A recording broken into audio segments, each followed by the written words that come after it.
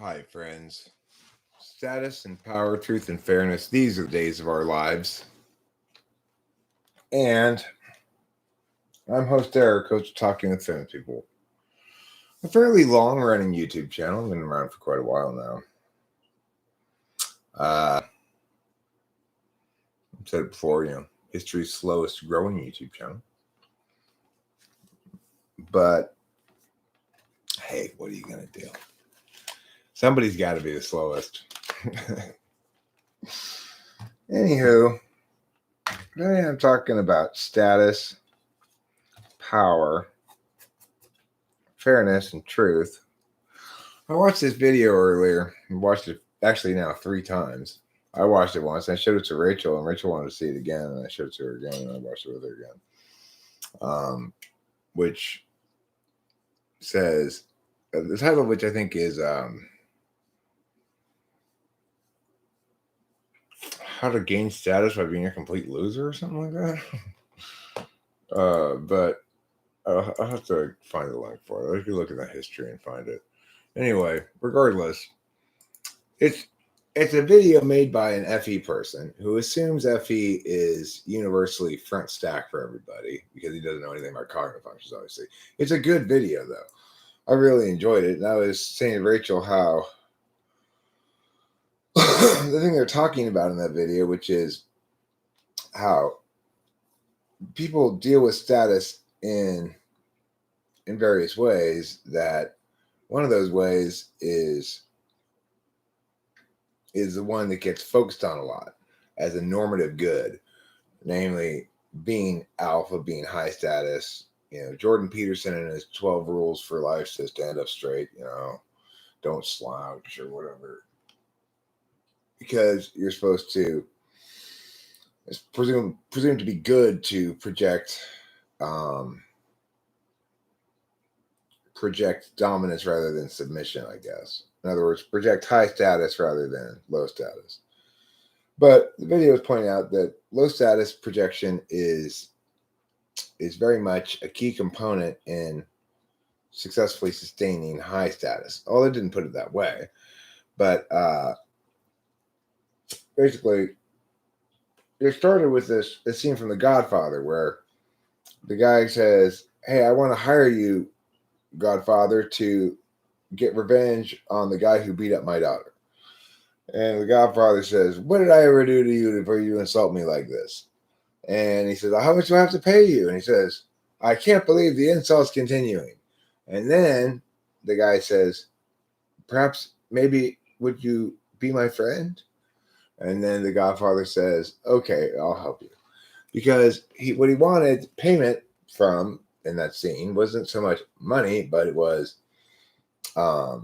respect or submission, So depending on how you play your FE, you can tend to play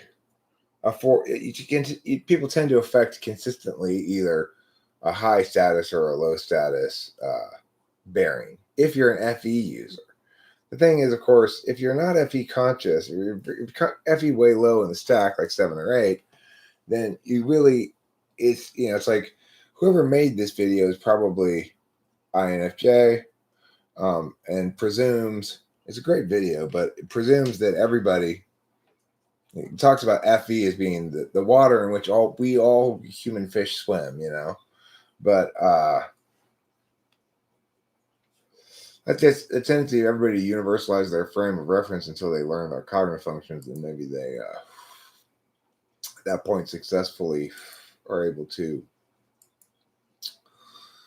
sort of look at their own frame of reference objectively, see it for what it is, rather than for a universal default. And that's just as true for, is this working? I don't have any chats yet. Let's see. Yeah, you're first. It's working. I guess it is working. So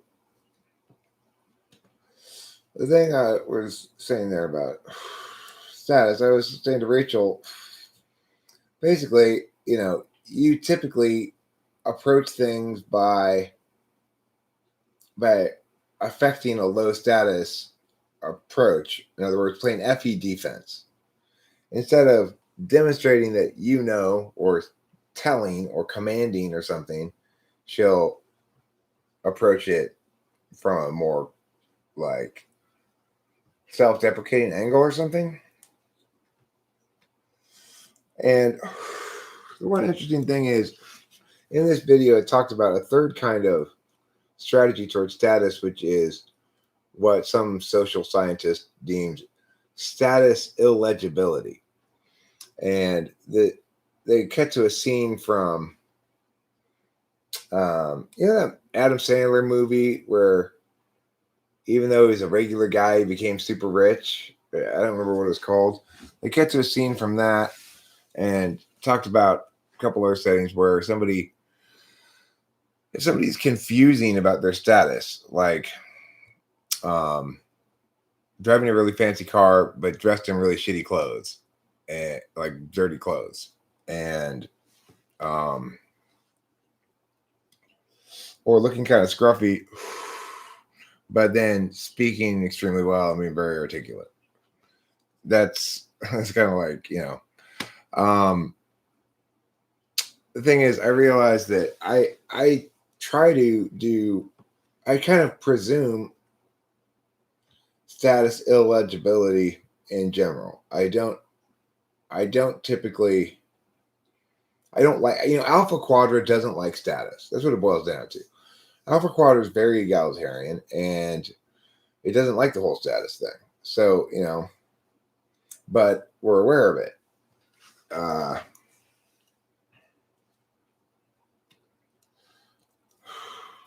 course, FE also goes with TI, which is a fairness valuing thing. So this guy was making a distinction between status and power, and drawing some interesting conclusions. Drawing some interesting distinctions, I should say. Namely, that power is linear, which is to say, it goes down, up and down.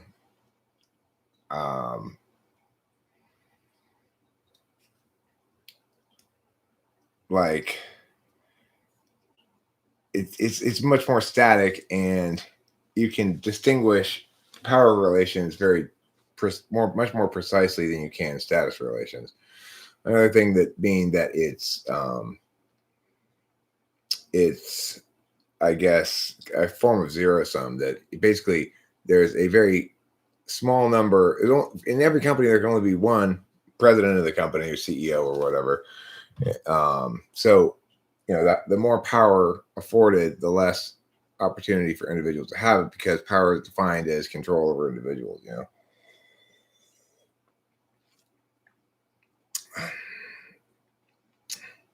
What did that say on the bottom? Oh, my beautiful kitty. My beautiful kitty's here. Well, of course, what I started thinking about his distinction between power and status was that there are these, at least two other key values that come into play that run counterbalancing influences on power and status, and those are fairness and truth.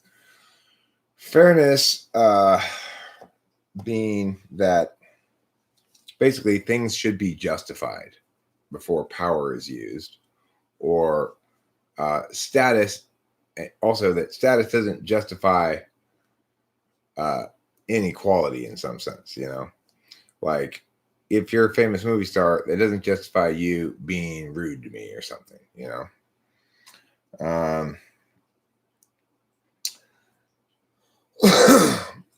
And then truth is the idea that, there's some things you can't, there are babies that can't be split, right? Sometimes you can split babies and sometimes you can't.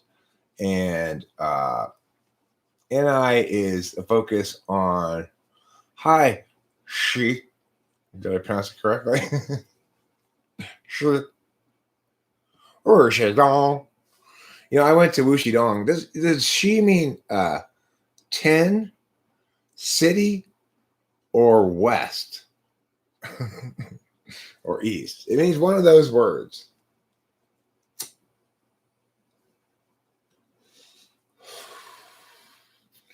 Washington, D.C., our nation's capital, home of the hockey team, the Capitals, which currently is in the NHL playoffs. So congratulations to your city for that. 10. Wuxi Dong. Wuxi Dong was a city I went to in China. In fact, if you want to see one of my very, very earliest YouTube videos that I ever made,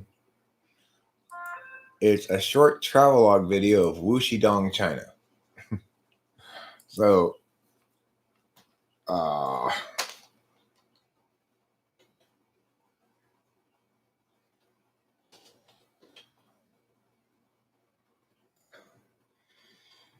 okay.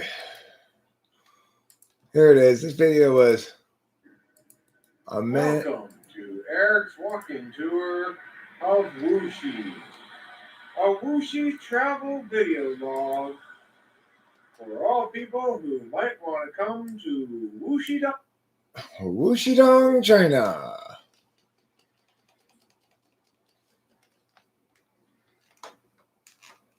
Yeah, that would make sense, Hambone.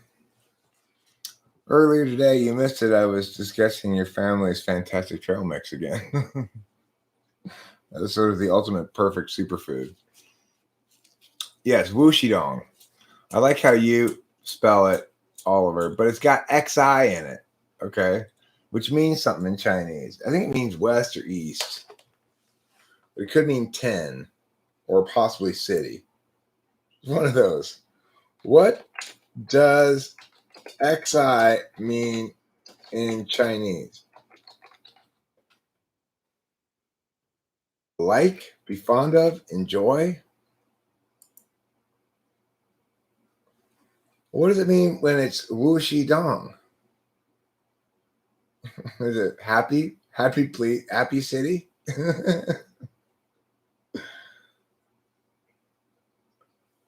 What does, I'm going to put in Wuxi Dong. Wuxi Dong mean in Chinese? East. Oh, Dong is east. Okay. What about Wuxi Dong like that?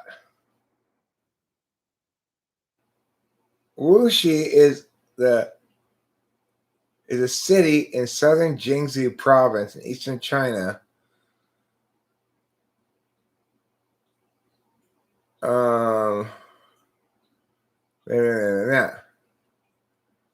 Wuxi is a prominent historical and cultural city of China and has a thriving economic center since ancient times. It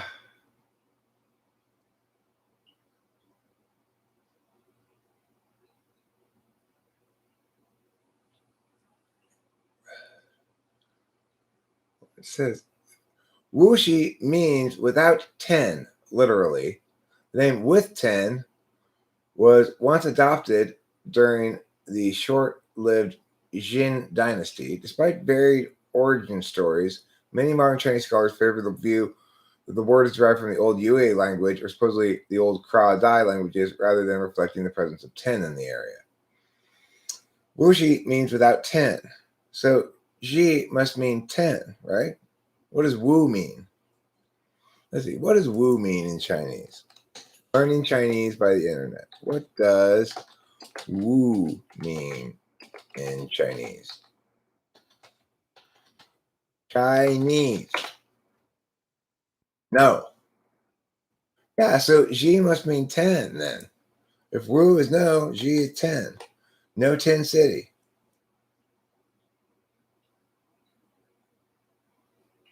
But if you ask what Ji means by itself, it doesn't say 10. It says enjoy, happy, delight. 99, lucky golden dragon. Something like that. Anyway, if you're wondering whether you should go to Wuxi Dong, China, please do check out my travelogue video before embarking on your cross-world trip. there's several other pieces to it, and you get to see the extraordinarily boring place that Wuxi Dong is. It's like it's a city they built without any people there yet. So, where it was when I was there anyway. There's in that video you can see they're building all these skyscrapers. There's not a fucking soul out there. It's I guess it's West Wuxi. You know, it's it's not a super far distance from Shanghai, but it took a couple hours on their super fast train to get there. So, and then it's like there's these taxi drivers waiting at the train station, right? But there's hardly anybody getting off of the train.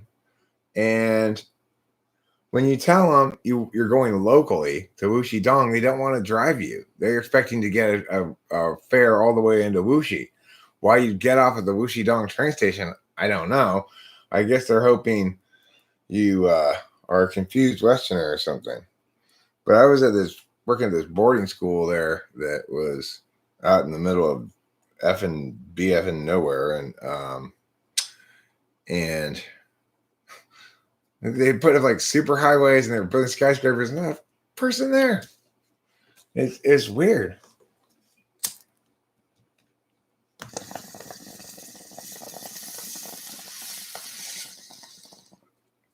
If you build it, they will come. What type would be the best at convincing you of something there? People who were correct. To convince me, all you have to do is be right. That's simple. I'm easy to convince. Just be right. Just win the argument, you know? And then I'll go, oh, I was wrong. Hey, look at that. Thank you for the new argument. Now I understand better.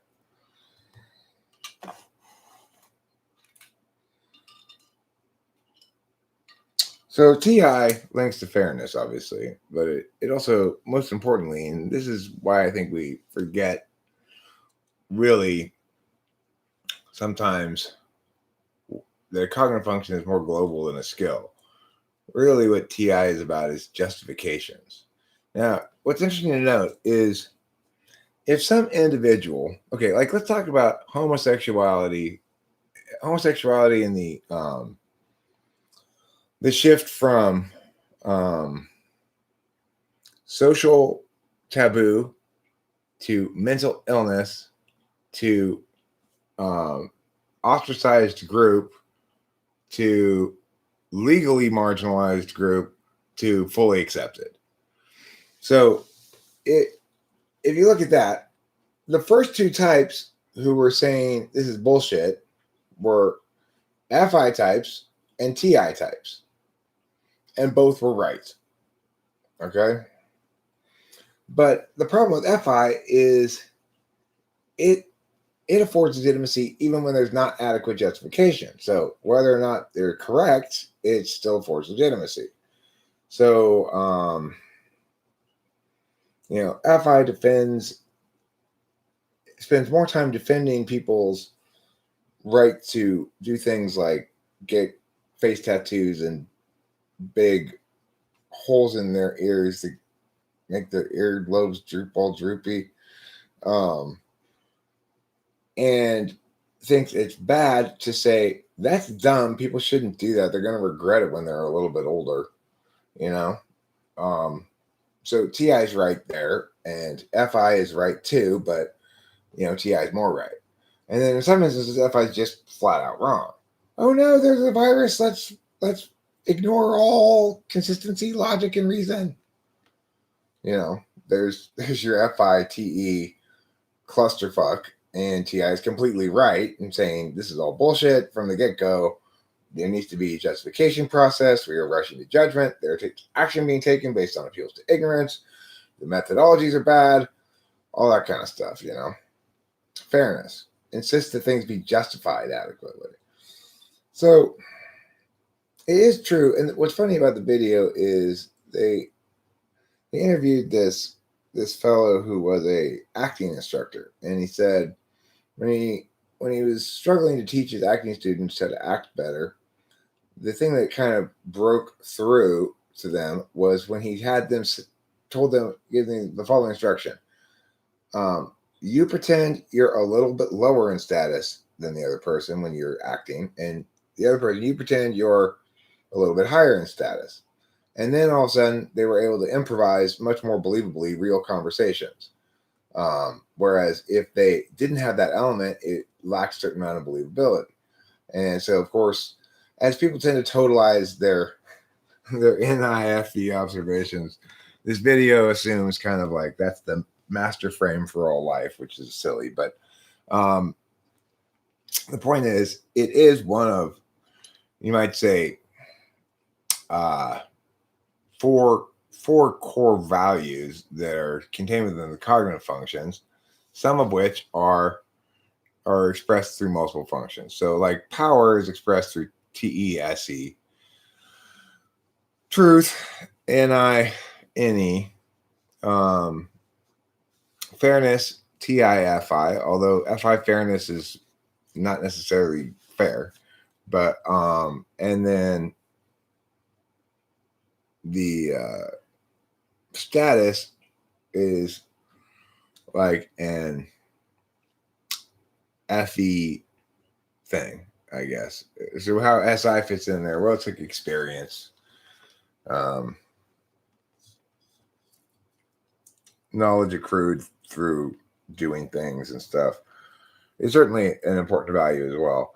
I mean, the thing is, you can easily enough taxonomy all values into the 8 values articulated by each of the functions, namely, any novelty, originality, creativity, NI, truth, relevance, TI, justifications, fairness, FE, grace, and status stuff, TE, effectiveness, efficiency, and outcomes over ends over means.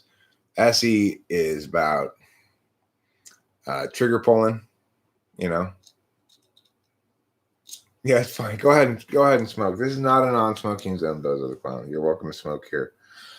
You're encouraged to smoke them if you got them, as they say. There's this World War II documentary I want to watch, but it's on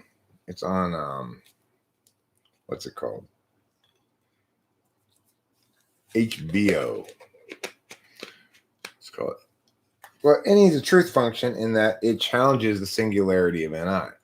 NI and NE are in an ongoing battle over truth, right?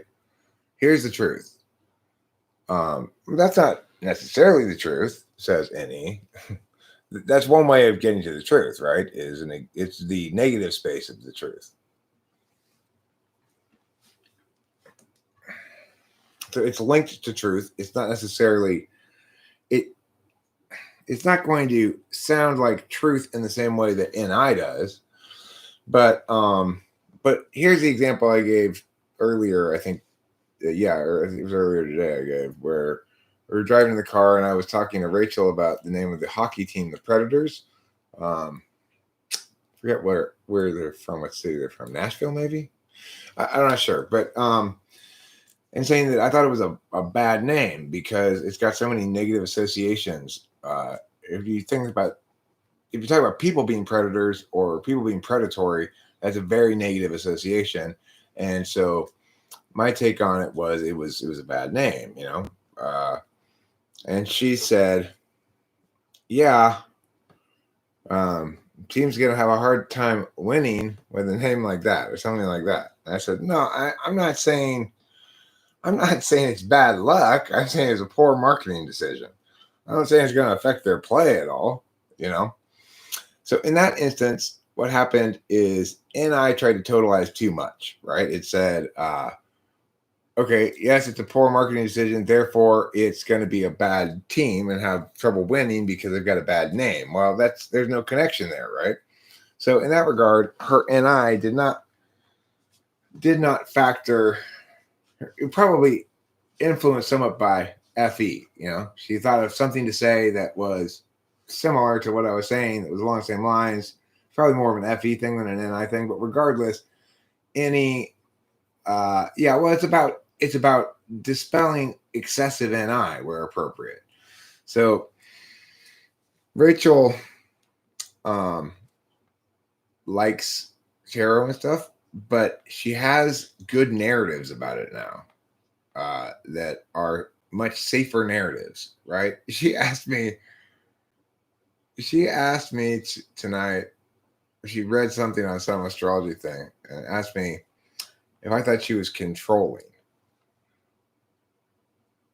I was like, no. And she's like, Rachel, you use a little bit of SI. You might as well just ask me if you were a tall black man, because nobody would call you controlling at all. Defensive, sure. Prickly sometimes, yeah. Prone to don't you dare cross my boundaries occasionally? Yeah, but oh, that must have been a nightmare, Oliver. I'm sorry to hear that. But not controlling, nobody would accuse you of being controlling. She's not controlling at all. But the fact that she considered it a possibility, maybe she's controlling because she read some oh, McKinney, you are really sticking it to me.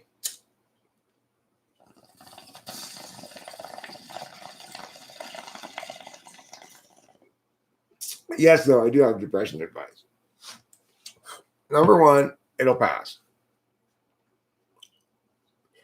Everything is, this too shall pass. Things that seem, I know I'm prone to feeling like how I feel now is how I'm going to always feel. I have to remember that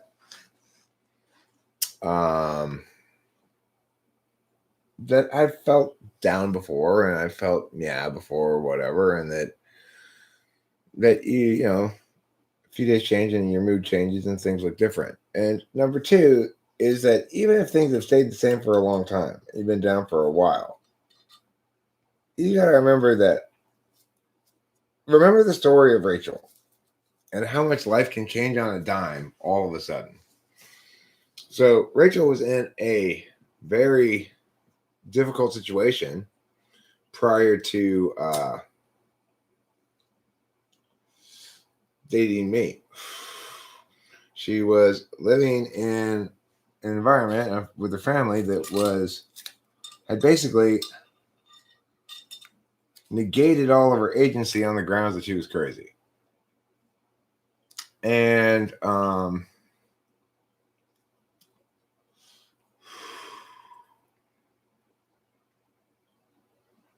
yes, I think that's it's an SI thing in general, Oliver. She was stuck in the situation for like 10 years, being, woefully malpracticed upon by a seedy, low rent mental health facility that primarily wanted to keep milking her insurance company for money for services she didn't need or want, treating everything she wasn't needing treatment for, like cannabis addiction, and being treated like less than human, less than human. So the thing is, all of that changed over the course of a week or two, right? It was very quick. Everything changed for her, and her life's been extremely different ever since. Rachel and my dad and my mom and Delilah and I went to the Cheesecake Factory for lunch today. And, my dad is really quite warm towards and about Rachel. He feels very positive about her. He loves the way she interacts with my mom. My mom loves her. Delilah absolutely loves her. And gives me a great sense of satisfaction to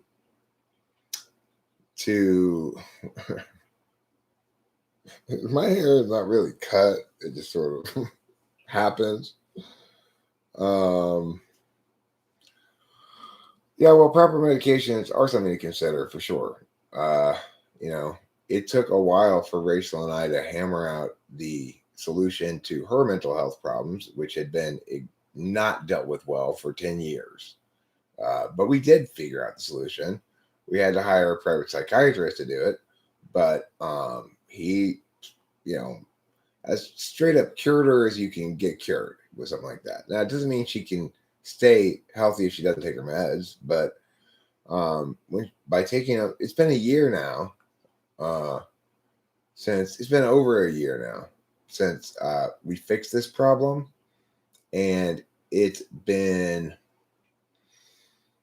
incredibly eye-opening for me just how psychiatry can actually solve this problem and render her not managing it but having it dormant, essentially.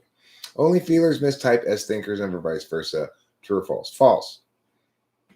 INTPs will often mistype as INFPs. Yeah, well, it didn't take that long for once Rachel and me were together. It sucks for her that it took that long, but I didn't even know her before then, so it didn't suck for me. Yeah, plenty of INFPs think they're INFPs.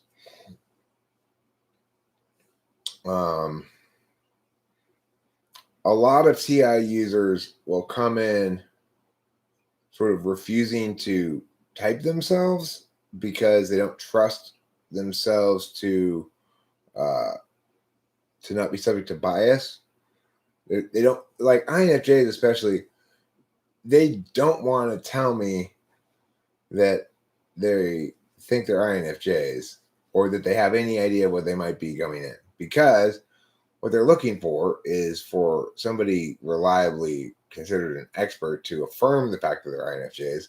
So when asked, they no longer have to say I'm INFJ. They can say, well, host Eric typed me as INFJ. Here's a link to the video if you want to see it, or something like that, right? It's proactive FE defense. They know there are INFJs going in, but they want the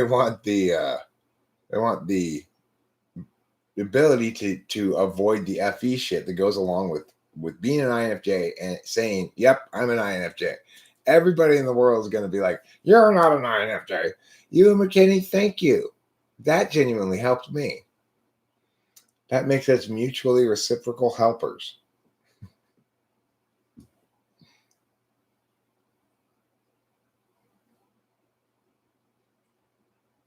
Oliver is not an INTP though. Right quadra, wrong introvert.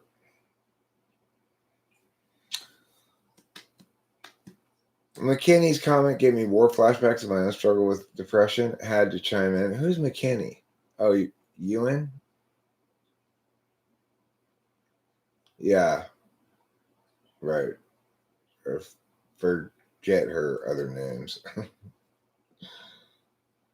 Way better than the hotline lady repeating back everything I say to me and suggesting I try journaling. Oh, God, that's so gaff. No, I mean, the reality is we all go through periods of depression or downness. And they link more or less depending on the individual and the situation to the situation. So sometimes they link a lot to the situation, and sometimes it's just there's nothing really going on wrong in your life, but you're just feeling down. For me, FI is becoming clearer. I see it more as cyclical. I see it as linking to SI more clearly now. Okay, well, let's try to get rid of that word super, Ewan, and just leave it as I'm not. All right?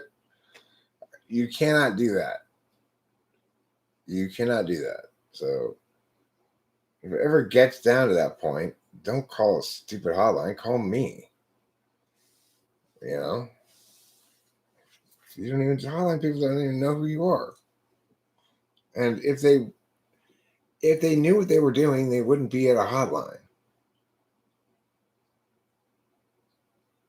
I tried calling a hotliney thing for mental health to get some advice about how to deal with racial situation, and I spent much of the time trying to convince them that I was not the one who had the mental health issue. No, you're not listening to me. Are you angry? No, you're not listening to me. My girlfriend is having a psychotic episode. I need advice on how to deal with this. Have you been engaged in any violent altercations? Okay, this has nothing to do with me, except that it's my girlfriend, okay? No, there's no violent altercations. Now, I'm trying to figure out how to deal with. Yeah, it was frustrating. I didn't spend very long on trying that resource.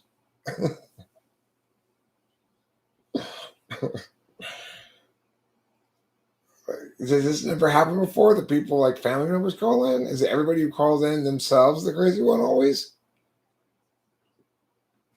I mean, it's just. I guess it's probably like a script they're supposed to go through, and they were just going through the script and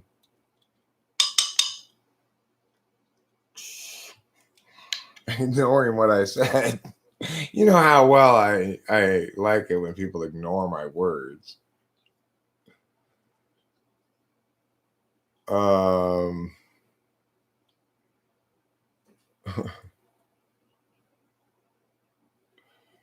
And yeah, that would annoy me if the lady was just repeating back everything I say. Especially if I were asking questions, that would just drive me insane. So what do you think I should do? Well, what do you think you should do? I thought I should ask you for advice. Was I wrong? Why are you not answering my question? God, I really don't like it when people don't answer my questions.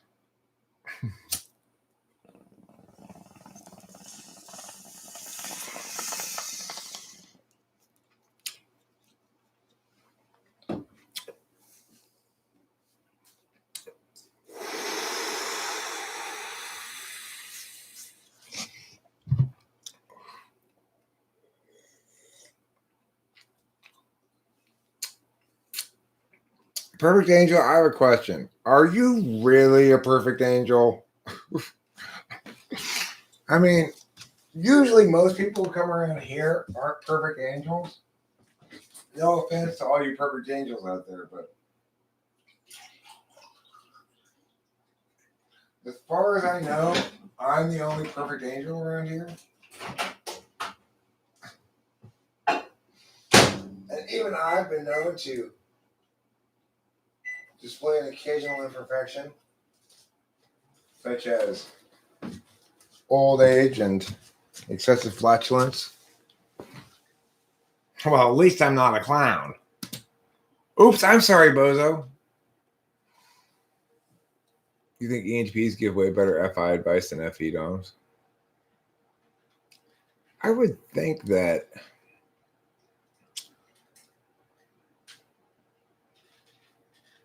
for FI, Polar might be good at giving advice, because it's an absolute value. And, I share the same basic feelings that everybody else does, but I think about them from a very non-natural way, which is a super mappy kind of a way. Mental health helpline. Why don't you figure it out, homie? What do I sound like, a mental health expert? That slot FI is gaff. Well, I mean, sometimes you just get so much FE from somebody. Like, I don't like getting too much FE when I go to the store or whatever. Yeah, it's just How are you guys doing today? I hope your day is really fantastic and you're having a really great day. It's like, just sell me weed. So what have you guys been up to today?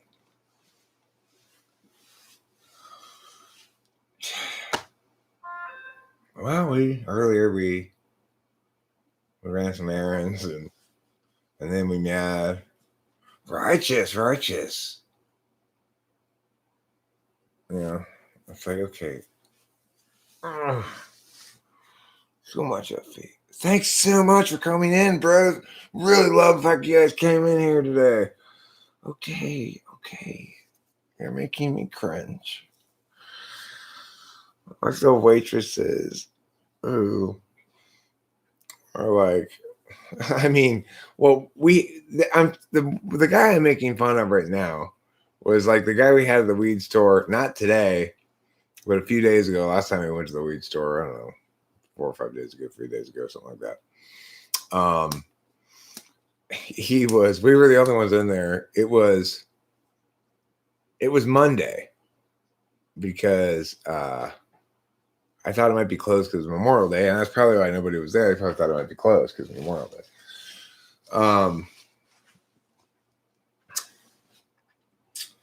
Well, that's what you get for climbing trees, Perfect Angel. Anyway, he was like that. I don't think he actually said righteous. I say righteous sometimes. Righteous. But I usually don't say righteous. Unless I want to really talk Seabeer, California. If I wanted to talk like Seabeer, California, then you kind of gotta like swallow all your words. And all it just like make sounds like that. Like I gotta go on a 405 all the way out to Santa Monica. It's gonna be a nightmare. Have you considered going to 105? It's totally out of the way. God.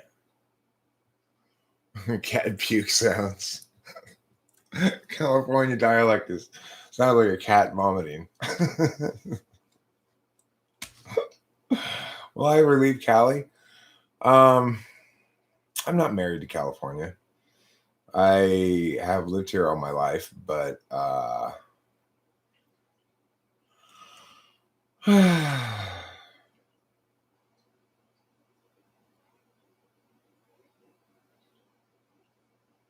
well, it's kind of a mess. I mean, everything's a mess.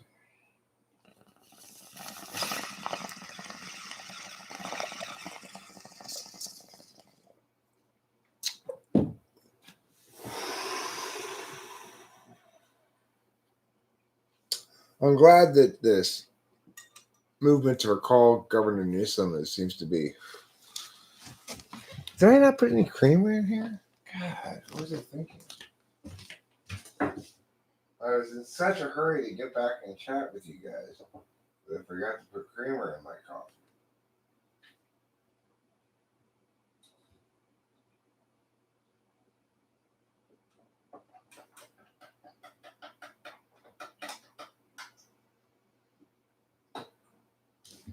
There, that's better. Now it's much more drinkable. Would I live in Alaska? I would love to live in Alaska, frankly. If they could get good internet. Hi, Rachel. How are you doing? What? I said, how you doing? Good, I'm tired. I'm just looking for snacks. Right on. Do you want your leftover orange chicken? Or is That's probably good. is that too meal-like for you? No, I could go for it. Here you go, darling. Thank you.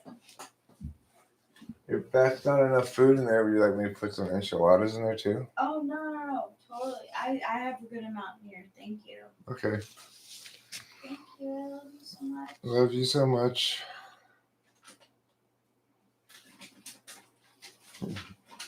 It is 3:15, so smash that MF like button because it's real meow hours.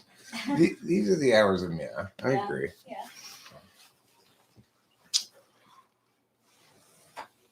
Deep in the morning hours, a thick and dewy meow settles upon the person. The soul moistened, mead, mead.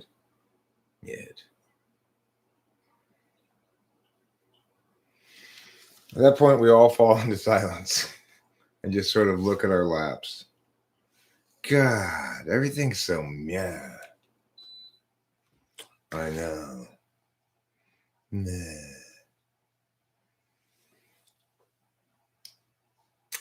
Oh, well, thanks, Buzzer the Clown. I'm glad to see that you noticed we are kind to one another. I'm bringing up controversial topics because it's my hobby. What's your stance on leaked emails about COVID being a bioweapon? I haven't heard about these emails specifically. I have no information about them, but I will tell you that months before the media, when the media was still saying this was absolutely natural causes, I said no, it's a lab release. Now I said most likely accidental lab release, but that's not exclusive of being a bioweapon. So it could have been developed as a bioweapon and still released accidentally. If it were released purposely as a bioweapon, it's a really shitty bioweapon. Right? I mean, it's hardly any more fatal than the common cold. It's worse than it, but it's hardly more fatal, you know? Less than 1% fatality makes it a pretty shitty bioweapon. That doesn't mean it wasn't part of bioweapon research. I think it's quite plausible it was. The fact that it was so contagious would suggest perhaps there was, and so effectively contagious. In other words, the incubation time, the novelty of the strain, and stuff like that, that would tend to support a research for bioweapons. But the thing is, even if it wasn't let's say it was bioweapon research. Well, I mean, calling something bioweapon research is an interesting thing to do because there's legitimate research on viruses that are potentially weaponizable in order to work on preventing that virus. I haven't been vaccinated. The great thing about vaccination is for people who do get vaccinated, they don't need to worry then anymore whether anybody else gets vaccinated, presuming the vaccine works, right? So now, sure, you might say, well, the vaccine, we need to have herd immunity. Well, you know what? You need to stop worrying about other people, right? Worry about yourself. You got a vaccine. You don't need to worry about other people now. You can worry about yourself. I don't think that it's stupid to get vaccinated either. That is not the case. I'm not saying that. What I think is dumb is when people say things like you've got some sort of duty or obligation or social responsibility to get vaccinated, they're ignoring the fact that if they want to not get it, they can get the vaccine.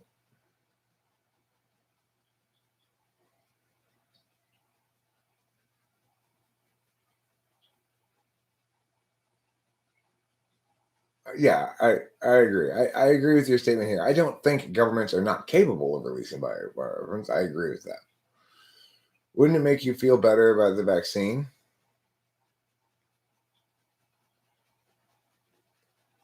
Why? I don't understand the link.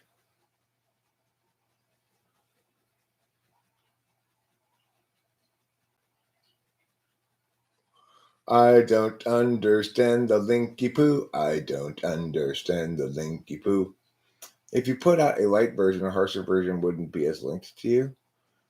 Well, I mean, if they just wanted to sort of test of proof of concept with a mild disease, that would be conceivable. And then, the World Health Organization turned it into clusterfuck of the millennium.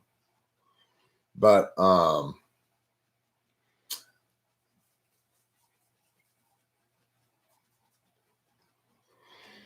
the problem is here's the thing about a supposedly natural source. For every other instance of a disease vector that was passed on from an animal to a human, though the specific animal from which that disease crossed over has always been able to be identified in the past. There's been no identification of any such animal in this case. There was speculation about a bat early on, but that was because, and this is the crazy thing, the virus was most similar to that virus found in a bat, but most similar was 96%, which is Grand Canyons apart in terms of genetic similarity between viruses. So it's like the closest animal they could find, the closest virus they could find in any animal was 96%. And that's not close at all. And so that's one strong reason to think it wasn't of natural origin is it deviates from what we've seen in every other instance where a virus was of natural origin, which is to say the capacity to identify specifically which animal species that virus crossed over from. We can't do it on this one. Yeah. So, well, it doesn't matter if the virus is made in a lab as to whether or not the vaccine is more effective. That would presume that the vaccine producers are working in conjunction with the people who make the virus, or that lab-made viruses are somehow easier to vaccinate against than naturally occurring ones. It's a cold virus, so we knew already that we didn't have a good we couldn't really vaccinate against the common cold. And the reason is you can vaccinate against it, you just don't stay immune for very long. It makes it pointless, So so the thing is,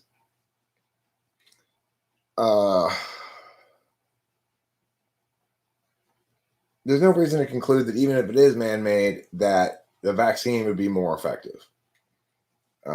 This is a whole new kind of vaccine that people haven't made before or tried before.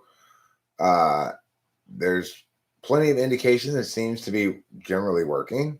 I read headlines today that talked about variants that are basically resistant to the vaccine, or have a workaround to the vaccine or something.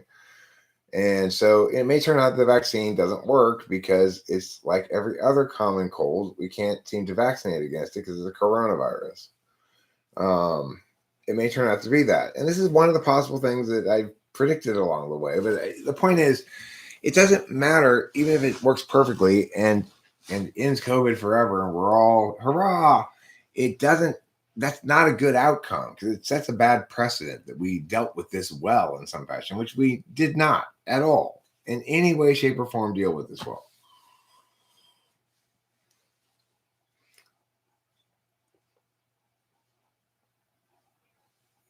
Less harmful would be more accurate.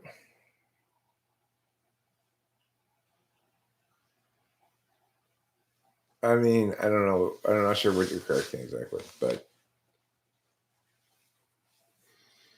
maybe you're right.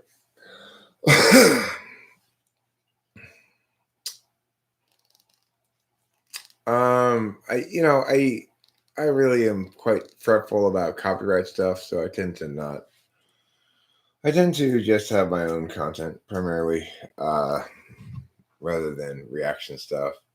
Some of it is fine, and I don't really know how to tell whether it's going to be or not, though. You don't know ahead of time. Some people, it's like if you get somebody like Michelle Shocked, she'll copyright strike you for anything that she possibly can.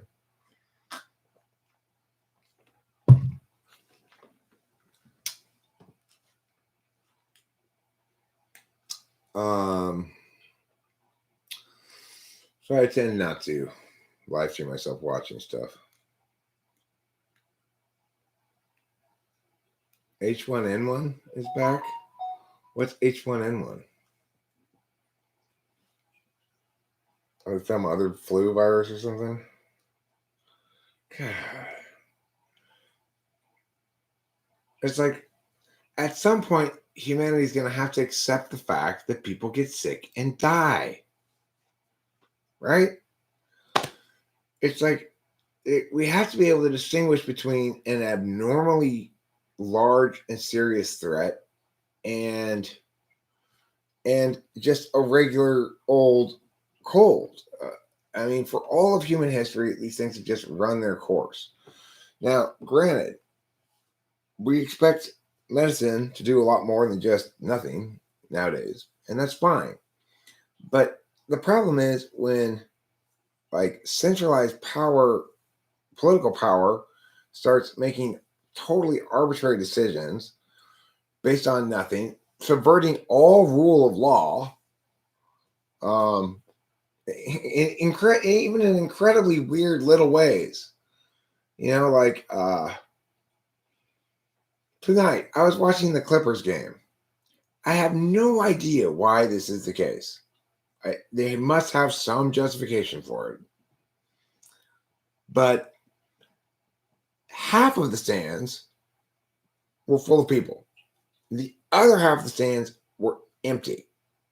So it's not like they spaced them out, right? They crowded all the fans into one half of the stadium. The other half was empty and had pictures of fans. Why? The interesting thing, of course, is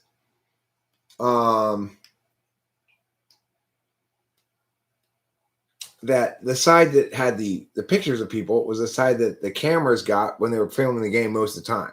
But then they cut the cameras that showed the side with the fans, the actual fans, when they want to show people cheering, And it's like, what in the world? Who made this weird decision? And it's like, that's what I'm talking about, splitting the baby when it's not appropriate. Why are you splitting this baby in two? You can't have it both ways. You have to pick one or the other. You can't sort of be oppressive about everything. It's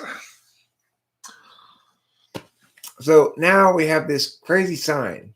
Okay, we went to eat a Cheesecake Factory today, as I mentioned. This sign that go when we walk in the Cheesecake Factory.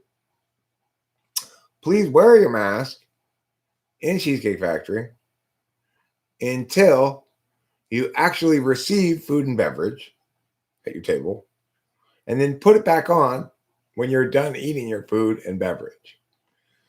Now, the thing is, for the vast majority of that time, you have at least bread in front of you or water or something, right? But of course, we just all walked over to the table and took our masks off and sat down. And the waiter just came over and took our order and did everything. But like, talk about splitting a baby for no reason, right? What the fuck? Are you serious?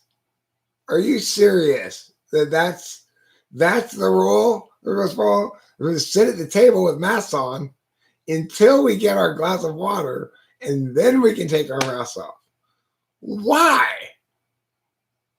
I mean, why would that be a good thing to do?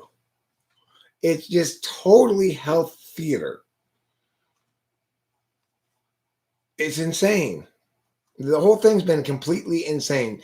This is what happens when FI runs amok and ignores TI.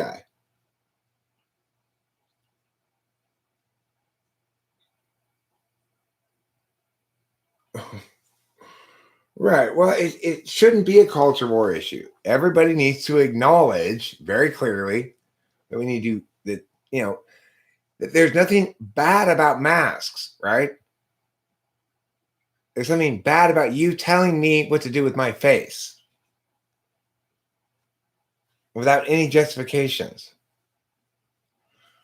and to not be consistent about it in any way, shape, or form. So you've got sporting events on TV where they've got everybody in the stands all full, no masks. You've got sporting events where they've got everybody in the stands. The people who are important, like the people up front, like the coaches and stuff, are always putting their mask on and off, yelling at the players, getting in their face, taking their mask off, going, and then putting it back on. They said all kinds of crazy shit at first. But the thing is, 17X, I was on this shit right at the very beginning of it. Before anybody else was with me, I was all over it. The thing is, do I believe there's a deep state Illuminati New World Order? I'm sure there are countless organizations who are attempting to influence the world in various ways. That's the reality. Okay? Countless organizations, each attempting independently to impact the world in various ways. So that's reality. When you start talking about singularity in that area, that in fact there's a monolithic totality of powers, a well power that has totality and is monolithic and stuff, then that's when your NI is run amok. That's when you've decided to ignore TI, which is much more important in determining things being correct or not, and favor NI in exclusion of TI. That's when people think crazy, stupid shit. Yeah, people are too stupid and too individualistic, fundamentally, to form Illuminati. It's like the closest thing we have to the Illuminati is China. But here's the great thing. Nations have always been like that. Nothing surprising there. And it's one of the disadvantages of a civil society and a democratic society is that it's a lot more difficult to unify people to agree to take certain kinds of actions that might benefit the country or help the world or whatever. And, you know,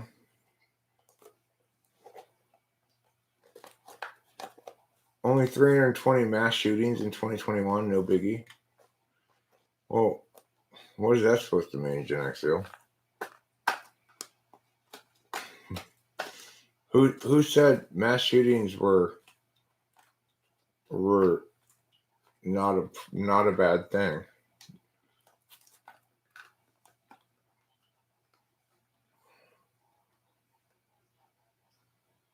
Oh, I see.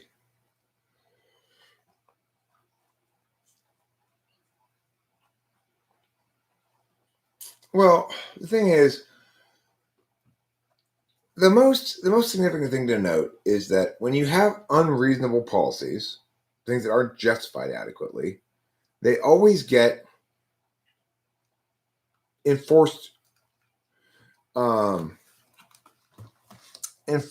arbitrarily. So why do drug laws not work?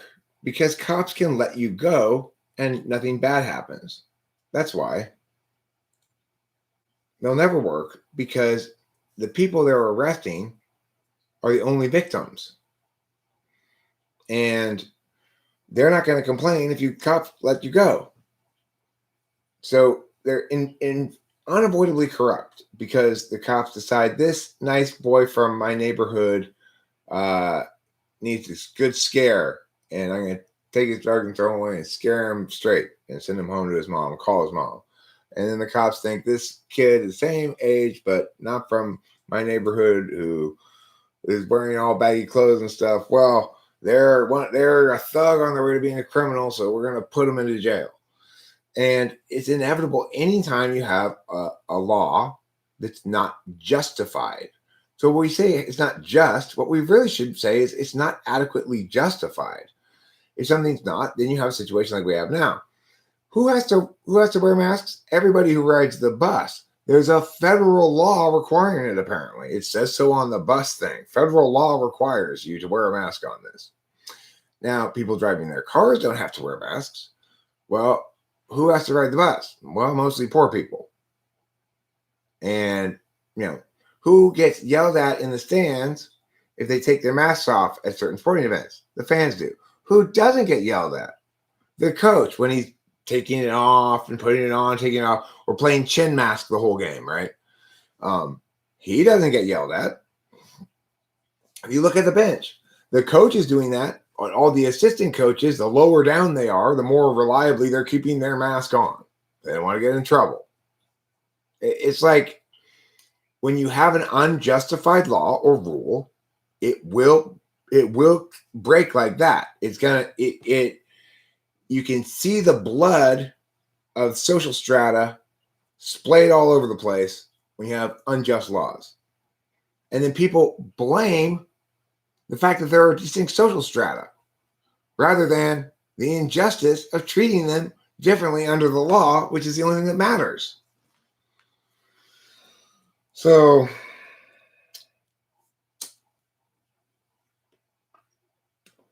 Imperfect Angel, I think that's great. This is the thing. I've always been in favor of everybody who wanted to panic as much as they wanted to about this cold virus to lock themselves up, put themselves in bubbles, do whatever they want to do to protect themselves from this cold virus. Just stop telling everybody else what to do, right? Because you don't need to tell other people what to do because you can prevent it yourself. You can be the one who stays home all the time and prevent yourself from getting it.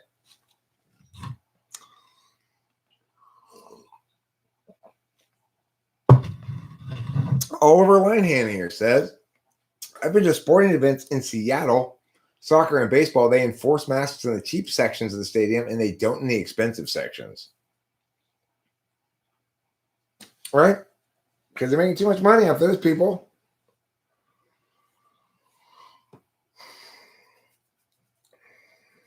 Well, maybe you should start worrying about viruses that shoot. Then you really have a problem.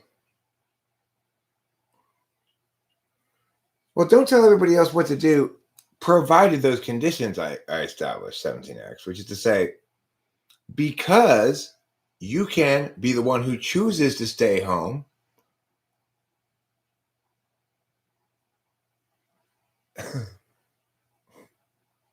well, it sounds like you weren't much of a community-minded YouTuber. I mean, scone. It's like, note the difference between don't tell everybody else what to do regarding the COVID virus and don't tell everybody else what to do about murder, right? Yes, tell everybody what to do about murder. Don't murder people, right? Not don't go outside your house because I'm worried you might catch a cold. If you're so worried about the virus affecting you and your loved ones, you guys stay home. You guys lock yourself up. Where is this general us come from? You know? It's especially when you're talking about somebody who there's no evidence whatsoever a person has this disease, then how can you control their behavior to prevent them from catching it? I mean, you got to be fucking kidding me. Let it run its course, was what I said at the very beginning. I reiterate it now. It's the best thing we should do is just let it run its fucking course. Or get the vaccine if you want. You know, I don't care. My dad got the vaccine. I'm not like, oh no, Dad, you shouldn't have gotten the vaccine. I haven't gotten it because I think I already had COVID and I doubt the vaccine will end up working long term, and it's not adequately tested, and I just don't want to hassle with it. It's 2 shots, and fuck it, you know, why bother? Why bother? After all, you can't say that I'm not caring enough about other people's well-being because they can get the vaccine if they want. Freaking herd immunity. What a stupid argument.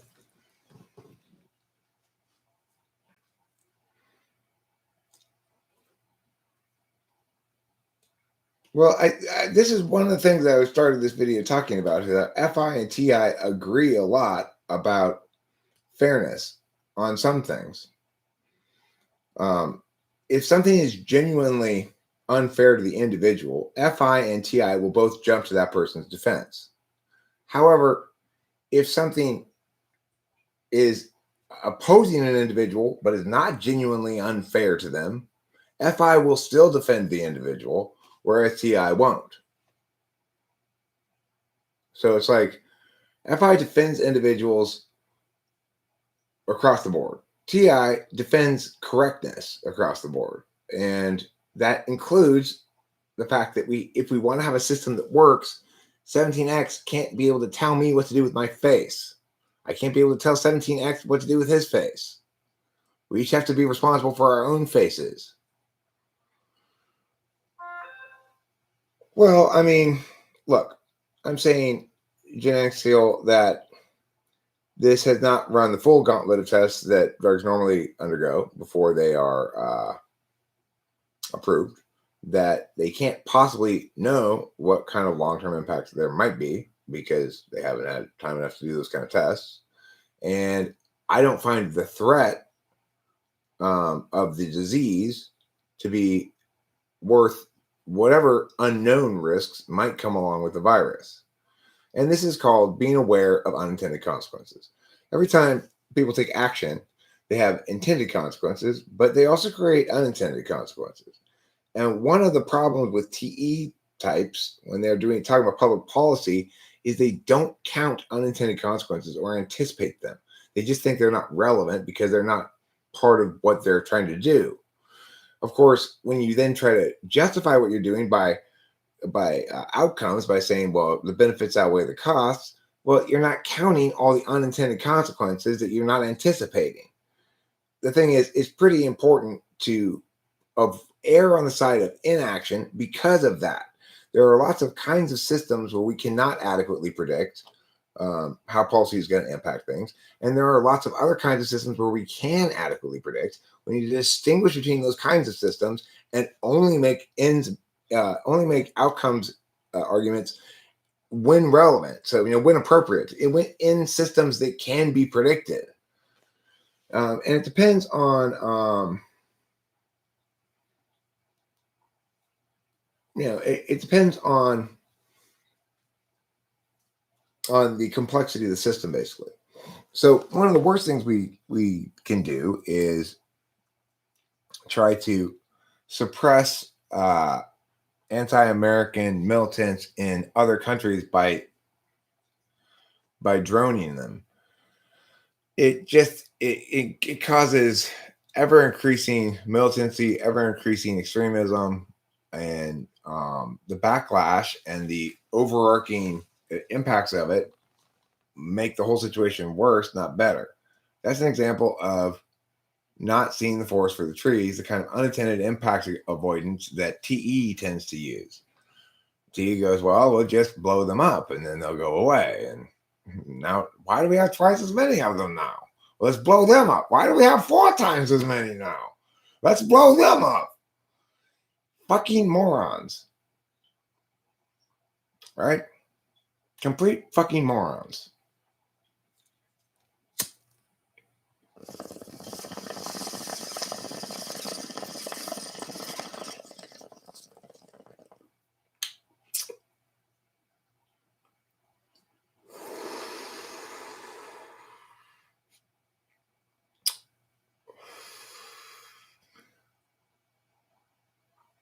Yep. Whoops. Did I create ISIS? Whoopsie. Let me have more control in decision making so I can continue to fuck everything up.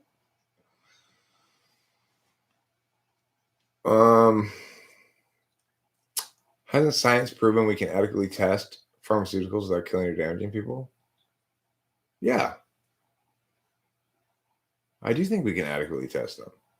But why do you think they've been adequately tested in this instance? Given that it's substantially less testing than is normally dictated by the FDA. No, I don't think they are evil. They're idiots. There's a very good rule. Do not attribute to malice what can as well be attributed to stupidity. It's generally a very good rule. And it's one of those areas where NI always messes up. They want to attribute things to people with intentions, but that's not the way the world works. Nobody can intend to create ISIS. It's a phenomenon. It's an emergent phenomenon of a multivariant system. And anybody who thinks well understands that.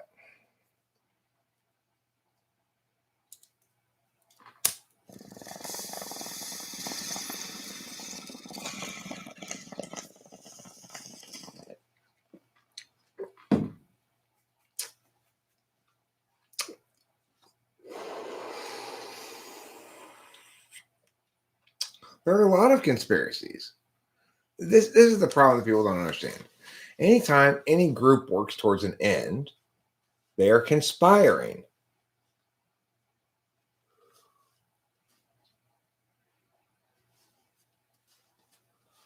You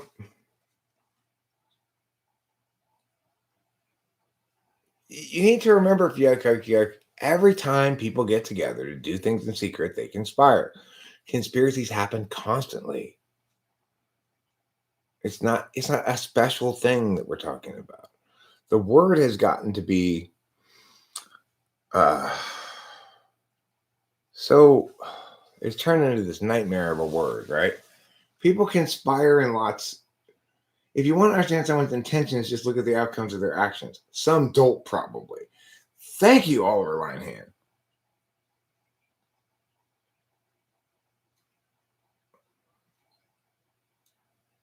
The thing to remember is this. The vast majority of the time, people have a great deal of difficulty accomplishing sort of abstract changes from concrete action. They have a very difficult time being able to anticipate how their concrete action is going to produce abstract changes. When people are really good at it, they're really good at marketing, right? Are we being marketed bullshit by various parties in various from various angles with various intentions? Yeah. Are some of those political? Yeah. Thanks. That's called Big Eyes Eric.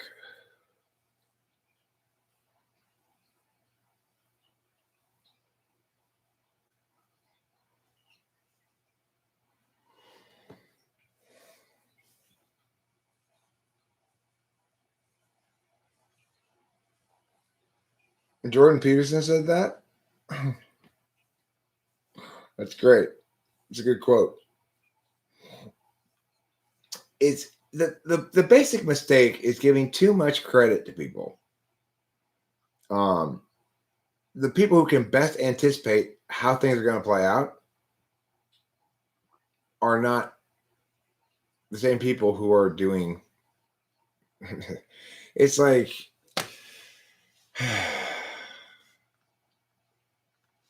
yeah, JPP is correct on that one. And it's the same thing of, well, who benefited? If you want to know who did the crime, who benefited? It's a terrible heuristic. It's an absolutely fucking terrible heuristic.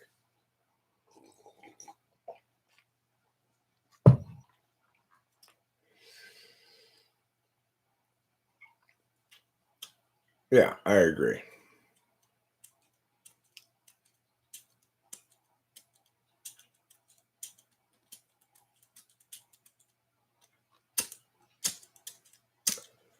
He's correct there that but see what the quote's saying is, if you want us to understand someone's intentions, just look at the outcomes of their actions. And you say, well, it assumes they can anticipate outcomes well as they can. It assumes that their TE frame, it assumes their TE frame. I guess I misheard what you're saying. You're right, basically. I'm not trying to correct you. Let me correct myself. At first, I thought I was going to correct you. I'm not trying to correct you. I'm going to just add on to what you're saying, which is that I don't think ENTJs can anticipate outcomes as well as people credit them for anticipating. I think they're frequently wrong. Whenever ENTJs disagree with me, they're wrong. And we disagree on a substantial amount of things often enough. Cameron's brother Bailey is an ENTJ, and he was talking about this sort of white paper that he's a Harvard educated lawyer. They produced about how cryptocurrency is just a pyramid scheme or something like that, giant pyramid scheme. Of course, it's not. They don't get it. They're not. ENTJ is not smart enough to understand it. The reality is, the reason they're not smart enough to understand it is because wealth fundamentally is an abstract quality first. It's a mapping thing first, and then it becomes a tangible object. TE in general tends to I'm not talking about his. I'm talking about my friend's brothers. Anyway,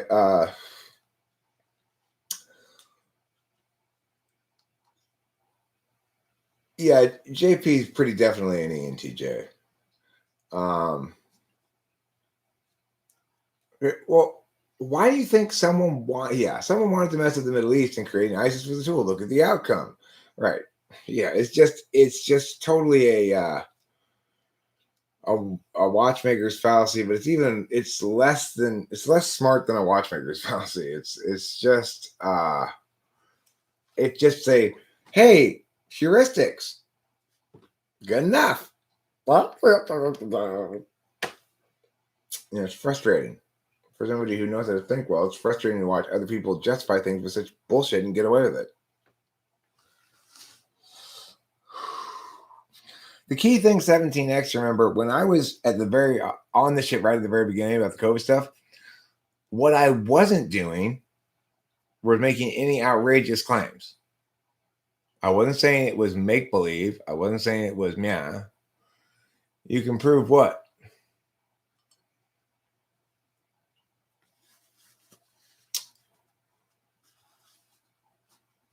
I mean, okay, so then who's the beneficiary of messing up the Middle East? Some sort of arms manufacturers or what? Do you remember my plan for solving the Middle East? It's a pretty good plan. Close the borders, give everybody who asked for them because they need to defend themselves guns. Well, then they should have done my plan. Guns but no boats or planes, right? And let them kill their way to democracy. That would have been a much better way to do it, right? Just wall off the whole region and say, we will continue to support these people who need weapons to defend themselves. And then, loan them weapons, putting them in debt so that once they do kill their way to democracy, then we can collect on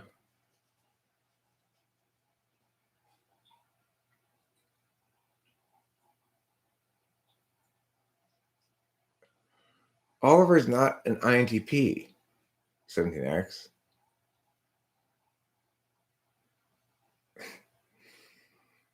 For goodness sakes.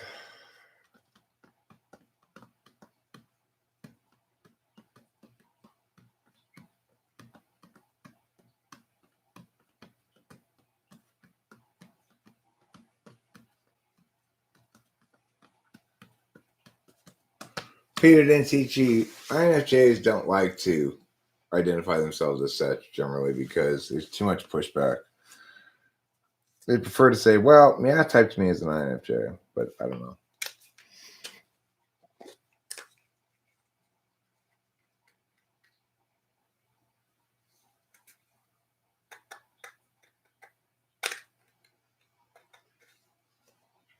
You weren't? I'm pretty sure you were.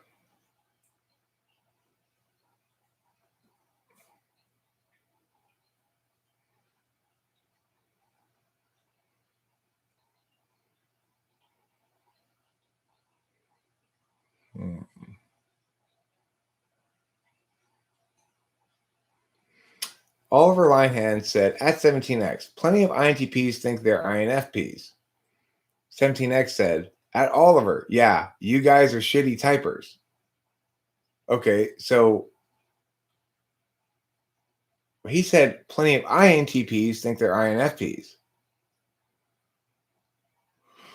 So if you say, yeah, you guys are shitty typers, you must be referring to INTPs, since he's talking about INTPs mistyping themselves as INFPs, right? That's just common sense, right?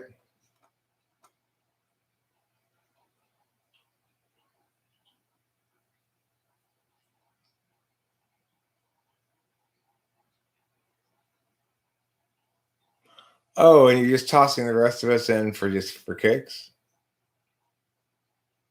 Oh, well then I guess that makes you a shitty thinker. And shitty thinkers get put on timeout.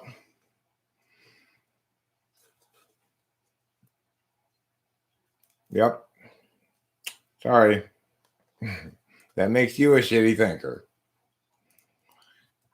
That's a timeoutable offense around here. That may look like a little cat. It's actually a box of tissue. Winston's mom's offering you 117X so that you can cry into it. I like to see you cry. It makes me laugh inside. And outside, too.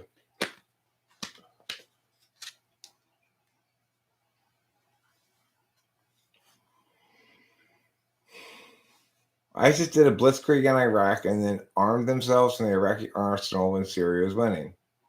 Okay. And? What does that mean? Therefore, they had good idea to do that or something? Hezbollah entered on the Syrian side when Syria was losing. Why does it shock you that in a cauldron of inter-scene warfare that you wouldn't have people switching sides left and right? My enemy is my friend this time, but not next time. Do you know that in World War II, Russia was attacking Finland and not making progress. And then when Germany attacked Finland, Russia joined Finland to fight off Germany against Finland. So does that mean somebody created Finland for a specific purpose?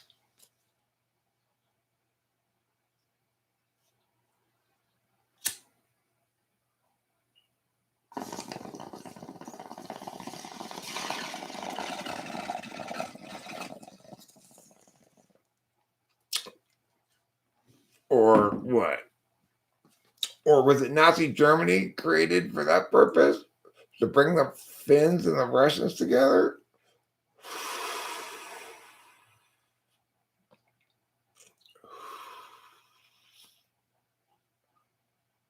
Yeah, he'd smelled this fight from the start. For sure. Right, you and I caught on to it the same, but we give him a shot, I guess. What's my spirit animal?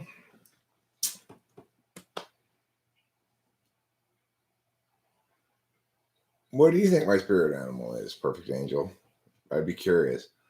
I'd be curious to other people to tell me what they think my spirit animal is. I don't know how to find out what your spirit animal is exactly. Like, what animal do I identify most with or something? The ferocious mastodon with his large tusks and furry fur.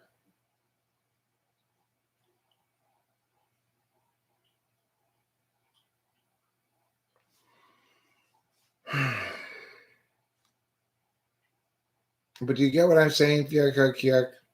Just because somebody switches sides doesn't mean that was planned originally, right? There's all kinds of various parties all trying to make backroom deals, you know. Was America's defection from Britain all part of a grand conspiracy to give France a chance to fight Britain in the war or something? No. Yeah, you did. You said,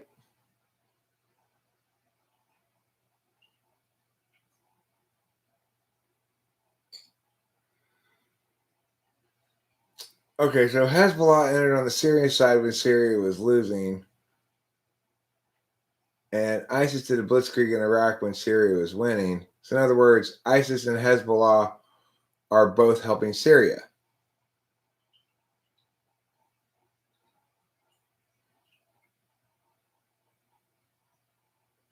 I mean, it would make sense that they'd be more likely to.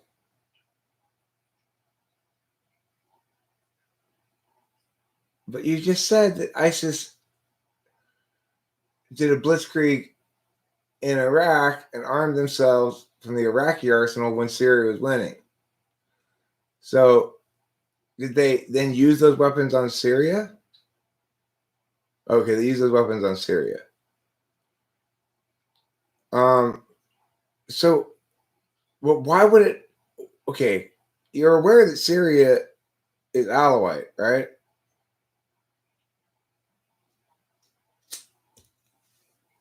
You do know that, right? That the governing party of Syria. Oh, thank you, Horse Smuggler, for the correction. My bad. I got that mixed up. The Finns and Germans had an alliance of convenience against the Soviets. But why? I mean, of course, of course it was. The people who started ISIS wanted to govern this super conservative Islamic, like, rape validating medieval system.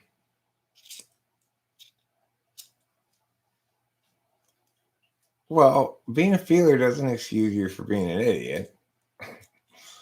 There's lots of feelers who don't come in all spiteful and nasty.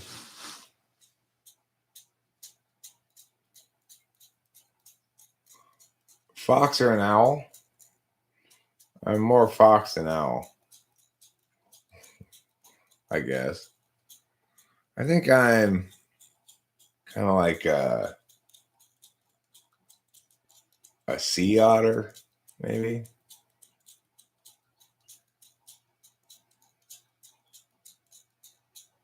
I mean, I read his thing out loud. I agree with it. But I didn't agree with it until after you put your thing.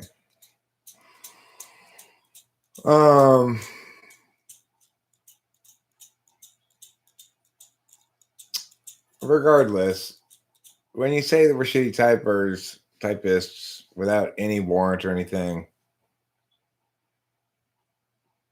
I mean, you're just doing too shitty of a job.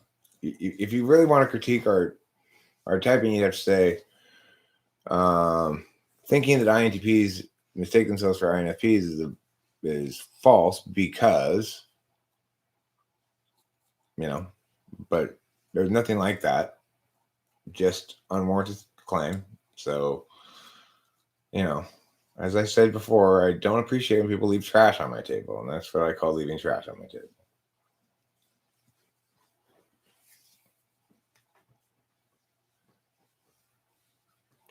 So, no, I won't see that you're right.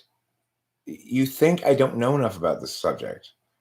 I've prepped debaters for multiple debate topics related to the Middle East over the last 10 years, including ISIS, multiple times.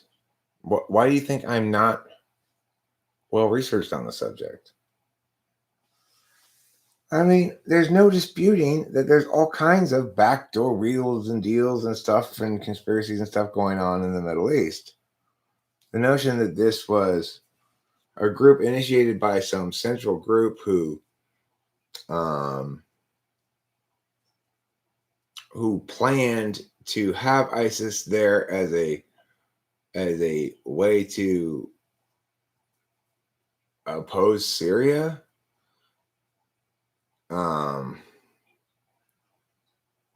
I mean,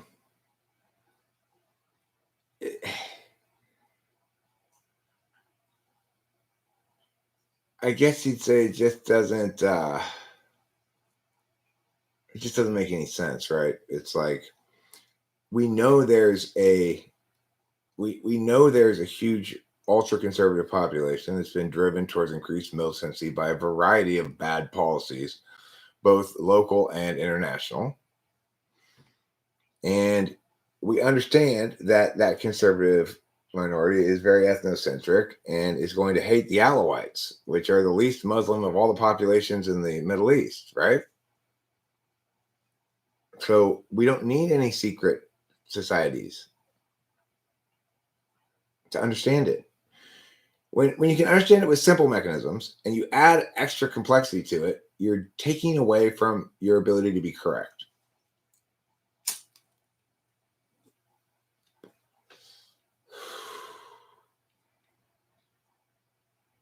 And, when people tell me I need to do more research, I know they're full of shit. Otherwise, they'd give me something concrete, something you can hang your hat on.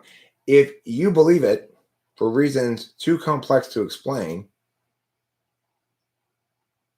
well, first of all, telling me you can't explain it to me because I don't know enough about the subject? I mean, I can't believe you said that. You can't explain it to me because I don't know enough about the subject. You gotta be fucking kidding me. That's why you're explaining it to me.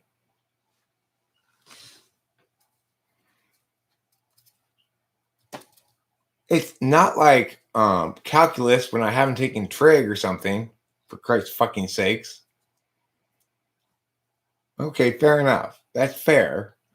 But that's not what you said. You didn't say it's too complex to explain because it's too hard to type it out. You said it's too hard to explain because I don't know enough about the subject. Those were your words. So, nanny, nunu, meowdy, meowdy, mew, mew. And I think it's time for you to pity patty poo poo.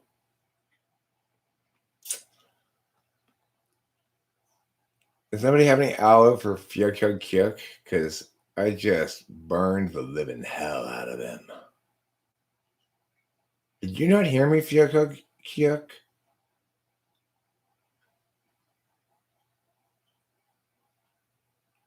Nanny nunu.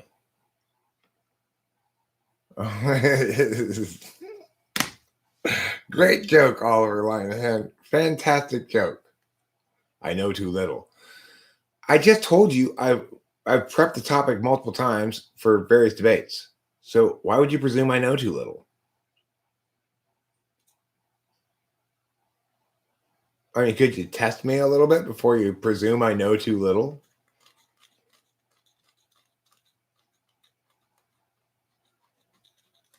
Just because I misread your original comment, I concede I misread it, doesn't mean I don't know anything. I was trying to see what you were saying. I wasn't sure what you were saying. I did misread it. That was my fault. But that doesn't mean I don't know anything. I mean, when I asked you a question, they're Alawite, right? Okay, well, did you know that they're Alawite? You never answered that question. You're not even answering any of my questions, even the easy ones that are just yes or no.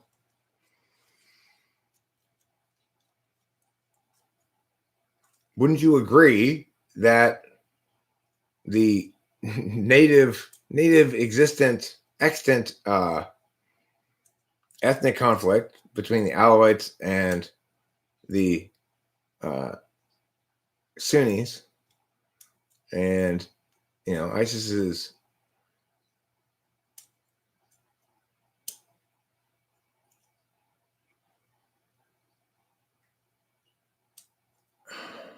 ISIS Shiite or Sunni? I don't remember. No, they're Shiite. So ISIS is Shiite. So I said Sunni first. I know, but I think I was wrong. I think they're Shiite. Is simplicity more TI or TE or neither exempt? The simplicity is mostly NI.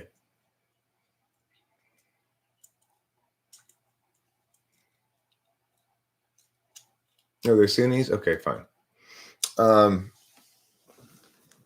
So regardless, both Sunnis and Shiites are not fond of non-Muslims in the region, and Alawites aren't Muslims, and so it makes sense that an extreme form of either of them, Sunni or Shiite, but especially Sunni, since they don't view themselves as like Turkish in some sense, like or Persian. They're going to, but they're the ruling minority, horse mumbler. That's the thing. They're the ruling minority, which makes it doubly the case that that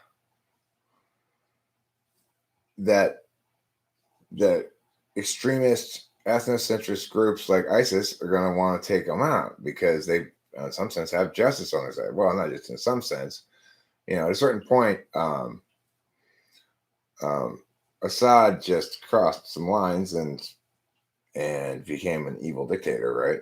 But like Saddam Hussein before him, before the rise of Islamic nationalism, they comprised two of the most secular rulers in the region. And unfortunately, now it's just a hotbed of fuck-uppery from all different directions. The idea that somebody knew that by doing meow meow is going to create meow and they're going to do meow is insane. Completely insane.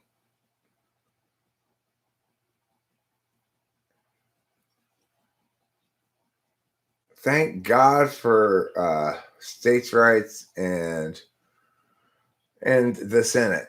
Thank God for the Senate, right? Because what we see here is a circumstance with COVID where the left has, if you want to talk about left and right, definitely the left has bumblefucked this beyond all recognition. Like, just that's what happens when the left gets a hold of things is the individual can go fuck themselves. The community comes first. Logic means nothing.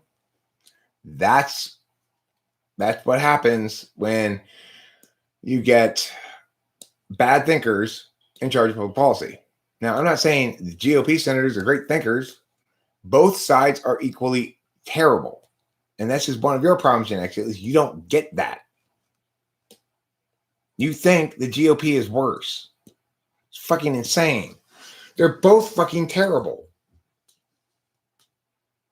Don't buy into any of these,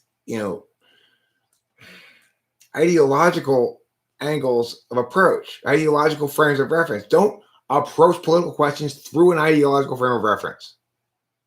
That's always, always, always mistake number one.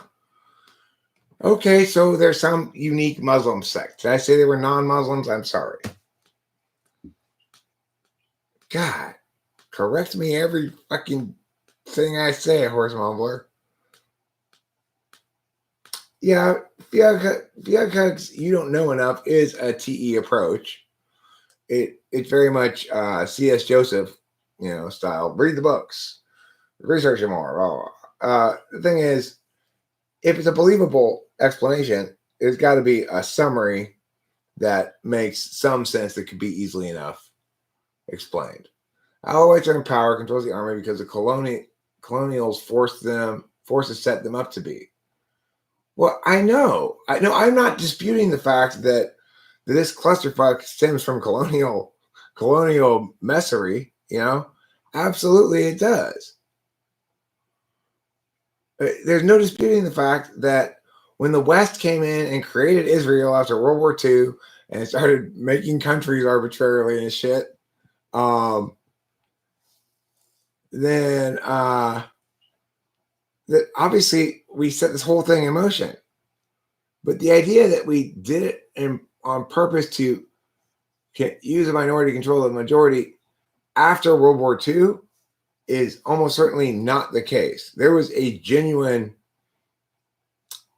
sentiment of trying to bring civil society to the world, But there were definitely exploitative interests. Remember, there is no monolith here. There's no single party that's responsible. So it's important to remember that.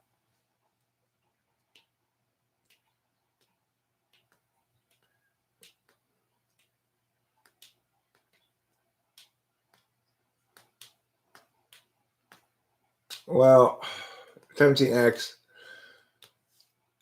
The good news is I don't respect your judgment at all, so I don't care what you think. I reduced your comment to a different point. Well, I made a point off of it, which is that's a beautiful thing about our system of representative democracy and states. It being, this is a federation of states. It is not a country of individuals, really. It's not supposed to be. But regardless, the beautiful thing is we need to protect against either of the buttfuckeries, either style of buttfuckery, because they're both terribly, terribly wrong. and the idea that one team is wrong is the number one problem. They're both totally wrong, and the reason is because they're not saying what I'm saying.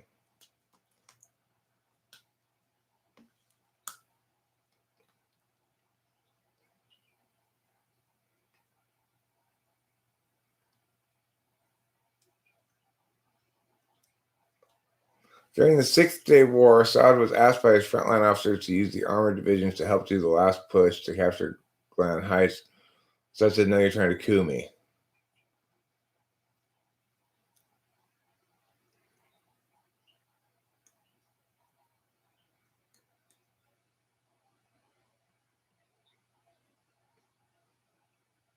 So what does that prove? That he didn't feel stable in his power. I mean, what are you trying to say? I don't understand who you're trying to blame this on. Who exactly are you trying to blame this on? Was it Joe Smith? Was he the one who's responsible?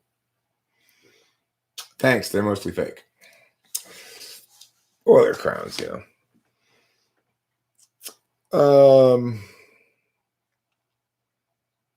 Or should I instead say, thanks, I made them myself? That would work too, I suppose. I'm going to smoke a bowl now.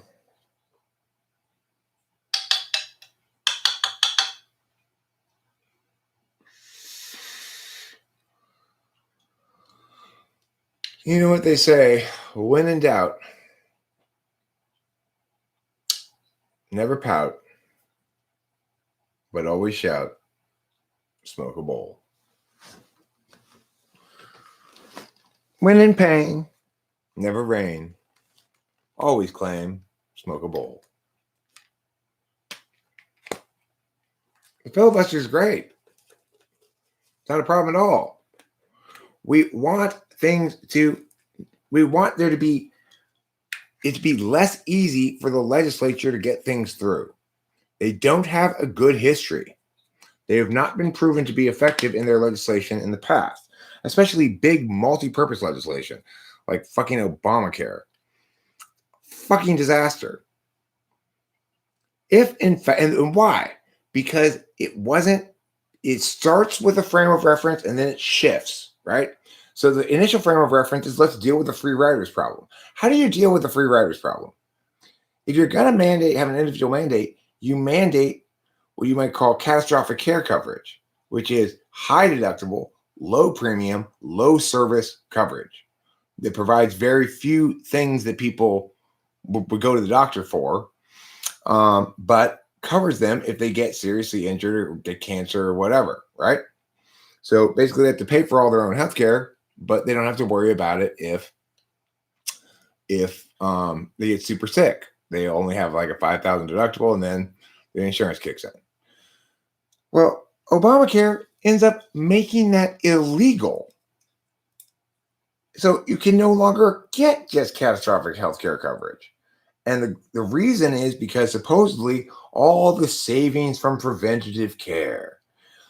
Bull fucking shit. You cannot tell me that having people go in for more unnecessary healthcare services is saving money. It's insane.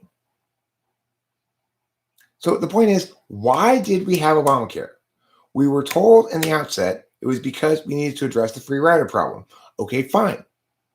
But then you have to keep that frame of reference and structure it to address the free rider problem, not to be this grand, opus to Obama or something.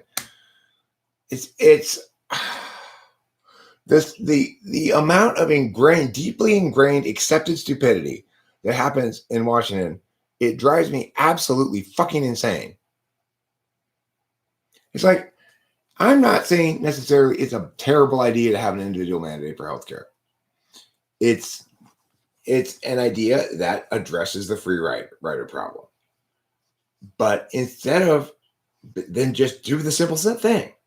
Everybody must buy at least the very minimum amount of coverage, which is catastrophic healthcare coverage. And that addresses the free rider problem. And the bill's one fucking page long.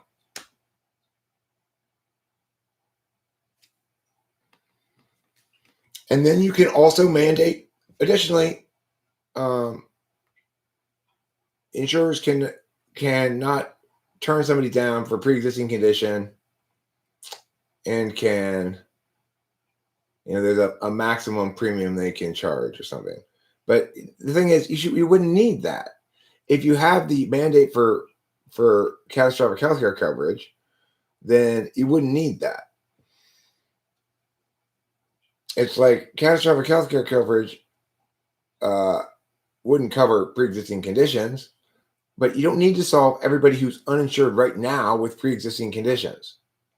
You just need to prevent that from being a problem long term. So you don't want to try to address it directly. You just say it'll solve itself soon enough. Right? If you, in fact, mandate catastrophic healthcare coverage, then everybody who finds out they have a condition at least has that. And whatever that condition is, they can't drop them, right? So the whole point about catastrophic healthcare coverage, too, is that it covers big expenses,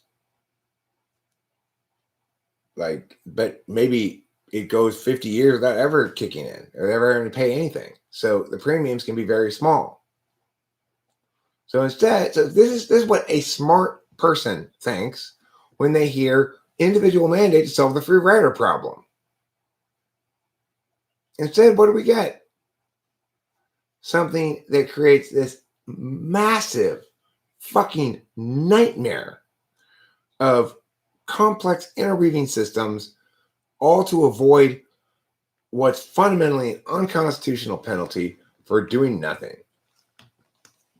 Whether the Supreme Court wants to call it a tax or not, it's one of the two. It's either a tax or it's a penalty. If it's a tax, it's got to be taxing something. It can't be taxing nothing. If it's a mandate, then it's a penalty for failing to meet the mandate. There's no disputing that. You can't pretend words mean things other than they do. So, it's like shit like that pisses me off. People go, but Obamacare said what? I don't have a political horse in this race. I'm not necessarily opposed to single payer healthcare. If we're gonna fucking spend all this money on all these stopgap things like Medicare and Medicaid and fucking Obamacare, and it might as well just it would hardly cost any more just to have single payer, and it probably wouldn't be any worse. You could still you can still pay extra to go to a doctor you wanted to, you know.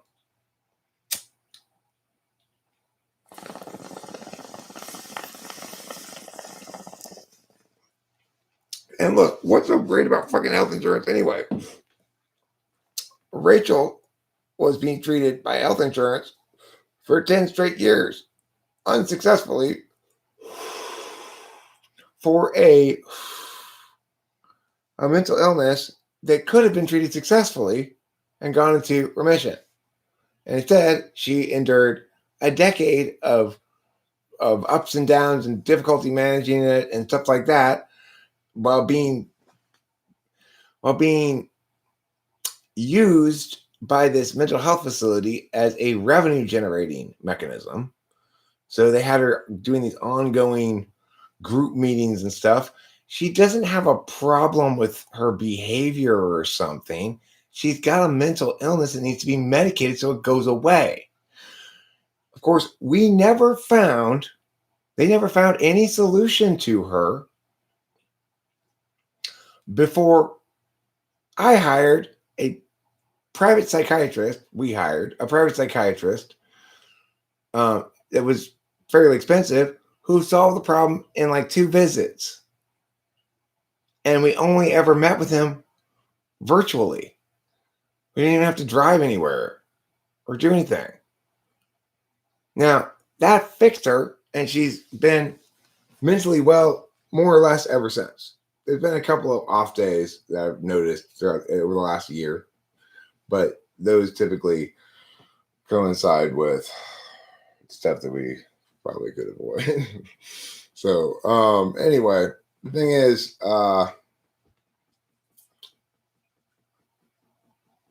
words mean what I want them to mean until I don't want them to mean that anymore, says the ENFP professor. Yeah, right.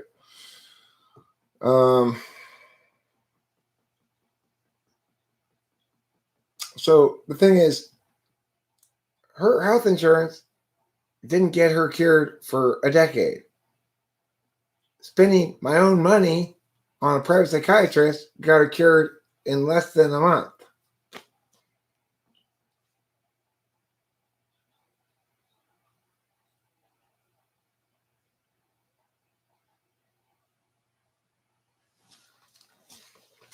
My Advair alone costs $400 to $500 every month for our insurance. Our meds combined, Rachel and mine, without insurance, cost $400 to $500 a month.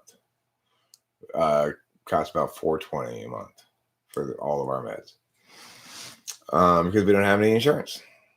So, but let's say I had insurance. How much would I pay in premiums? Because I also have to go to the doctor periodically and get him to re-up my prescription and meet with me again and give me a physical or whatever. I get charged the cash patient rate of about $100 a visit. It's about 15-minute visits, so it's like pretty good money, really, you know. And then I pay my $100 a month for my meds. So you're looking at, $1,300 a year, maybe $1,500 a year I spend on healthcare out of pocket.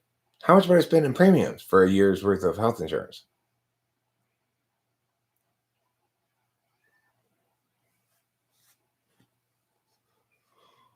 Well, the thing is, healthcare is a system that kind of makes some sense to federalize, but not the way we have. The thing is, also though, there's so much entrenched interest in these middleman approaches, HMOs, and the like, that it's going to be difficult to convert over to a single payer system. So, there's going to be a lot of special interest opposition, but it's important to remember people tend to think of special interest opposition to things as being bad, but it is the case that in general it's not acceptable to do concentrated harm to achieve diffuse good. That's kind of a myth under which utilitarianism sleeps. It lies on the bed of that myth. that in fact it's okay to do concentrated harm for diffuse good. It's not okay, and that's what's implicit in the idea that, well, it's only going to hurt me, right? Like,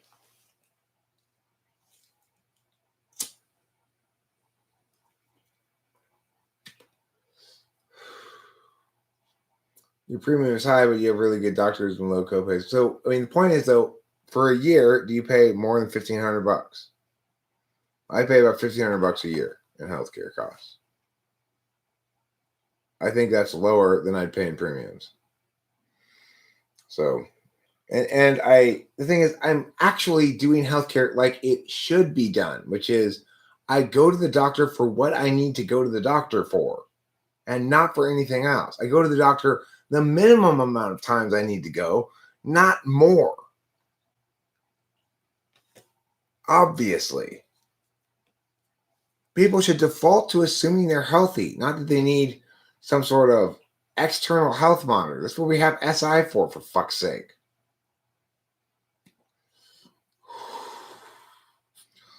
If you listen to doctors, if I listened to doctors, I'd have been dead years ago. For years, doctors were telling me to constantly ingest poison.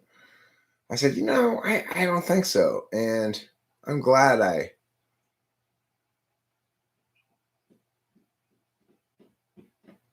being against the Green New Deal is being for buggy whips. Who said that stupid notion? Is that like an AOC quote or something?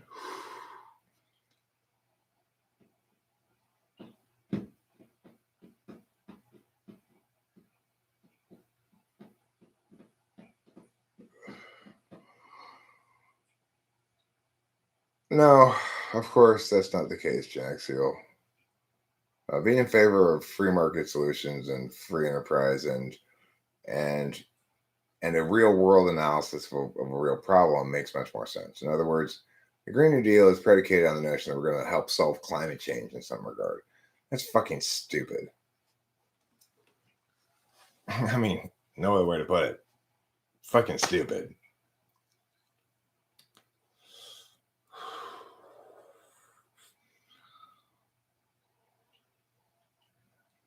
Yeah, well, I mean, I agree with you. Health insurance companies are a nightmare.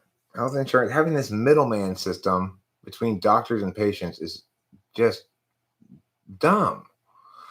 Just like if you want to solve healthcare in the best possible way you can do it, simply make all health insurance except catastrophic healthcare insurance illegal.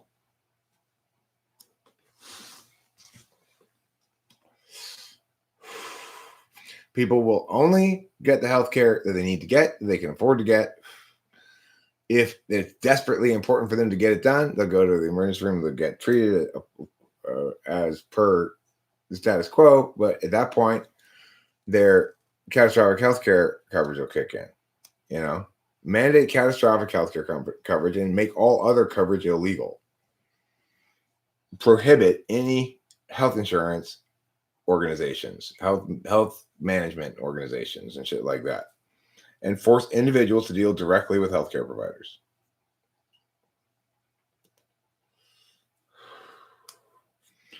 Well, then you're saving money, perfect angel. If I were to add all of our meds together, we'd be spending about almost $5,000 a year on meds. So, but then of course I would be talking about 2 sets of premiums. I was talking about me and Rachel.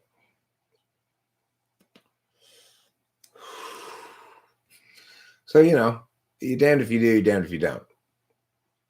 Like every time we go to pick up meds, they're always like, do you know this is $100? Like, yeah, I know it's $100.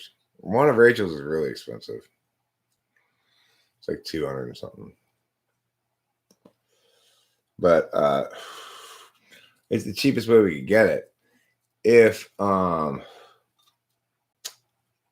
it were, basically there's this one drug that they combine with Prozac. They have a pill out that combines the two of them. If you get that one, it's like $800 a month. If you get the two separately, it's like $230 a month. Even though it's the same exact thing, right? So obviously we get the two separately. Makes more sense than spending more on the one. But see, what? So, okay, think about this. How is it possible that that drug exists? It's just Prozac plus the other one, which I forget what it's called, pushed together into one pill, okay? But it's more than 3 times as expensive. How come that could possibly be? There's only one reason. Oh, look, your insurance covers that. That's the only reason. So a psychiatrist, if your insurance covers that, well, they might as well prescribe it. Now all of a sudden, the insurance company is paying 3 times more for the medication than they need to pay. No cash patient, the doctor will tell the cash patient, like us, oh, okay, well, this one, he looks at the prices and helps us figure out, what we can afford, right? They don't do that if you got insurance that covers that shit. They just charge it to insurance. Cash prices for all medical services are substantially cheaper than what they charge the insurance companies. They don't know what to do with you if you're a cash patient nowadays.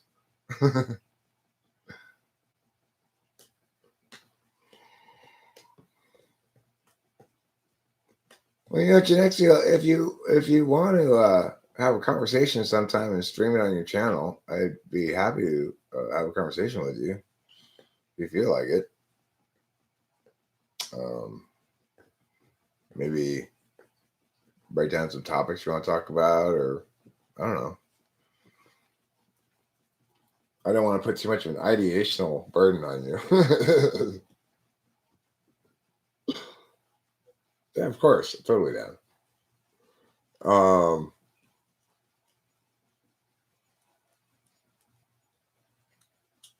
Morning, Matthew Alistair.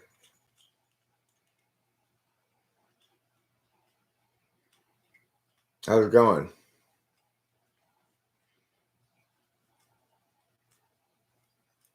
Somebody told me something about you, something really negative about you. I have a feeling you're lucky I don't remember what it is.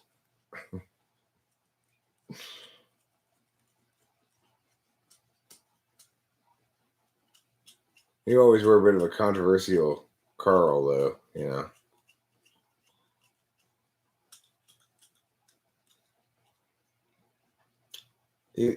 You go from controversial Carl to vivacious Vicky to a mucusy Marcos.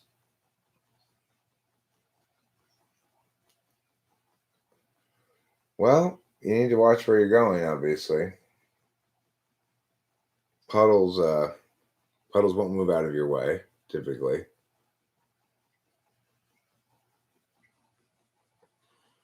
Yeah, well, I can talk about any kind of topics. You want to talk to me about politics, that's fine. You want to talk to me about cognitive functions, that's fine.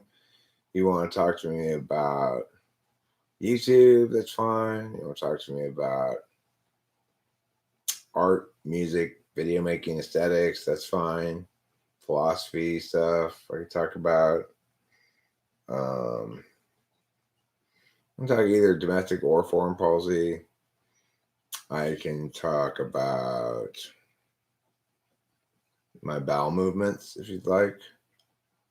We have a long conversation about my bowel movements. We can talk about your bowel movements. We could compare bowel movements.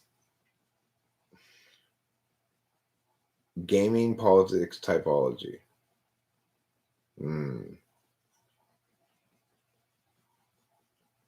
I'd even be interested in talking about gaming. You obviously know a lot more about it than I do, but I don't have to be a person who knows more about something. I can be the person who learns too. I have played some games in my life. Being a 50-year-old man, I started playing games on the Apple II. I was a really big gamer when I was in middle school and high school, or mostly middle school, but a little bit in high school too. I like to play computer games like on the Apple II and then the Apple IIe after that. And eventually on a Macintosh that my parents got. But then later on, I got a PS3. I started playing football. And then basically that was the only thing I ever played again. It was either college football or Madden. Except I recently played Among Us a couple of times on the streams. Am I a movie or a music aficionado? Both. Both for sure. Since I've been with Rachel, I have watched, this coincided with COVID too, of course, but I've watched more shows, TV shows, movies than I have ever dreamed of watching prior to that in my life.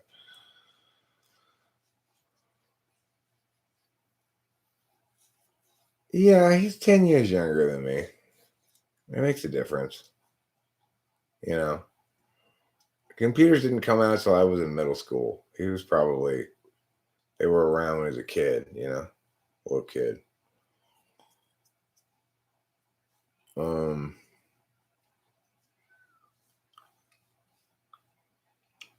That's right, though. I guess I think of you as the early 30s or something, Jack. So you look younger than you are.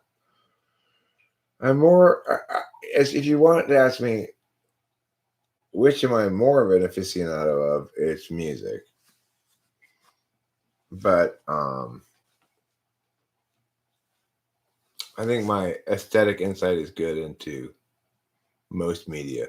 Not dance, maybe. Even then, my aesthetic instincts are pretty good. I can tell which dance videos are cool and which dances are good and stuff. I might not be able to do it myself, but I'm trying to think of an area where my aesthetics. I mean, I think they're good across the board, really, as a judge. My aesthetic vision is not so good with creating in all things, though. In other words, my NI is pretty uniformly good about aesthetics. My NE, not so much. It's more spotty,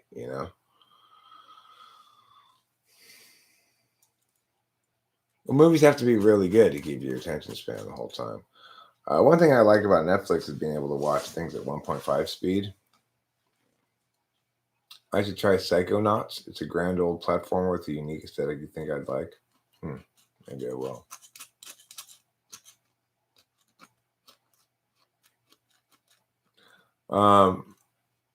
I also am at this point a full blast otaku. So I would consider myself quite an expert on anime, although I occasionally meet somebody who's even more of an expert than me. But I'm more of an expert on anime than my daughter, who's 22 or something.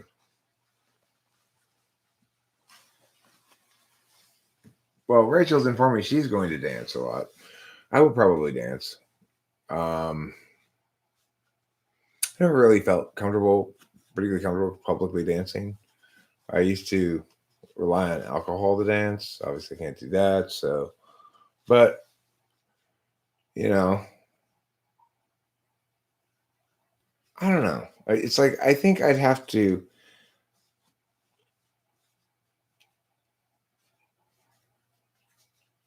I probably will dance, but it would probably take me she'll dance a lot more than I. She likes dancing and is good at dancing.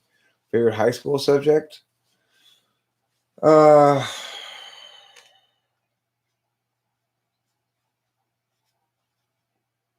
well, debate, speech and debate. I did both. Did speech too. Probably my best event really was impromptu speaking, which I typically usually got first place in.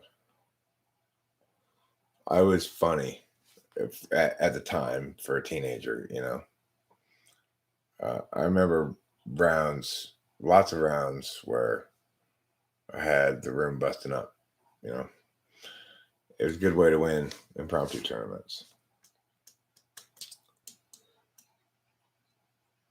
I remember they had a topic where something about smoking cigarettes. I didn't smoke at the time, but I typically took this approach towards everything. I was like, I want you to imagine some guy. I want you to imagine a guy. He's got a cowboy hat, sun setting. He's got his knee up, looking over a fence. Who is he? He's the Marlboro Man. And let me tell you what he's doing. He's doing some healthy living out there. Hi, my name's Eric, and my impromptu topic today is and then I proceed to explain how most of the things about smoking that people think are bad are actually good. You know, the average person's lungs simply get very little challenge during the course of a day. I mean, sure, smog provides some particulate matter to clog the little vestules within, but is it actually sufficient to keep your lungs robust and fully challenged? Well, that's why you want to engage in smoking. It provides a test, keeps your lungs on point, ready to compete. Do you want your lungs to be ambushed someday by a cloudy house full of smoke as your house burns down, only to die of suffocation because your lungs are inexperienced with the inhalation of smoke? Well, that's likely to happen if you don't start smoking cigarettes. So, I think this topic may have been intended to encourage students to dissuade people from smoking, but remember what I started the speech with, the Marlboro Man, because I, like him, want a healthy life on the range. We all know there's nobody healthier than a cowboy, except maybe a cowgirl. But regardless, to be fully healthy, those cow people need to begin smoking, and so do you. The end. I get speeches like that. My impromptu speeches in high school. I just, I love that event because everybody would write down notes and stuff all around me, and you're allowed to bring up one note card of a certain size, and then they give me the topic, and I go like,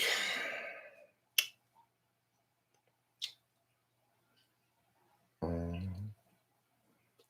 then okay, I'm ready. You still have a minute and a half of prep time left or whatever. That's fine. I'm ready. And I'd look at the card if I forgot like a key point. It was perfectly structured event for me. It was like it was tailor made for me to do well in. They just give you a topic and say get up and talk randomly. Fuck.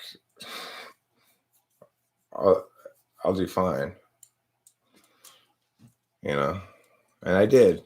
But debate, I also did really well in debate, but debate was harder because the only reason I really did well in debate was because I had a partner who was an ESTJ who did a lot of the TE stuff.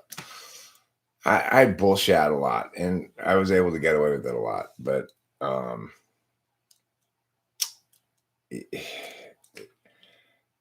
my kind of bullshit probably wouldn't win a lot of rounds. My bullshit back then probably wouldn't win a lot of rounds today. As a debate coach, I learned to prep much better cases than I was prepping for myself in high school. I learned basically what all the stuff I had encountered and was doing was called and how it all fit into a structure. I learned a lot from an assistant coach, again, an ESTJ that I had, who taught me a great deal about how modern competitive debate works with K's and all the other shit that wasn't even around when I was debating.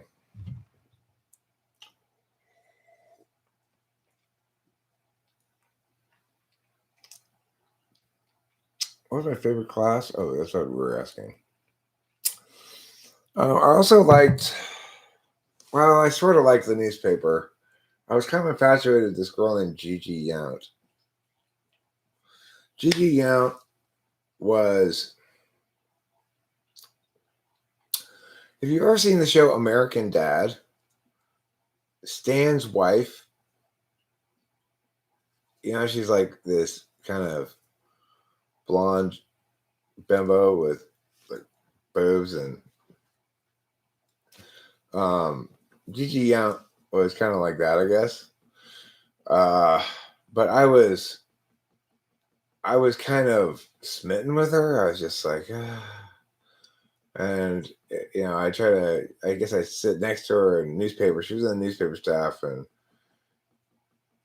she was kind of like, can you help me? And like, of course I can, but she was definitely out of my league. She was with the popular kids, and I was, I guess you'd say we were the bohemians or something. This group of friends that I hung out with, which was mostly a sausage party. We had some girls, and they got more girls in it later on, but for the early part of high school anyway, it was mostly a sausage party. So, anywho, what was I talking about? A newspaper and Gigi out, right? Yeah, I really wanted to. I didn't even know, like, as a young teenager, it wasn't the modern internet age. There wasn't any internet. We were doing old school, like paste the typeset onto this kind of paper and send it down. I'd drive it down with Jeannie, who was the editor, to the San Marino newspaper place. They'd print the newspapers. They would go back the next Monday and pick them up. And it was the 80s, so the teacher would just say, okay, off you go. And we'd just get in my car and we'd drive there and do it, like 16 years old. But I don't think they let you do it that way nowadays. Anyhow, in fact, I got in a car crash one time going there. I got in a fairly bad car crash that was my fault, really. But the other guy got blamed for it because he was sticking out. I wasn't really paying attention. I was like, oh shit. And then I freaking rammed into his ass. But he was sticking out of the lane, so he got blamed for it. The cop said technically it's his fault. I guess I wasn't speeding. They looked at the skid mark, but I just wasn't paying attention. I think I was looking down at the radio or something, So anyway, it didn't even come up really at school because neither Jeannie or I got hurt because we were oddly both wearing our seatbelts. I never wore my seatbelt back then. It was a point of emphasis to me that I don't wear my seatbelt. And I don't know what made me put it on that trip. I just decided to put on a seatbelt because I guess Jeannie put it on, and I don't know. She was a girl and I was effing, I guess. But anyway.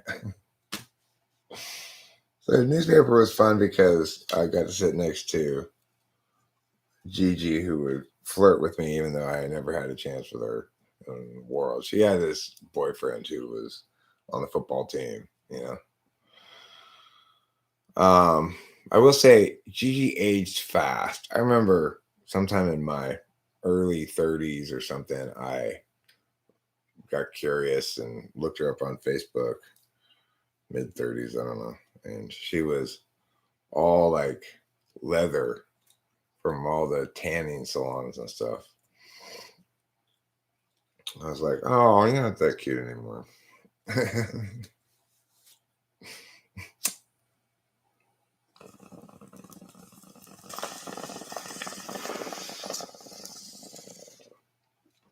He was cute in high school, though. That's for sure.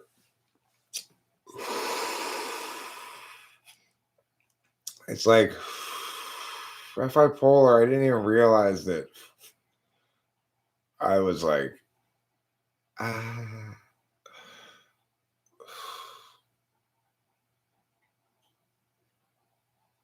okay, well.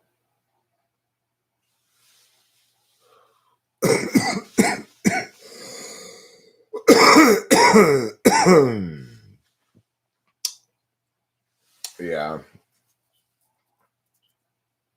I never did get on Gigi out. Never did I poke her or even kiss her or anything. I just yearned. I'm sure in my bathroom at home by myself, I did all kinds of things to her, but that was just in my imagination.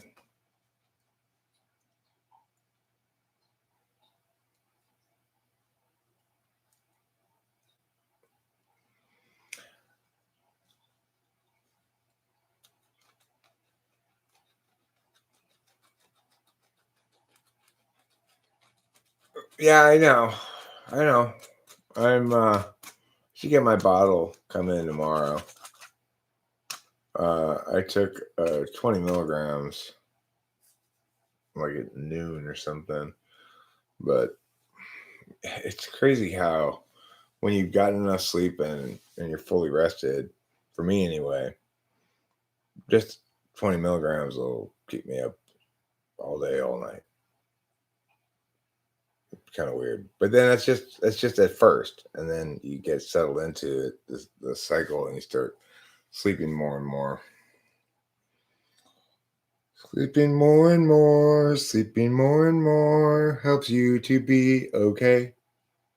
When you're sleeping less and less, that's when you're not your best and you're yelling at people, hey, hey.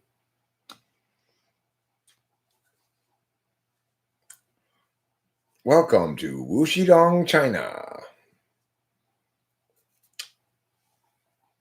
Home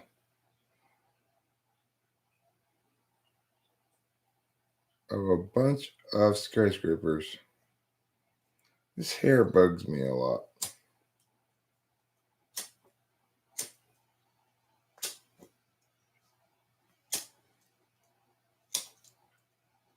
There. I got it. You see how I got it? I'm trying to get this hair too. I don't like this hair.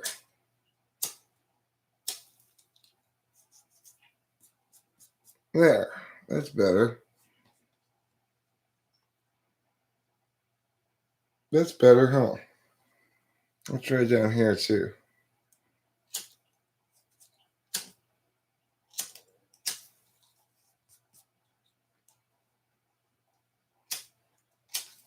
This is a good way to get rid of your hair. You guys ever tried this before? It works really well. Is that again, what's that horrible band called? Kings of Leon? Oh, Kings of Leon. Oh, Kings of Leon. Why do you exist?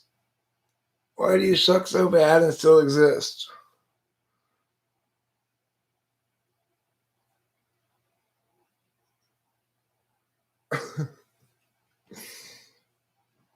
I did that the other day when I accidentally lit my beard on fire because I was using this lighter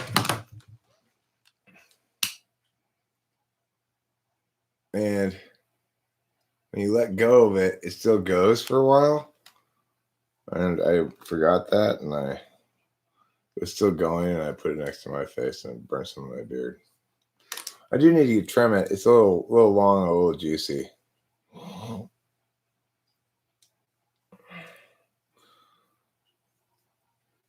Oh, your sex is on fire, or is it my sex is on fire? Whose sex is on fire in that song? Is it mine or yours? Or just in general, is all sex on fire? What awful lyrics. God, that just absolutely infuriates me with its disgusting wrongness. You love Kings of Leon. You have got to be shitting me, Perfect Angel. You have got to be shitting me. You cannot be serious. Who loves Kings of Leon? My ex-girlfriend loved Kings of Leon.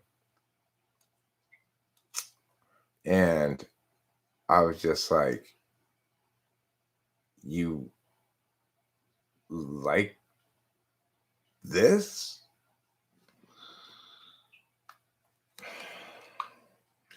It's so impossibly bad. It's right up there with the Dave Matthews Band and Bill Walton. Kings of Leon, Dave Matthews Band, Bill Walton. They all go on the ship to Death Town. If there's a ship to Death Town, then they're not your ATF. What's your ATF? All-time favorite, I see. That's some internet talk. You like those 3 songs? Well, I don't know those 3 songs by name, but I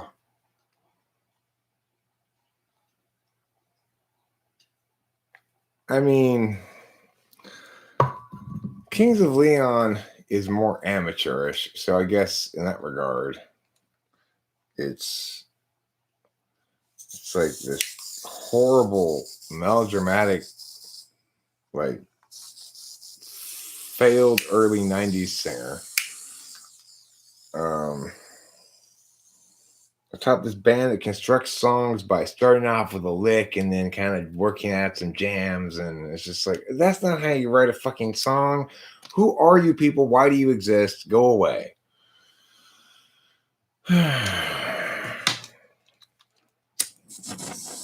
I'll tell you how to write a song. You write a song like this. A body boo ba, ba body boo ba, ba ba body body body boo ba. Like that. Get right. You heard my new song, Ba Body Ba Ba?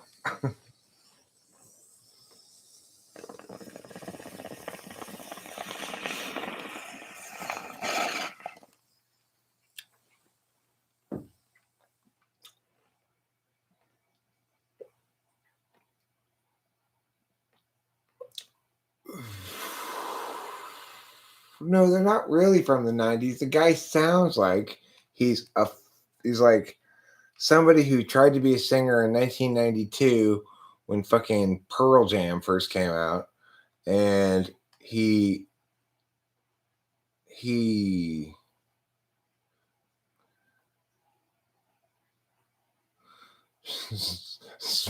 Werben Jagerman Jensen.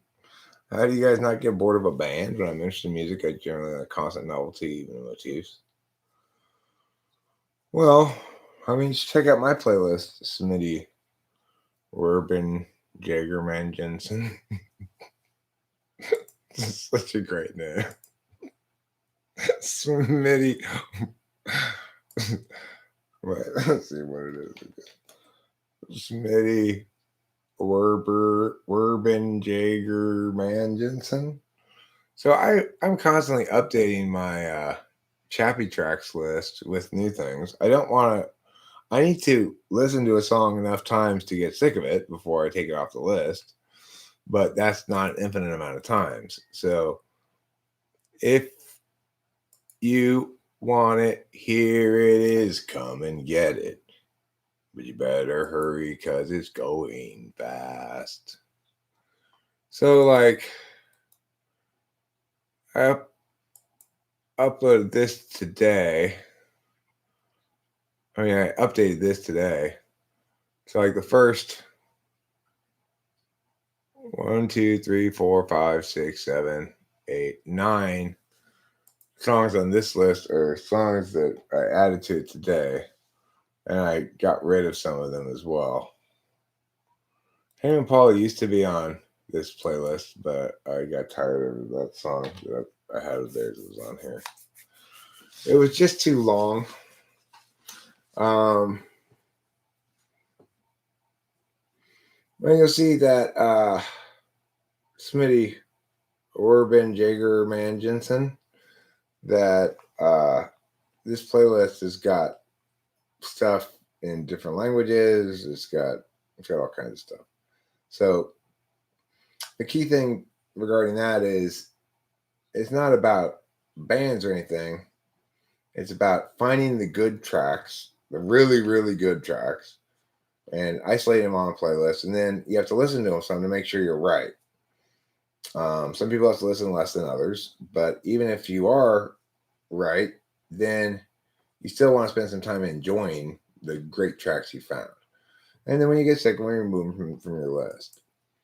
But this list here is a damn good playlist, especially with the recent changes I made this morning.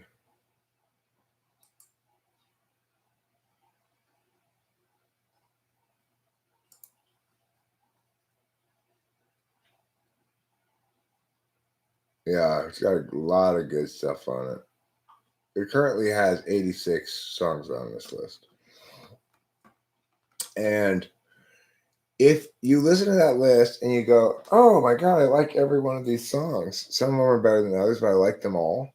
Then you have good taste in music. Peace.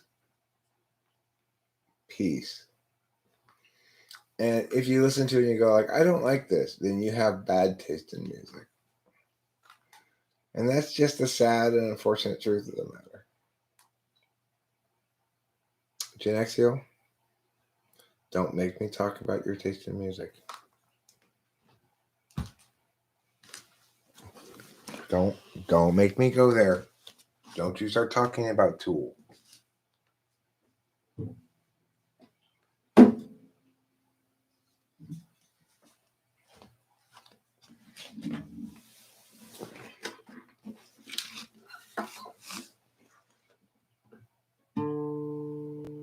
I've got the tool. It's called my penis. It resides beneath Venus. Oh yes, that is my tool indeed. Well, I also have a playlist called Memory Lane that has old songs like I Fall to Pieces by Patsy Cline and stuff like that. Or some folk call me a rambling man because I do a lot of thumbing and kicking cans, but won't do an answer good to call me names. My daddy wasn't Willie Woodrow. He wasn't born and raised in Oak Hill. Just a white boy looking for a place to do my thing. I don't need no handout living, don't want any part of anything they giving. I'm proud of mine and I got what I'm using. But I said a few things and I'll admit it. If you want to get ahead, you gotta hump and get it. Just a white boy looking for a place to do my thing.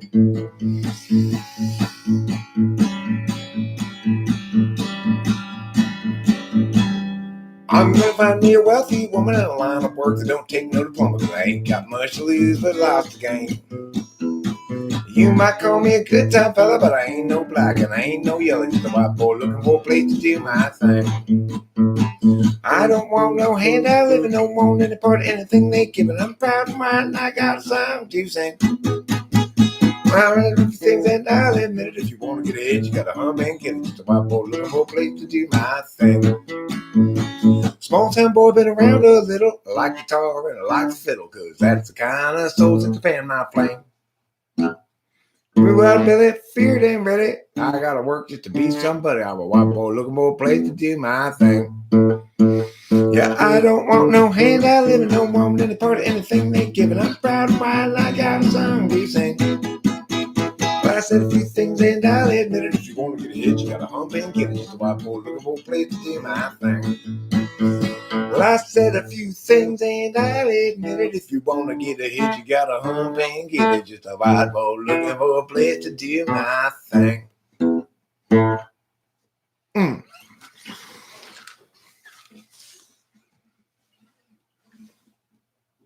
Neoclassical New Age is pretty interesting.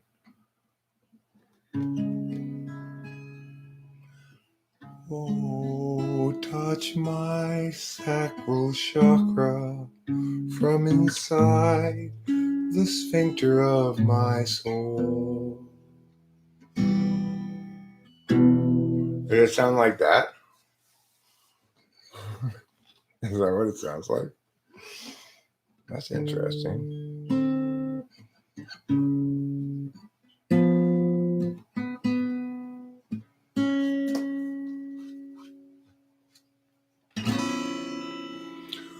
The world has a thought Gerald has a lot.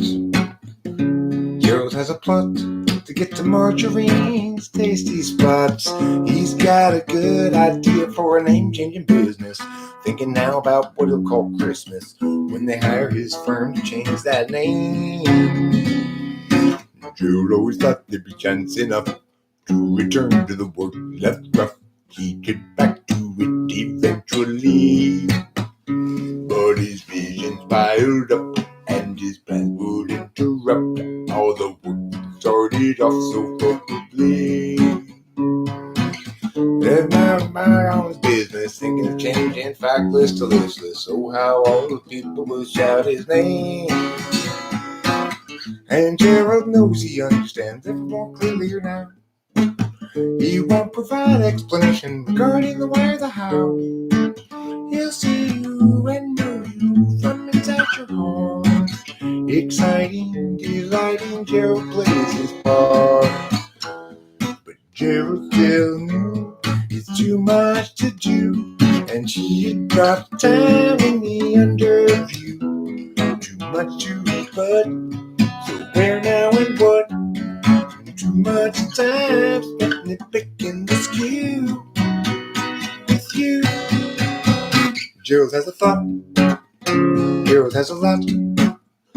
Gerald has a plot. Fix to Marjorie's tater tots. He's got a good idea for a name-changing business. Thinking now about what he'll call Christmas when they hire his firm to change that name. Gerald has a thought. Do you think cannabis decreases critical faculties? I know one needs to decrease it to increase creativity to some degree. No, that's not true. You don't need to decrease your critical faculties. What you're saying basically is that you need to decrease your TI to access your NE more or something, which is not the case at all.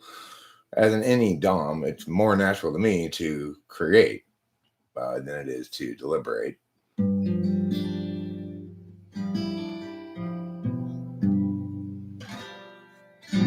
Well, that song there was not improvised, but thank you. I appreciate it.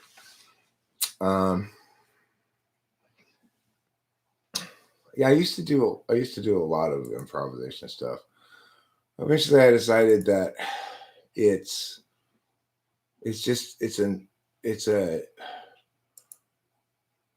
not really any real reward. At the end of the day, you can't do a better job improvising a song than you can writing a song. You can only do as good a job if you get super lucky, you know? Thanks for the correction, Genexil. We appreciate it. We'd hate to think that to rely on the piece of data to realize, hell, we're like 82,000 off. Santa Ana's from the east are blowing, driving on this mountain fire. Grant and Lana had best be going, they'd cut it down to the wire. And everywhere apocalypse hung heavy, truck was piling up with ash. Lana got the dogs in the Chevy, Grant counted out their petty cash. If times are ending, then time is bending. Rain down from the sky, while the dogs knock out with Grant exhausted. Lana stays awake to cry. 120 output Labor Day, and that means cooking meat outdoors. Guy got distracted and fire got away. Now from Bradford to Arcadia, they curse his name. Fire chased them down across the incline till they reached the foothills below. Found a room cheap for the night online. At least now they had someplace to go. Tomorrow they'd evaluate their options now that their life had turned away. Lana's sister has a place in Laughlin. Wasn't really any more to say. If times are ending, then time is bending. Flames from the sky. While the dogs knock out with grand exhaust, Atlanta stays awake to cry. While the dogs knock out with Grant exhausted, Atlanta stays awake to cry. Yiggity meow. I'm an ENTP too. Let me say, you're the only person I've ever recognized an ENTP because you come off literally the same as me. I feel like a mirror. Yeah, well, we aren't very common. I certainly believe you are, especially based on your name. Smitty Werbenjager Mungensen is a fantastically ENTP name. You know, it's just spectacularly ENTP.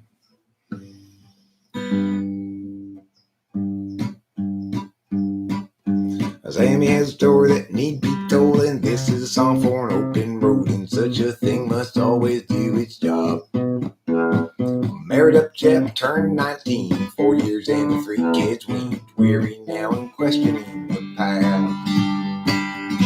Agency outpaces discretion, locking in our courses, way too young. The urgency comfort is really just oppression, making sure those underneath them always run. Doug at 20 thought bourbon fun, likewise Doug at 21, and so forth well up into middle age. Well, one set seemed to set him free, became his whole identity. Now Doug's about another drunken rage. Agency outpaces discretion, locking in our courses, way too young. The urgency comfort is really just oppression. Offer you incentives, but they haven't got a thing that's fun. Everybody's panicked about the kids. Lock 'em up with extra dexedrine. Mathematics to produce success, or impose more unjust duress. Agency outpaces discretion, locking in our courses, way too young. The urgency comfort is really just oppression, making sure those underneath them always run. Without consent, it's really just oppression by parasites surviving on their wages earned by lying. Well, they feed their fear of dying.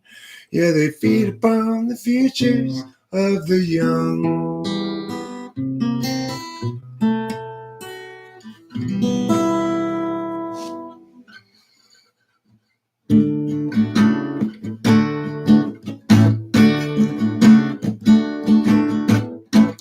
Ain't no records come this way.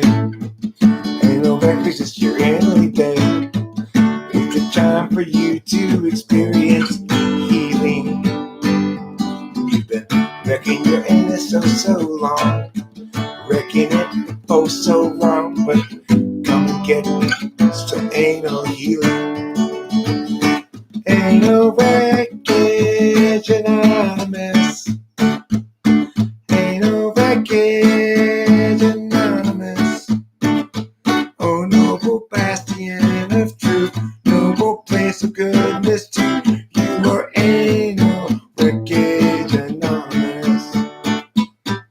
When first I came here so long ago, I realized that it was too late now. My anus had been wrecked up and based now.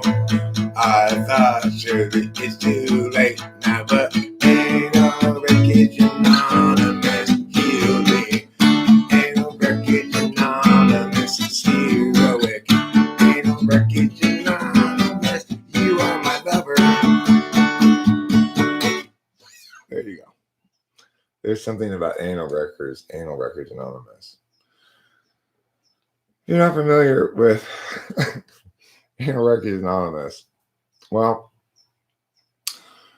I plan to be handing out pamphlets about the organization at my new restaurant, Wrong Hole.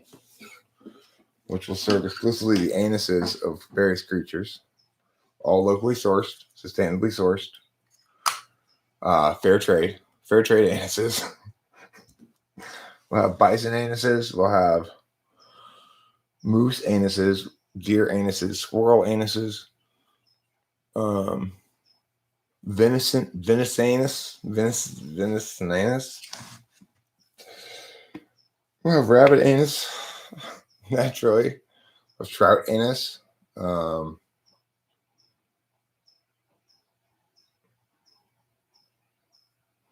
Or, you could also recommend to Smitty that he look at the works of one Tom Lahire.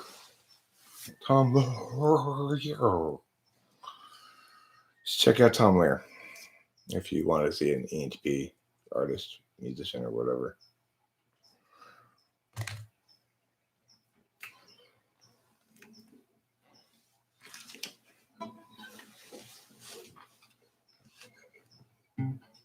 All licenses all the time does need a jingle of some sort.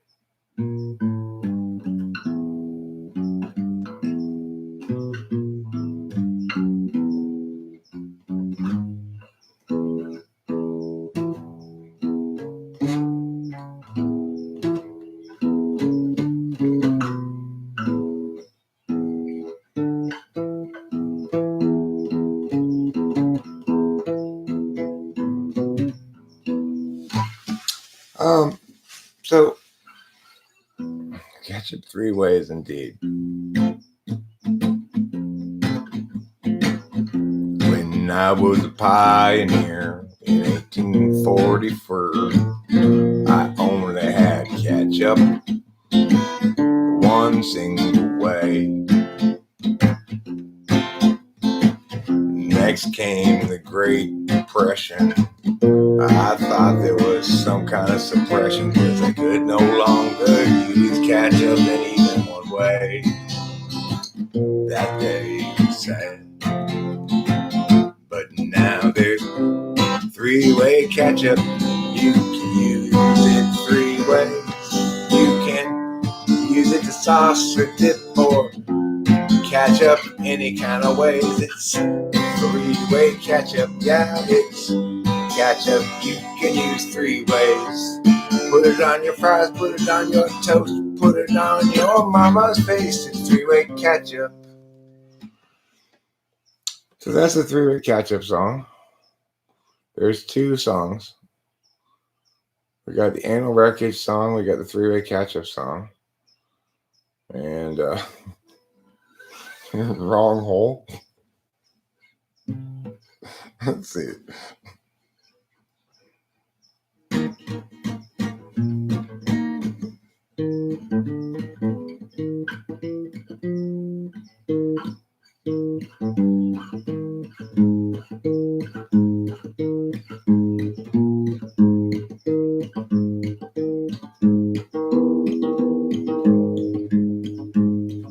Perhaps you know that burgers are the lamest. You know it's trying to time something else. Perhaps you're thinking, I'd like to try some anus. Well, good luck to you. You're in good health, cause welcome to Wrong Hole.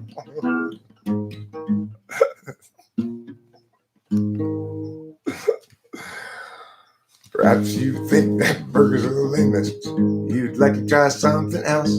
Perhaps you've got a taste for fresh anus. Well, here's to your health. Welcome to Wrong Hole.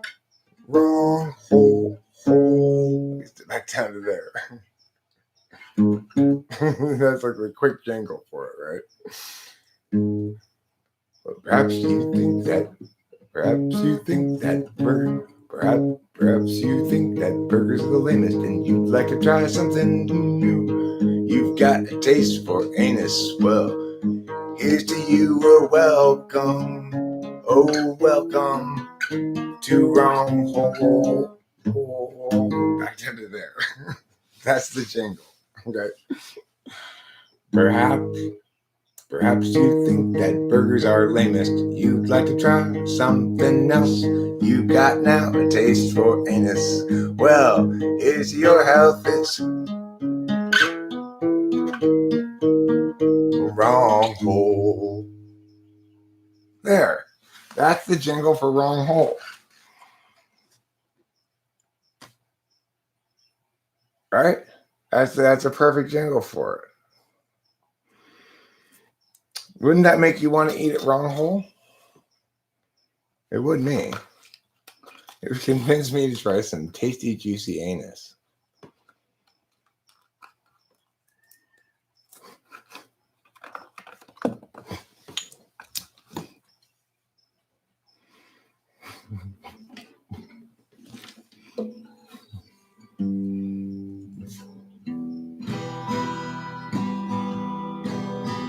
It was dark that night, only the moon. We saw fright under that moon. It was Grandma. She was taking out her anal beads in the moonlight. Moonlight.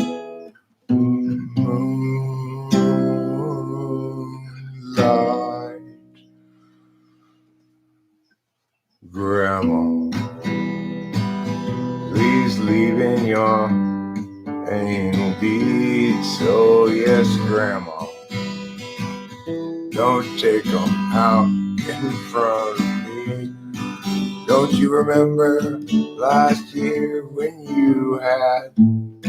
Remember last year when you got anal mucus in the mashed potatoes at Thanksgiving and everybody was really grossed out? Let's not get a repeat of that, please. We were so grossed out. There was anal mucus in my mashed potatoes.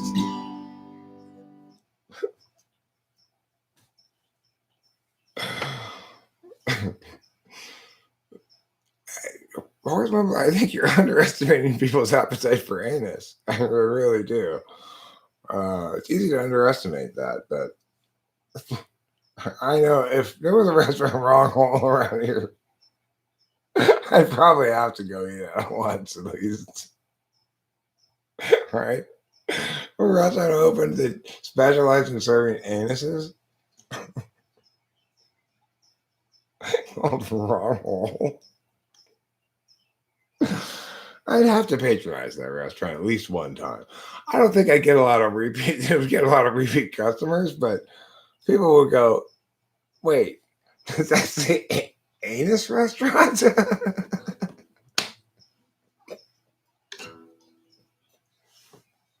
That's right. Come on, come on. Get your anuses. Get your fresh, hot fried anus right here. Did you say anus? Yes, welcome to Wrong Hole. A restaurant that exclusively serves anus and three-way ketchup.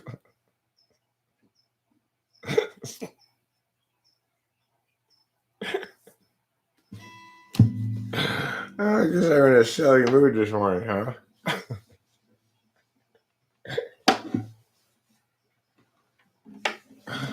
Can't get some mustard? We only got three-way ketchup. You can try it the third way, maybe. What's that? Saucing?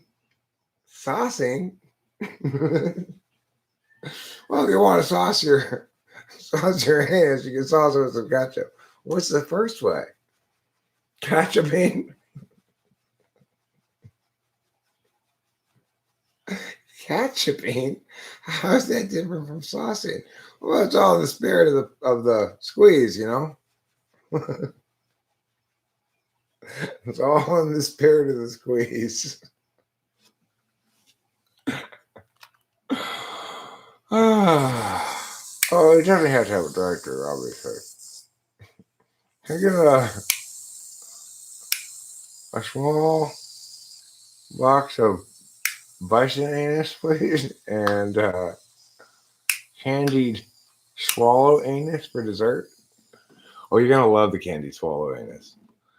We personally went and surgically removed in a safe and sustainable manner the anus is from all the swallows at Capistrano. Oh, is that why there aren't any more swallows down there? No. Unrelated. Totally unrelated.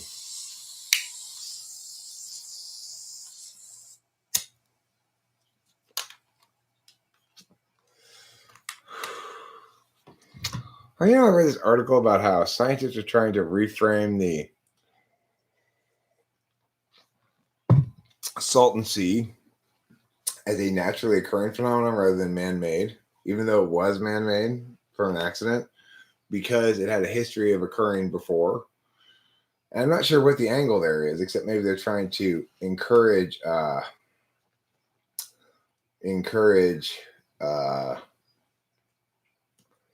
restoration of it or something. I'm not sure, but or discourage. I don't know, either way.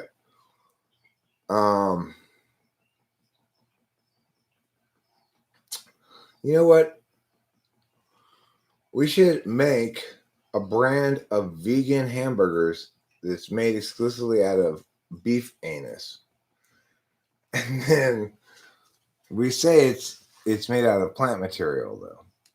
When asked why do we think that's plant material, we'd say, what, aren't anuses plants? I mean, everything's going swell. I think I told you maybe that we called those two peacocks. We had two peacock cichlids, and we had to call them. The crayfish is doing fantastic. We never see him. He just hides under his rock and eats things occasionally, I guess. But he's fine. He moves around and stuff when we go peer at him. They're just very sedentary creatures, I guess.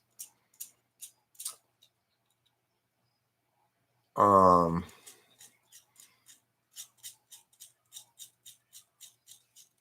right, go adult.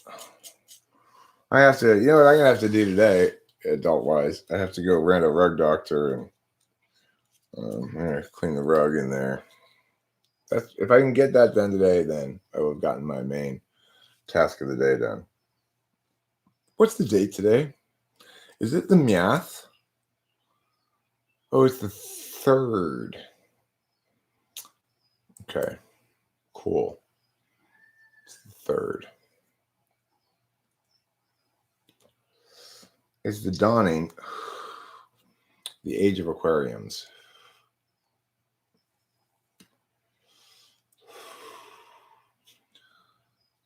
Eric, if you Google Rylushan Metro Dogs, Russian Metro Dogs, this is a speciation puzzle you will enjoy, I think. Okay. I'll check it out. I love speciation puzzles. It's like, I remember when I used to go to McDonald's and they'd have on the back, help this Homo erectus find his way to Homo sapien. And it'd be like a maze.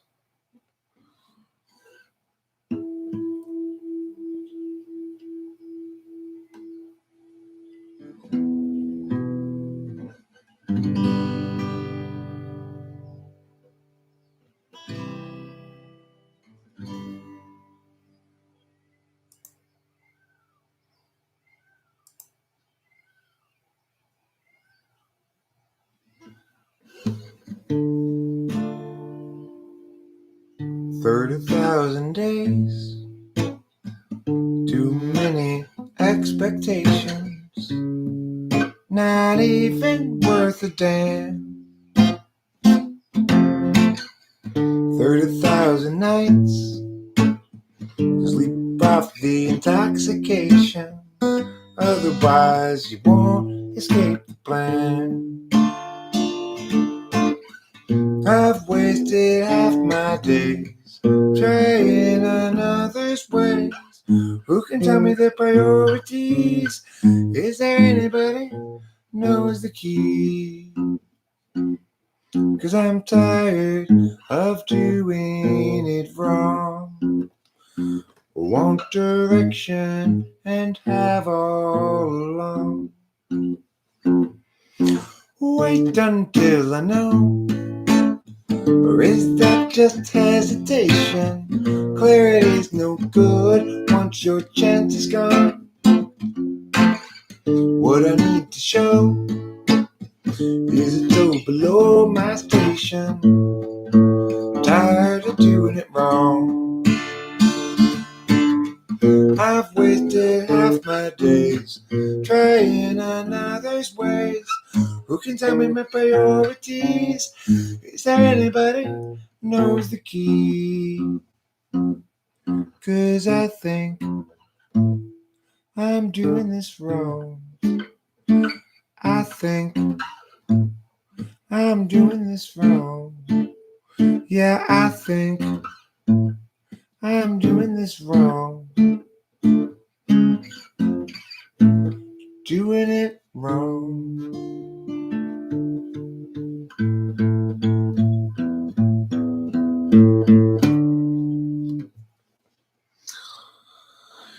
Biggity biggity bow. When I was younger, it seemed that everything gleamed. I don't know what happened to me, but I've lost that sense of urgency, and I don't think that I'll ever see it again. If you follow my lead, you'll discover I'm loster than you. And you'll want to know the way to get back at you, wherever it was you thought you knew. And tomorrow will be just like today. I'll be lost then too.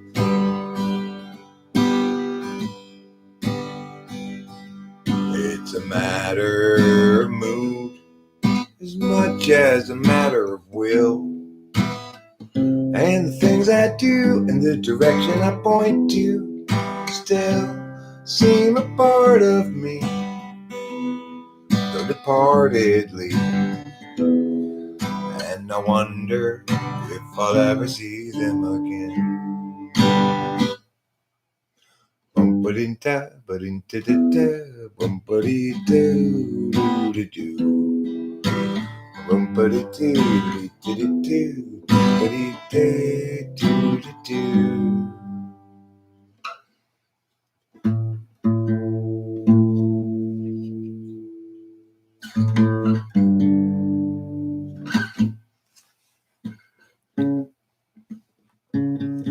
Too much noise in the data stream, loud enough to disrupt everybody's dreams. Frustrations mean mistakes are made until it seems everybody's throwing shit. I won't be another casualty of other people's well-intentioned rules. I used to think that some tomorrow there'd be time for yesterday. It's not the sort of thing that one can borrow. No one willing to lend a day. Your uncertainty's implicit, just like an unexpected visit from a bunch of men all dressed in blue suits. I won't be another casualty of other people's well-intentioned rules. I used to think that some tomorrow there'd be time for yesterday. That wasn't terrible. always have trouble with that song. If Jesus was people but absent of sin, he must then have struggled with regular men and women, of course. When they too were present, disciples all warily eye in the lesson. If people were Jesus, they'd know as they think, and everyone's work would be true. And feelings once spoken would sit where they sink, and we'd all know just what to do. But people aren't Jesus once they're betrayed. The easy believing forever is lost. Baby naivete is not to be saved, but the wise pay a terrible cost. Does virtue require a rational take, or is virtue that's reasoned invariably fake? Does musing itself just distract from the flow, or is care better served by deliberate and slow? But people aren't Jesus once they're betrayed. The easy believing forever is lost. Baby naivete is not to be saved, but the wise pay a terrible cost. The one you thought you knew acts like you never have met.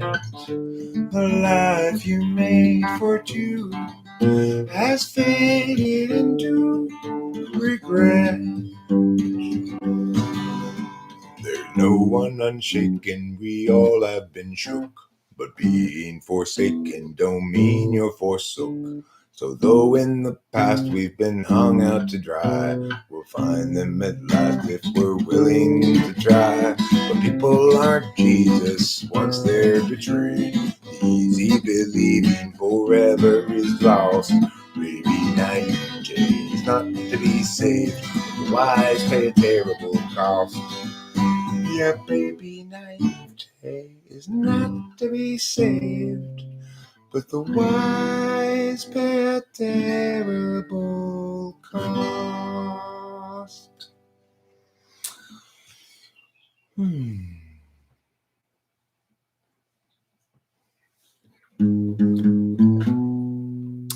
What's the matter with Chad? Is he terribly bad? Is he very like Dan, who's a terrible man? Is he sort of like Jill, who can't pay her bill? Or rather like Jack, too stuck on the facts?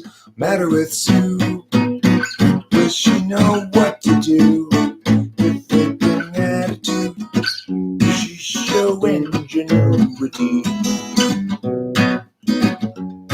She talks about you whenever we go walking. What's the matter with Bren? She's been living in sin. She's been hanging with Jen, who's looking terribly thin. Deal with Frank, spit in a tank. He's colluding with you, and they're talking to Lou. What's wrong with the ladies? What's the matter with men? From the feelings of Katie to the coldness of Sven. They talk about you whenever we go walking. Paths that lead to lesser days. Spill still out the overwatered path. And whoever's left that's still okay, just tie the sails to the mast. Are you angry at Ken or at Neville again? Don't bother with Kev, he's practically dead. Just focus on Bert, he's medium hurt. What's it wonder for Liz? Did she fail a quiz? What's the deal with Drew? Will she know what to do if they bring attitude? Will she show ingenuity? She talks about you whenever we go walking. Paths that lead to lesser days. Spill still at the overwatered past. And whoever's left that's still okay, just tie the sails to the mast. 'Cause each of us have much engravely sent. Throw up the hands, stiffen the chin, Catastrophe looms heavy overhead again. Time's gone will never be again.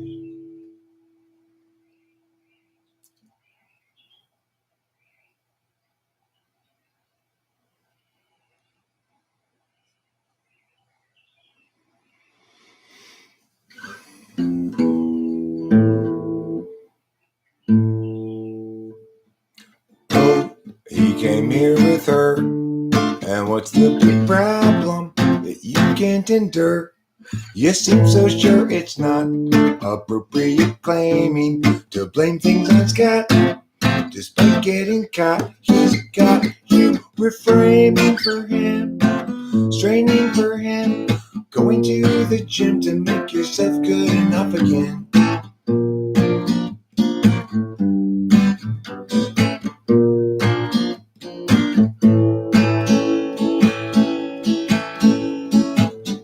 Yeah, you guys both have lots invested. That's not a reason to stay around. Through the years, you've both been tested. Time to move up, find higher ground. Oh, he came here with her, and what's the big problem that you can't endure? You seem so sure it's not appropriate claiming to blame things on Scott. Despite getting caught, he's got you refraining for him, straining for him, going to the gym to make yourself good enough again.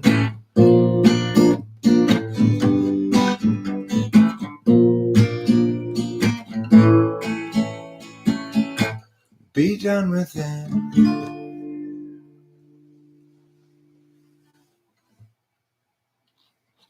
It's a hard song to sing. It sounds better when Rachel sings it with me. She sings the high parts. You're living on a time frame I will never know.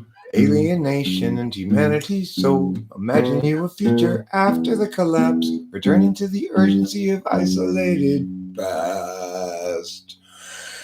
You're picturing community free of metaphysics while you're hunting buffalo and you're picking red delicious. The knowledge of the seasons, wisdoms of old. Fires blazing in the night to keep away the cold. Hostility is kept at bay. What you think is in the way of life as children of the land? With an agave weatherman. Imagining a history that never could have been. You lecture at the college, advancement is a sin, lamenting disconnection and every corporate act, asserting all your feelings and ignoring all the facts. Hostility is kept at bay by what you think is in the way of life as children of the land.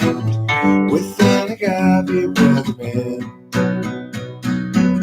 You find modernity just so banal. Wish you had been born any time but now. And your experience won't run afoul of exception.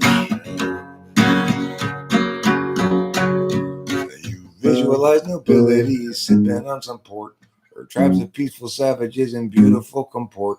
But few of history's people ever thusly did comport, 'cause life was solitary, nasty, brutish, poor and short. Hostility is kept at bay. Hostility is kept at bay by what you think is in the way. By what you think is in the way of life as children of the land. With an agave weatherman. With an agave weatherman. Well, that was fine, I guess. I'm tired and losing my voice. Rachel and I sang earlier. We were practicing some songs. So it kind of shot my voice a bit, but no. I'll sing this one before I quit. Just brooding here won't do any good, but brooding's more and more my style.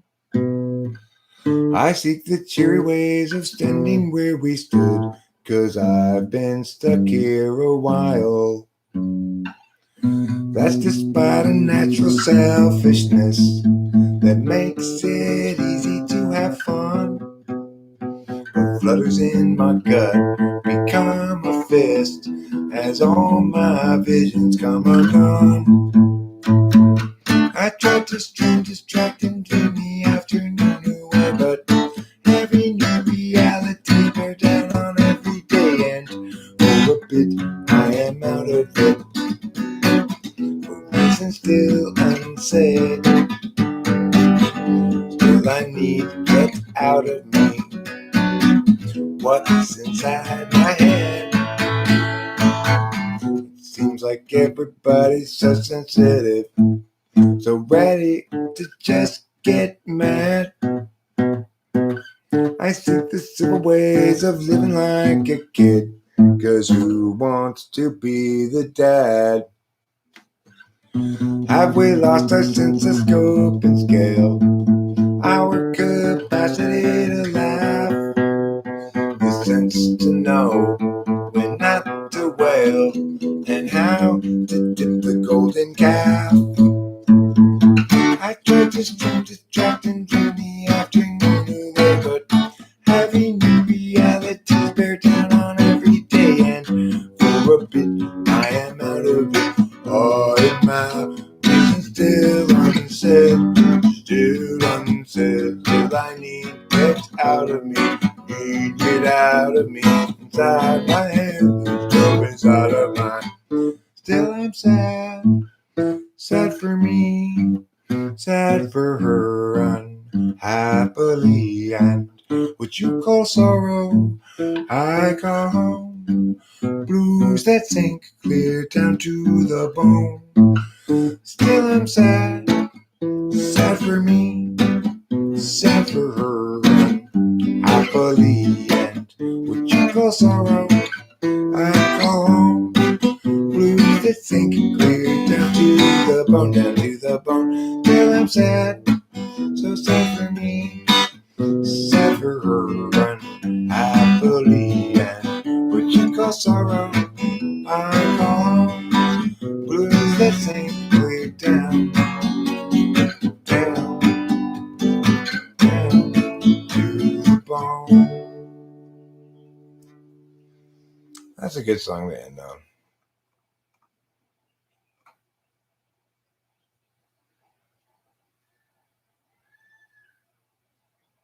Yeah.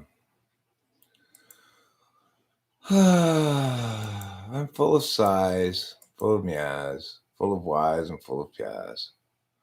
Full of lies and full of shaz, full of whys and full of lies.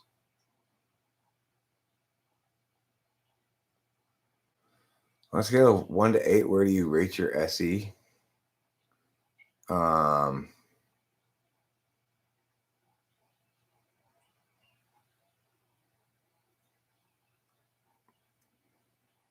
5. Thanks, First Mumbler. Thanks for your clapping hands. Wait, stop. You're turning on and off all the lights I have attached to the clapper. No, I don't really have anything attached to a clapper. I'm going to smoke the rest of the cigarette. I'll go another bowl before I go. Just say goodbye more slowly.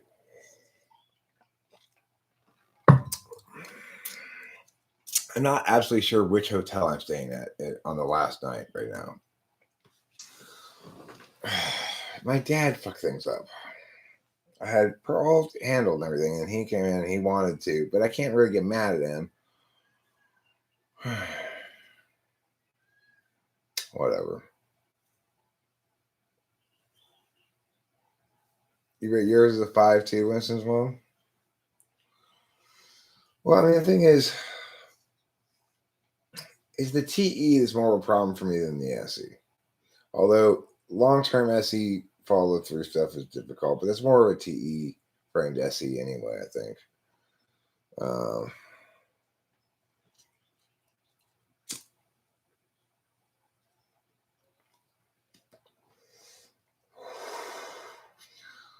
Yeah, SE confuses me more than any other thing. So, Smitty Werbenjager Manjensen, Smitty Werbenjager Manjensen. My question to you is this: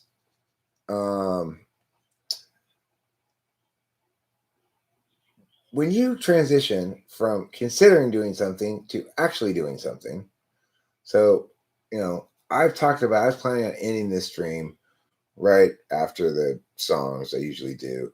And I decided to smoke a cigarette. Now I'm in an interesting conversation with you, right? So, so what I'm saying is,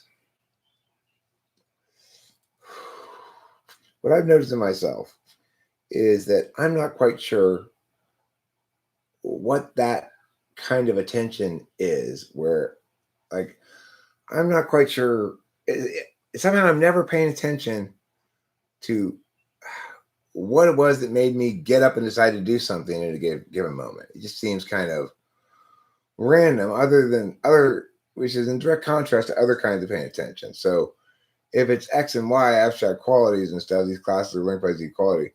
Well, that's a kind of attention that's easy to understand. That the reason we're here is because we've completed steps 1 and 2 of this thing, or we've already explored conditionalities A and B, and now we're on conditionality C. Why are we talking about this conditionality at all? Yeah, why is it correct? All these things are easy to explain, right? But and that's paying attention by introverted thinking. But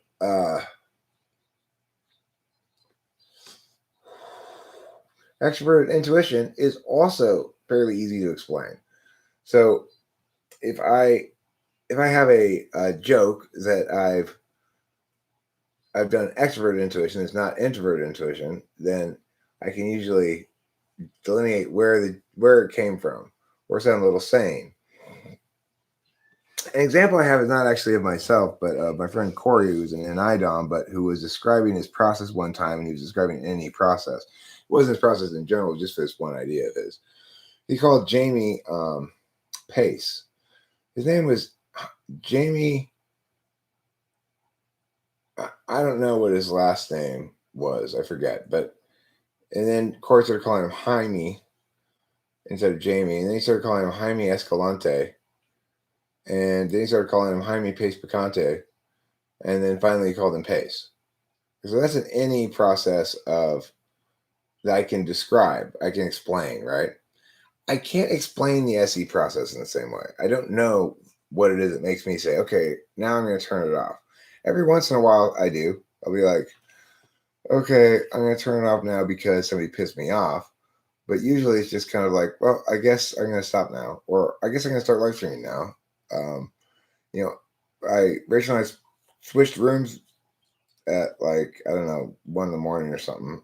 And I came out here, and first thing I started doing was watching World War II documentary. I want to watch this one that I can't get unless I get HBO. So I started watching this other one that I wasn't that enthused about seeing. But when you have a sudden fiend for World War II documentary, you find one that works for you. Hi, Email Anthrax. What's happening? Well, unfortunately, you arrived here at the tail end of this stream. So, in direct contrast to that joke that I just heard Corey describing is my joke that I made at the Cheesecake Factory today. Which, for those of you who have not heard it before, I will tell you the joke. So Delilah and my dad and my mom and Rachel and I had lunch at the Cheesecake Factory, and Delilah was talking about these 2 stuffed animals that she had when she was a little kid, Fluffy and Sugar, and they were both stuffed white cats. And they were talking about how Fluffy got lost on a vacation, and that Sugar got destroyed in the wash in some fashion, Delilah was like, well, you put it in the washing machine. I don't even know what happened to it. And I said, well, I mean, in contrast to Fluffy, sugar is, well, water soluble. But that's an NI joke, okay? An NI joke, yes, he is very creative, but he mostly has NI jokes. So an NI joke is like is also like it's Goldilocks and the Three Bears. You can kind of any process it. It's Goldilocks, right? But then the rest of it just immediately falls into place. It's Goldilocks and the Three Bears is the joke, right? It's an NI joke. It kind of comes all at once. Like my sugar is water soluble joke. And it's exactly the right thing to say at that moment. And there's no creation. There's no creation involved. Really, it's reception. Corey always talked about his creative process being one of reception, not creation.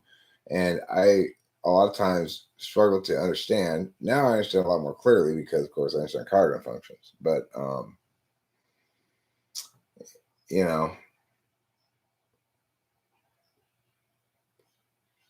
Corey's got some pretty amazing songs that he's written and stuff that he's done. I mean, I consider him a real genius that, like, unfortunately the world sort of lost. Like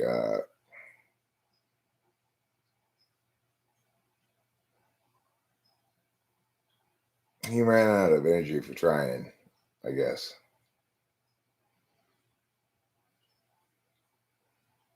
It's sad because he made some great shit.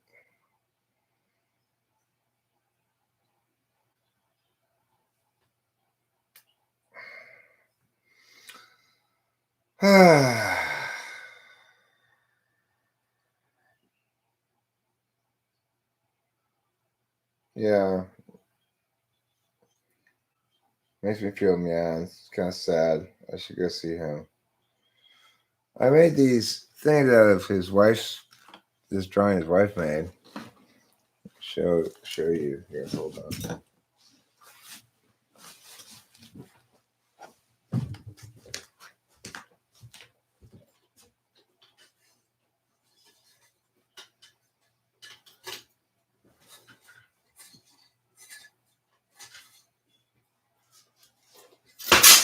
Freaking god damn it.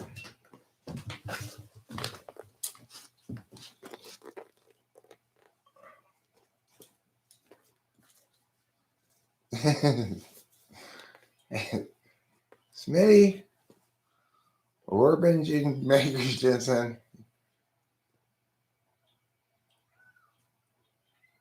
I don't want to necessarily encourage that kind of talk, but yeah. Yep, sure does. I made this. Liz drew this. It's called Karate Girl. And it's on this bag. I made two of them, one for Rachel and I guess me to share. It doesn't really look as good as it should. Let me change the color of light. Maybe you see it better. I don't know. It looks better in person. It looks darker in person than it does on the camera. This bag, this is Rachel's purse, which is hanging on the same thing that these things are hanging on. I knocked over two purses and ended up holding one of them, so I'm going to try to put the purses back now. Yeah, see, now I'm knocking that shit over. It's just a constant knocking shit over party around here. I'm having a non-stop knocking shit over party.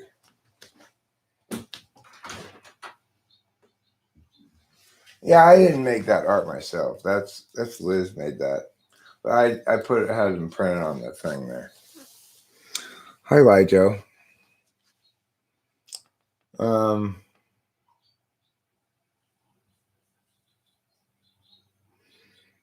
was thinking about making a video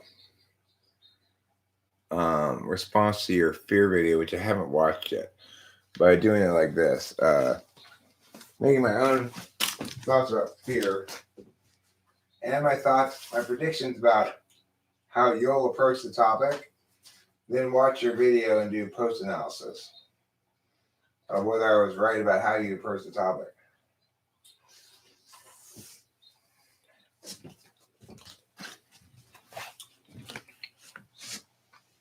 One of many thoughts I've had of something to do, but thinking about doing something different matters.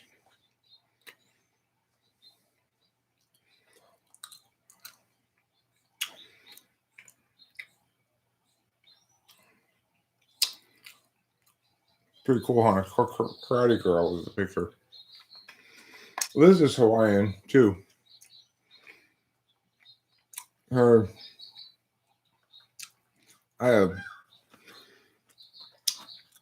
haven't even thought about what you did yet. I don't have any idea what you did either. I haven't thought about the question of how to answer it yet. I figured I'd answer it when I got to making the video. I don't have any opinion right now. Your mic is kicked to the can. Well, for a change, I'm running 2 mics this morning. I've got stereo. Can you hear it?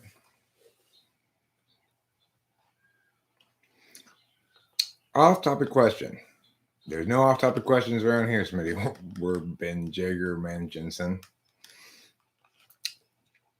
Which do you think is more desirable in a mate? Low levels of selfishness or being intellectually stimulating? Low levels of selfishness.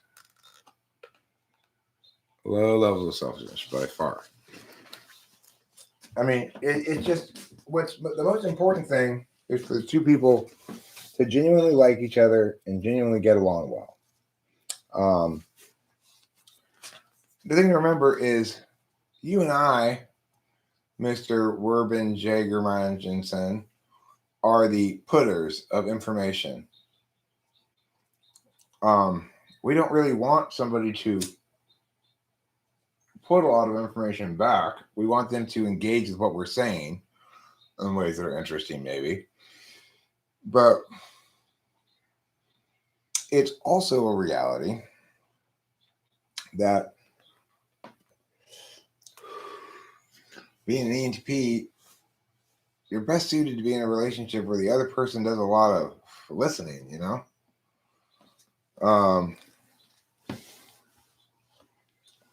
Rachel and I have interesting conversations all the time, but it's like I'll say 4 or 5 things and then she'll say one thing, It's just the nature of being an introvert-extrovert relationship, I guess. And we're also pretty cool with just driving around in silence and stuff. We've talked to each other a lot, so I can't even imagine. I can't conceive of the amount of time together Rachel and I have spent in the first 2 years. Not quite 2 years, got a couple months still, but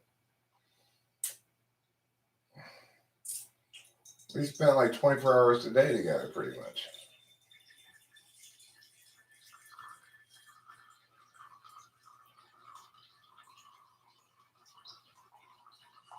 The thing is, really, what it boils down to is this.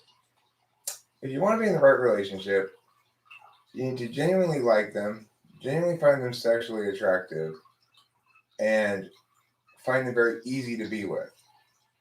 So, Rachel and I are accustomed to both being in difficult relationships where people are keeping score, busting our chops, or correcting us all the time, or, looking to fix us in some fashion. So we both have deeply ingrained in us the expectation that the other person is going to do that. But neither of us want to do that at all. And so sometimes we catch ourselves, both of us, doing unnecessary prevent FE defense.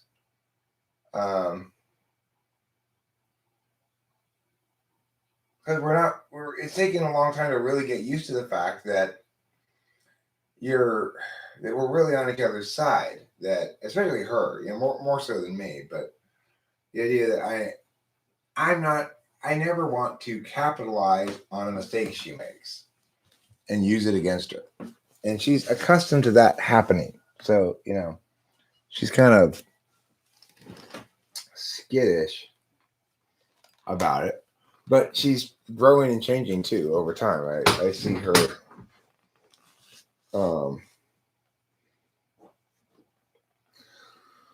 living life on a much less defensive footing now than she used to.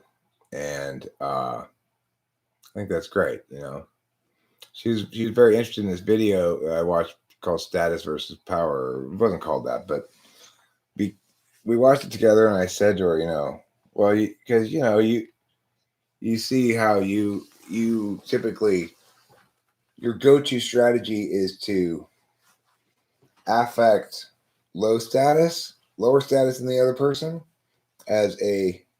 which is one of two basic strategies. You can always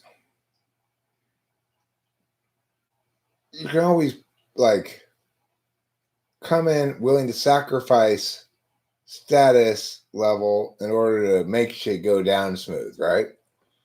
And it kind of depends on where it is in the stack. It's instrumental, like tool function, and especially if contextually, high status affect didn't work. She was sort of like, at least for the last while, kind of bullied into low status affects displays. It's taking her a while to get used to the fact that nobody wants her to be kept down here at all. Nobody's looking to capitalize on mistakes. If you have a relationship partner who's looking to capitalize on your mistakes, get off of that relationship. Get out of that relationship right away. Because you need to know that your partner's on your team. If they're busting your chops all the time, and you feel skittish in any way around them, like, oh God, they're gonna get yelled at or something, it's not a good relationship. So, for being somebody who well, the interesting thing about this affect of status thing is the third kind of status affect is what you call status illegibility, is what some social scientists called it. And it's when you mix signals so that people can't really read you.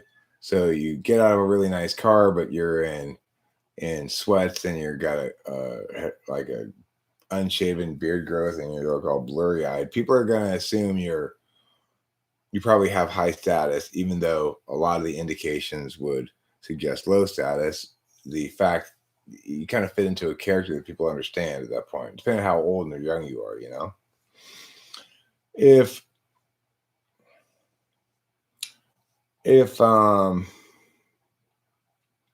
say that they did a study that showed that the people who were most likely to get into the exclusive clubs where the bouncers only let some people in were those who practiced status illegibility, and which is basically, typically you play low, but there's indications that you're confusing about it. I tend to do this a lot myself. I don't think I carry myself with as a expressing clearly status one way or the other. If anything, I like to play at pre-status, I guess, even if it's not real.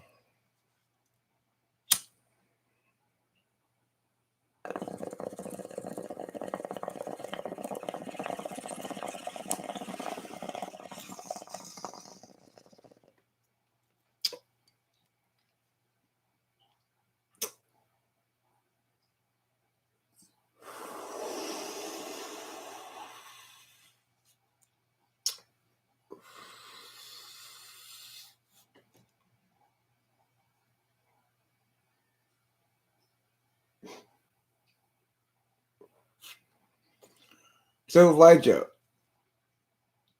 I want to know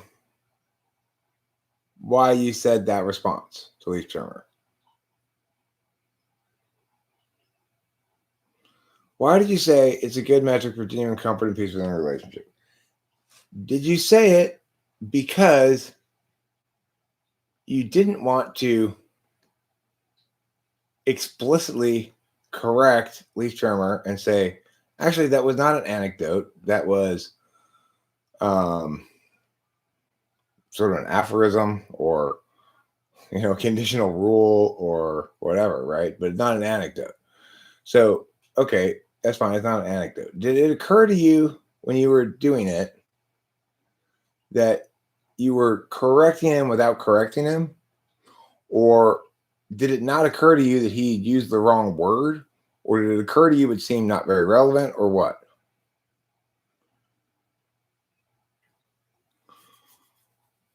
The way you answered him, because the thing is, he said that's a cool anecdote, but what you said was not an anecdote. Then you corrected him when you said it's a good metric for genuine comfort and peace within the relationship without actually correcting him. In other words, you didn't say, well, actually, it's not really an anecdote. It's kind of a metric or something else, So what I'm asking you is, what were your thoughts about him using the wrong word there? Like, did you think all that through?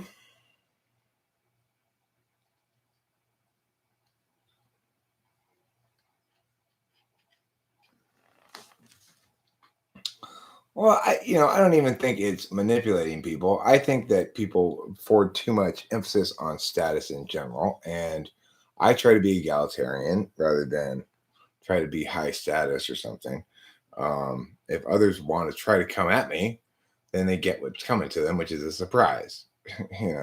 It's like I can go through long stretches of time uh, appearing to all outside parties as sort of oblivious old man and or any number of other kind of affects that are totally unrelated to me. Depends on.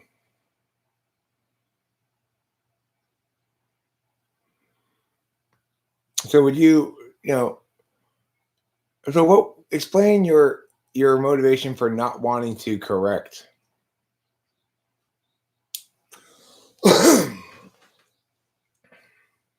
explicitly?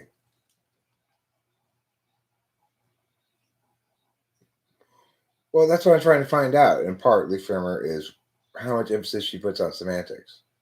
If yeah, um, that's part of what I'm testing here.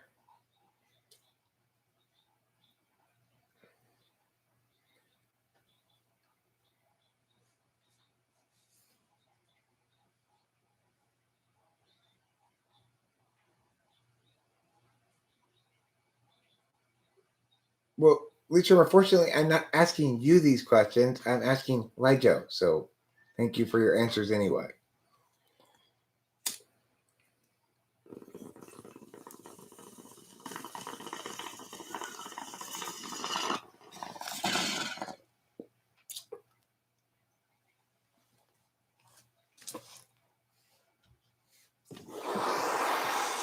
You're avoiding my question of why you chose not to explicitly correct.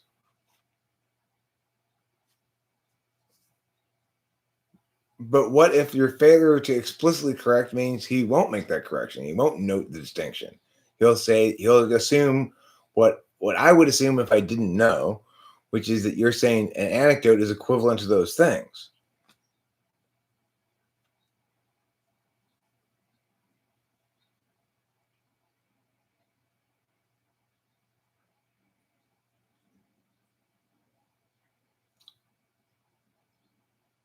Well, yeah, I did say that.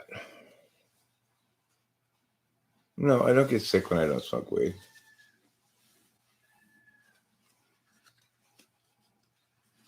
Well, he'll remember now.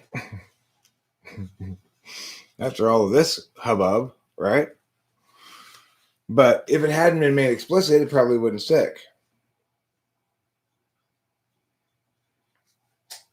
But the point is, I'm trying to figure out if you're trying not to hurt his feelings, trying to protect his ego in a public sphere, actually trying to fix the problem, trying to avoid creating more discourse than is necessary about something that you don't want to actually address directly because it just seems like a waste of time, or what?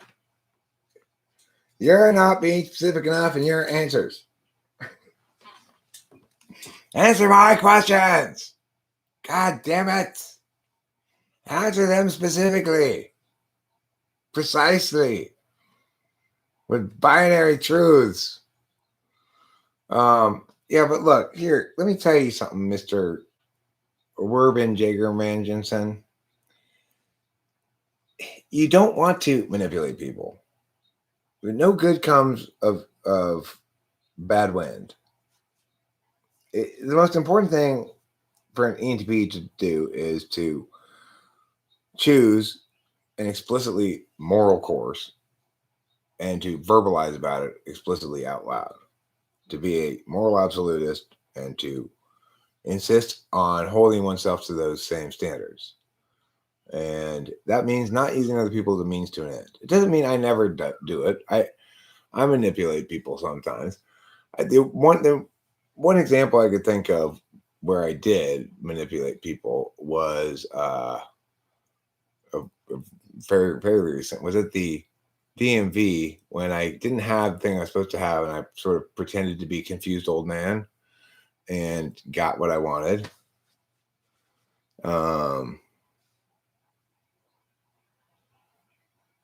Right, you don't really care.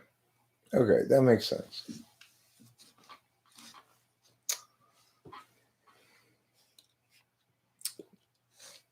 That to make sense.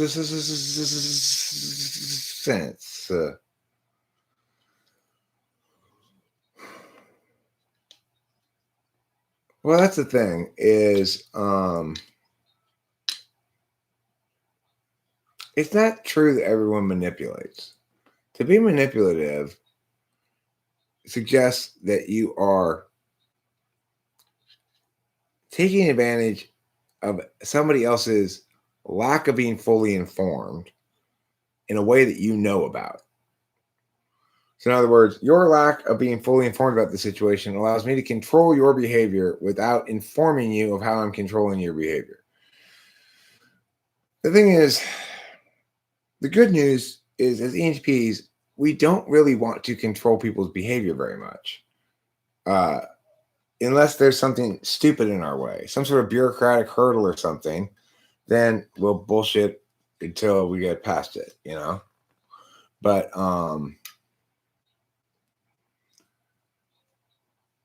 would you say that FENI first and second can be pretty manipulative?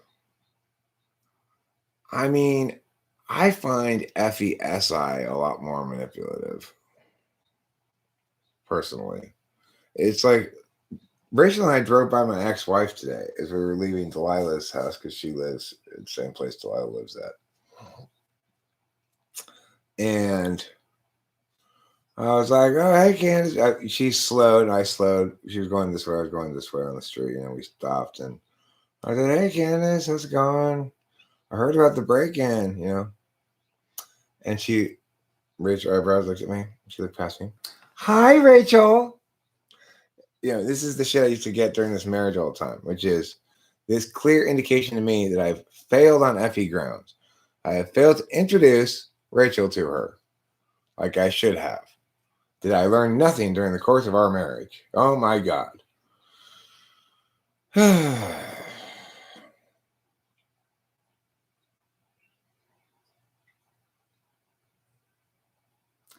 Well, no, just because, look, you have to make a distinction between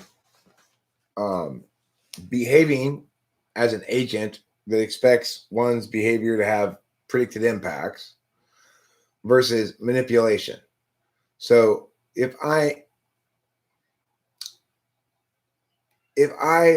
want to make sure, for example, let's say I'm selling a car and I want to make sure the person who buys the car sees every single little dent on it. Okay. you might say that I'm manipulating him in the sense that I'm controlling his perceptions by pointing out all the flaws. But in reality, well, an agent is just that which takes independent action. It's not murky at all. It's very clearly defined. For example, a chemical agent takes independent action. Volcano could be considered an agent, takes independent action. Obviously, beings that take independent action could be considered agents. A rock is not. So the thing is, the point is that if I'm pointing out all those dents and stuff, my actual reason for doing that is I'm preventing against complaining later that I I didn't fully inform the person of the thing they bought. I want to prevent them from later on saying, you didn't fully inform me. But the way I'm preventing that is by fully informing them. So is that manipulative? Well, no, it's just being aware of possible ways in which failure in the present can be used against you in the future. And playing prevent defense on that, for whatever reason, it might be a choice, right?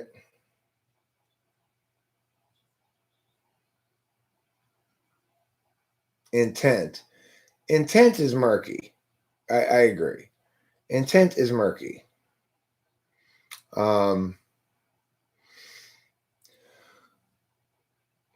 thing is, one of the better ways of talking about intention is to distinguish it from will.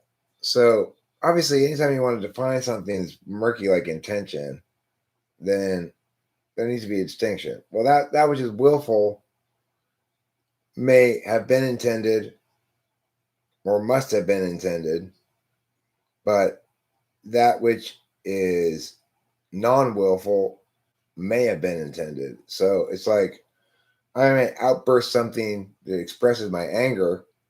It represents my intention, but not my will, in the sense that I wish I hadn't had that outburst, right? So in that regard, we can get some distinction from about intention by looking at how and where it is distinct from will, and we can talk about unintentionality as being. I mean, we know that not everything we do is purposeful. When I knocked over those purses to get that bag, it was an accident. That was, in that regards, it was unintended, but it happened because I wasn't paying enough attention to the thing I was doing while I was doing it.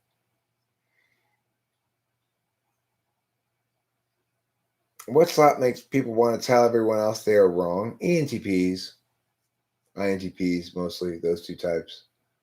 So it's like, I like Smitty, Werben, Jagerman, Shins Jensen. And I think he's great and everything, but it's like you could just see us. It happens all the time. Two ENTPs don't like not being the one who's correcting everybody or something.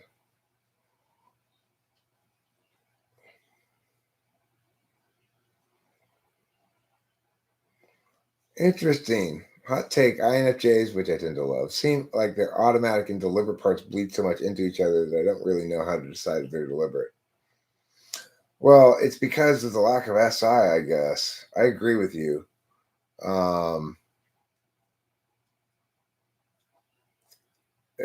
It's like, look, if I say something to SIFE, they will respond with a saying that they've responded with before in this circumstance, or some other reference from previous experience with you. Whereas INFJs tend to link to the thing in the external world. So you might say, that thing is a really spunky song. And they might say, it also has great lyrics. Whereas an SIFE would say, well, you always think songs like this are good. Or, I don't like these kind of songs, or whatever, You learned Spanish in high school? Well, you can correct me on my Spanish all day long, Leaf Trimmer, because it's pretty crappy. Pretty crappy. Look, the thing is, Smitty, INFJs have TI in the third slot. TI third is very selfish, and it expresses when they want it to. And it's like, TI third is, it's important things be very fair for me. That's TI third. TI third is, I don't care if I want 4 pieces of pizza. We each get equal number of pieces of pizza. I get 4, you get 4. If you want one of my 4 pieces, you can ask me.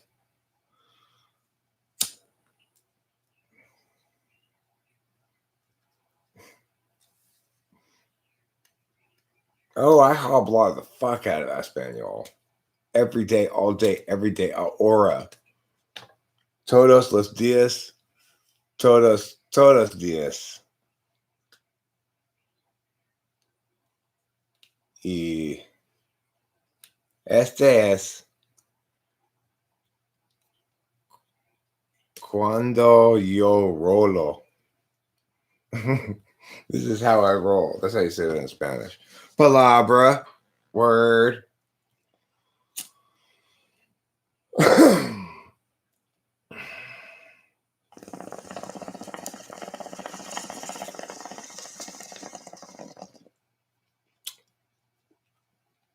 Analyzing my butthole without crossing FE bounds is pretty tricky. Which type is most likely to mistype their own F or T? ESFP. They think they're thinking when they're feeling. Ah, you got me, Leaf Trimmer. Ay, el gringo despicable.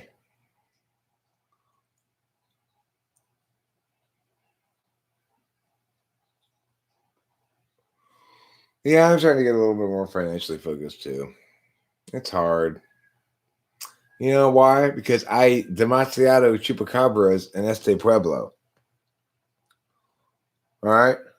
So watch out. Watch your back. Hay demasiado chupacabras en este pueblo. There are too many chupacabras in this small Mexican town. Hay demasiado chupacabras en este pueblo. Yeah, Schmitty, Werben, Jagerman, Shinjensen. The problem there in part is they teach it stupid in high school, or they teach it ways that we're not going to want to learn it. Like, we want to learn grammar first, and then we'll fill in vocabulary so we can say anything, but that's not how they want to teach it. So then they go, okay, screw you, I'm going home.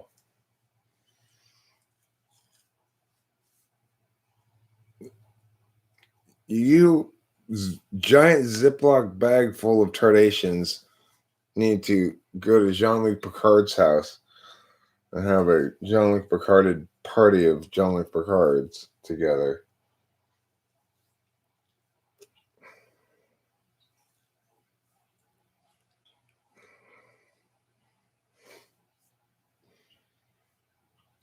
Well, that's not the question you asked. You asked which types mistake their F for a T or a T for an F. And the answer to that question is ESFPs mistake their FI for T.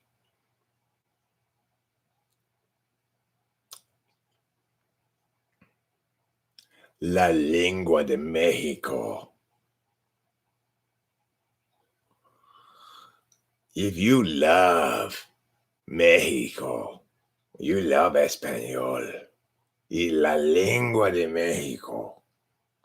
If you want to have a true grapefruit flavor, you've got to go to Puerto Rico, the land of grapefruit flavor.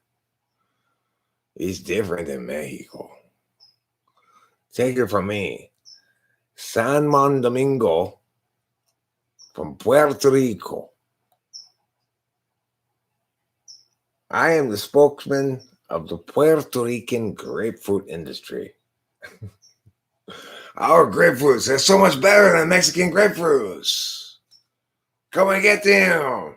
You don't want their sombreros and their burros and their drug cartels. Come over here to Puerto Rico and gather together our grapefruits and take them home with you. Taste the delicious grapefruit flavor.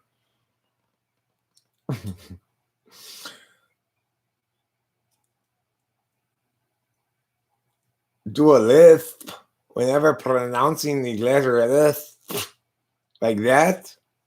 Listen, doesn't it sound amazing? You should go to come to Puerto Rico, the land of grapefruit flavor.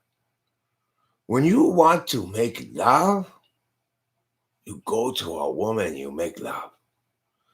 When you want to buy a bucket of beer at Oktoberfest, you go to the Germany, the Alemania. You drink the beer there. But when you want to get the grapefruit flavor, you come to Puerto Rico, the land of grapefruit flavor. Okay, so now that we've got that down, do you think Amy having a typing up and coming to YouTube said you shouldn't usually have any other thing?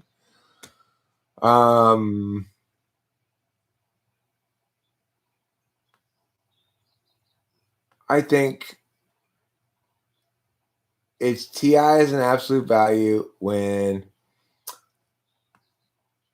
she's fairly FI detached about the thing.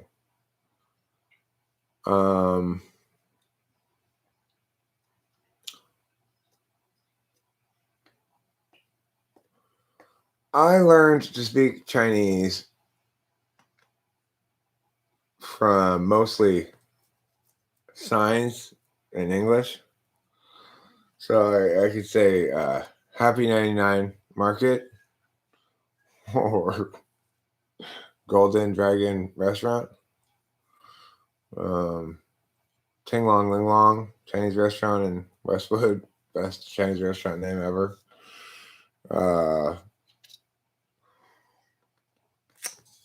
When I was living in China, I actually spoke a little bit of Chinese. I was able to tell the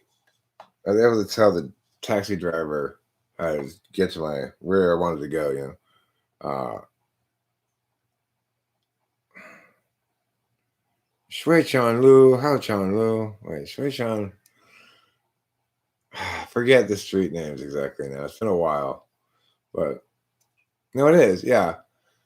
Now Shui Chang Lu is Shui Chang Road.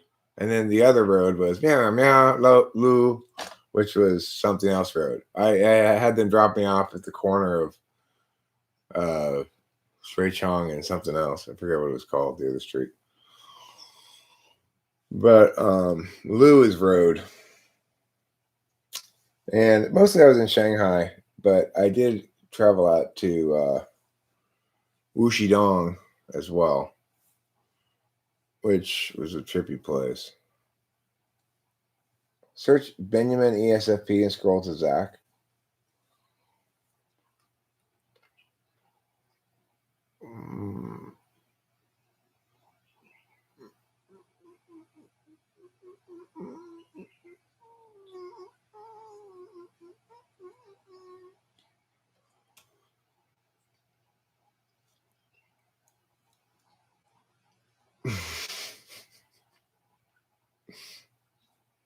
That is not romantic, leaf trimmer. My Chinese is Mandarin, It's pure Mandarin. It's like, oh, it's all you know. It's like, 你好吗？我找你，对不对？对啊，对啊，对。That's Chinese woman on the phone. Okay, Chinese woman listening on the phone. 对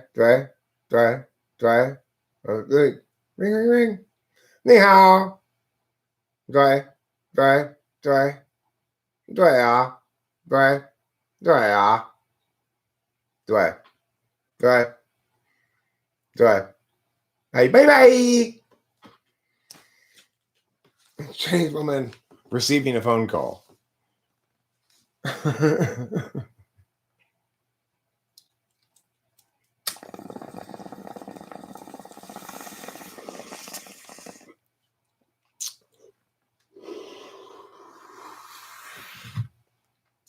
Yes, they say bye at the end of their phone calls.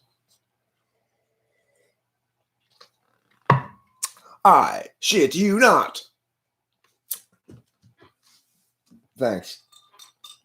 I've been around a lot of Chinese people. They live in China. I'm in such a silly mood.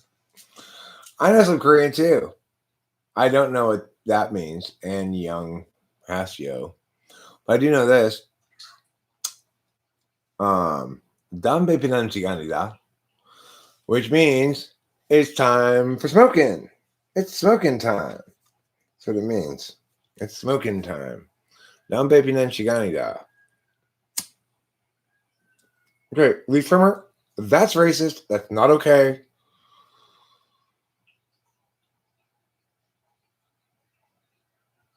Well, Smitty, Werburn, Jagerman, Jensensen, why don't you open up my brilliant business idea, Wrong Hole, the restaurant that serves only anuses?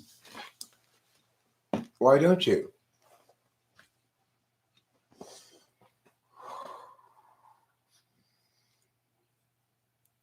I've been waiting for somebody to take up the banner of Wrong Hole, the restaurant that only serves anuses. You seem like the kind of guy who would start there and then add a bunch of unnecessary shit to it. So you're my guy. Fuck that, Eric. I got my own crazy ideas I want to do.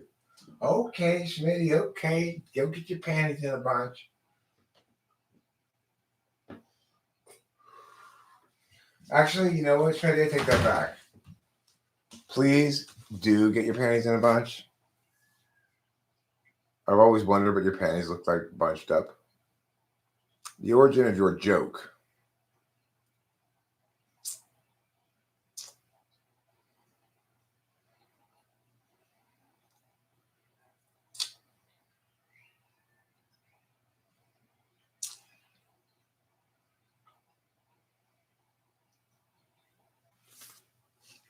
Vietnamese sounds like this, okay? Ho Chi Minh. Or pho. Pho. But it's spelled with an O. That's how they get you. That's how you know they're Vietnamese. When they pronounce their O's like this. So if your name's Tom, they'll call you Tem. If you want a tomato, if they want a tomato, they go to the store. Can I please get a tomato?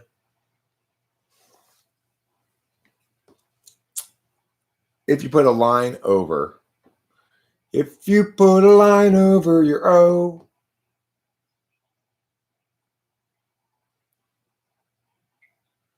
If you put a line over your O, then you've got to pronounce it like But if you put some dots over that line, then you've got to pronounce it ah. And if you put a circle on top of those dots, then then you gotta pronounce it some other way. It'd be fine crafted anuses, right? Chic, Brooklyn organic, smoked with fine herbs, local sustainable. Well, I was saying earlier, Elijah, we need to find a way to sustainably harvest swallow anuses from the swallow population at Capistrano. We have to retrofit them with artificial swallow anuses.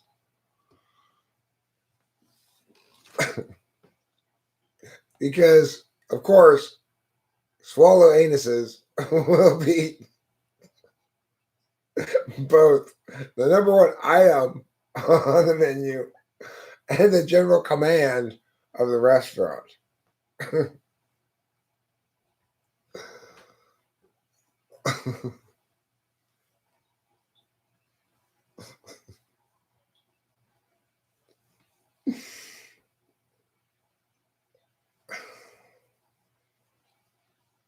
I mean, I think the anus is probably the end of the intestine. But at wrong hole, what we do is we chop off the very end of the intestine, the anus, and we just throw the rest away. That's our version of sustainability. First, we wrap it in plastic bags, then we throw it in the dumpster.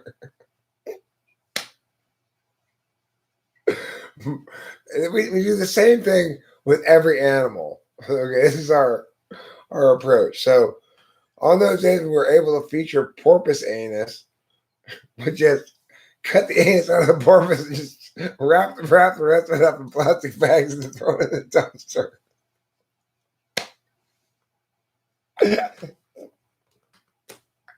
My thing's gonna be like, why are all these rotting animals in the dumpster? I have no idea. Well, you're the only one ready to search any part of a swallow. There's a dumpster full of dead swallows without their anuses, and you're telling me wrong hole has nothing to do with this. It could have been anybody. It's the dumpster on your facility grounds. But I mean, somebody could have driven by in the middle of the night and dumped them. I don't know. What's your special today? Swallow anuses. Where'd you get? I got this a long time ago. They're frozen, actually. Aha! I thought you served only fresh anuses. Well, we made an exception this time.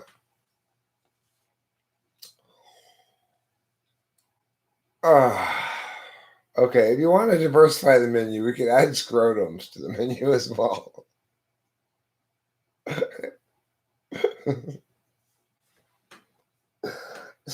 It'll still be called wrong hole. The main featured ingredient will be anuses, but like appetizers will all be made out of various species of scrotum.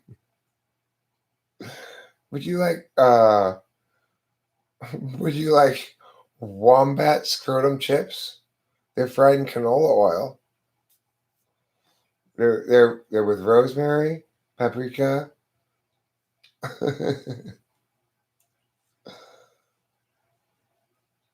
What's DDLG?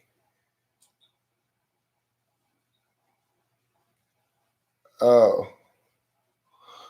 I see. It must be okay. I get it. I understand what it is. I think girls aren't into the second thing, really. I think it's mostly the guys who are into that. I mean, I just don't think there's as many girls who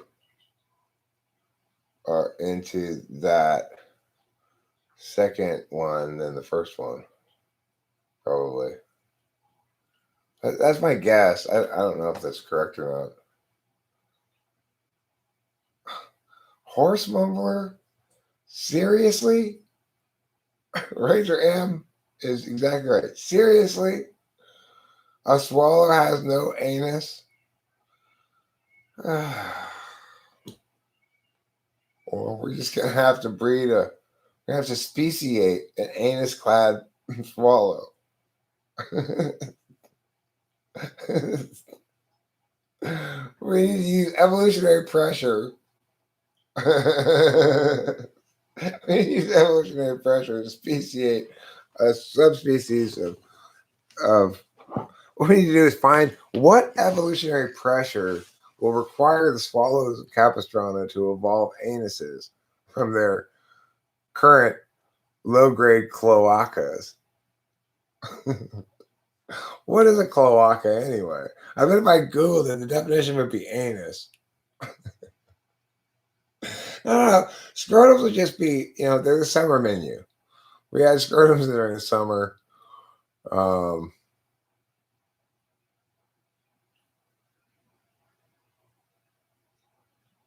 I tried it once. I think maybe tried it twice. In both instances where I tried it, I couldn't get the liquid to go in there. It was like I had a little airplane bottle, and I couldn't get the liquid to go in. So I don't know. I was just curious about it. I was never that much of an alcoholic that I needed to do that. I just heard about it, and I wanted to see. But it's like I guess I needed to punch a hole in the top of the bottle because I think it created like a vacuum, like a seal, so the liquid wouldn't come out. No, it needed a carb, and I didn't want to try to punch a hole in the little airplane bottle of vodka so I can carve it up my butthole. I mean, it's just I didn't care that much. This is our lovely little girl, cloaca. Well, it's better than Diana Clover.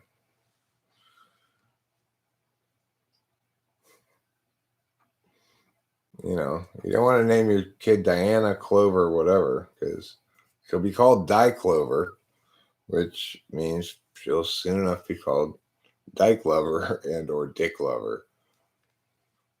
So just like you don't want to name your son Penn Island, because everyone will call him Penis Land. You also don't want to name your daughter Cloaca, because people will say, why are you named after a bird's anus? And then somebody else say, that's actually not an anus. Okay. It just serves the same function as an anus, but it's a cloaca. Okay. Don't confuse the girl. Okay. A bird's poop chute. Fair enough. It is that. It is the bird's poop chute. Don't fool yourself, girl. It's going right up your poop chute. It's the only thing by Frank Zappa I ever sang. Or know, really. I don't even know it firsthand. There was this dude I knew in Alcoholics Anonymous way back when I was like 21 when I first went in there for a while. And he's singing. He was another ENTP, I think.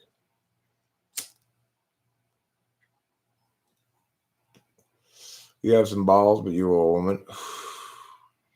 Are those balls you speak of your anal beads? Madam, please leave your anal beads inserted inside of your rectum until leaving the public transportation facility.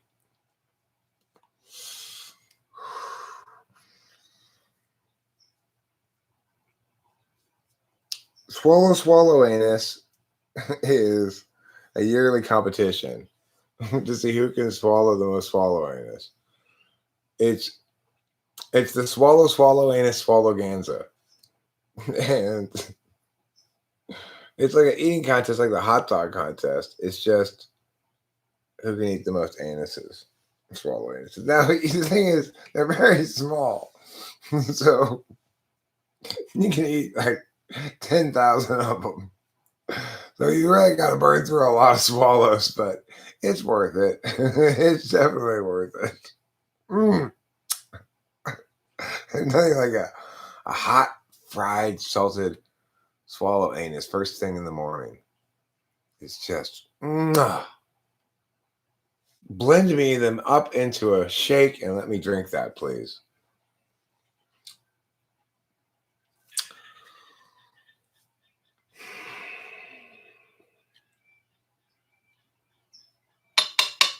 Well, this has been a long stream. We're going 4.5 hours. And it's like, why if I live stream for 6.5 hours in the last 24? Well, 20 milligrams of amphetamine. It's not like I took a lot of amphetamine. I took it a long time ago. But that's just the nature of the cycle. Just like moonbeams fall on lovers when they're dancing in the park, so too truth beams fall on Diana Glover when she's meowing with a lark, saying that's not your anus, you silly bird, it's your cloaca. Cloaca jazz. Oh, cloacas do solid waste and jizz and pee all together. Do I get pumps? Yeah, I get fussy sometimes. I get the fusses when I'm no longer laughing and having fun, but I'm just being fussy and yeah. So pretty much. I mentioned before I have a very heavy flow. But premenstrual syndrome for me is a state of mind. I just say to myself, Eric, you are beautiful, you are vibrant, you are a powerful working mother. You're going to be just fine. And you know what? Then I am. I am fine then. I mean, my mood swings when my PMS is acting up. Until I do that exercise, they're like, die, I love you, die, I love you. Just constantly back and forth. It's pretty hard on my partner. Pretty hard. Yeah. Exactly. Rather like the river of blood pouring out of the elevator in The Shining. Actually, I think they wrote some part of the Bible based on my menstrual flow, some Red Sea or something.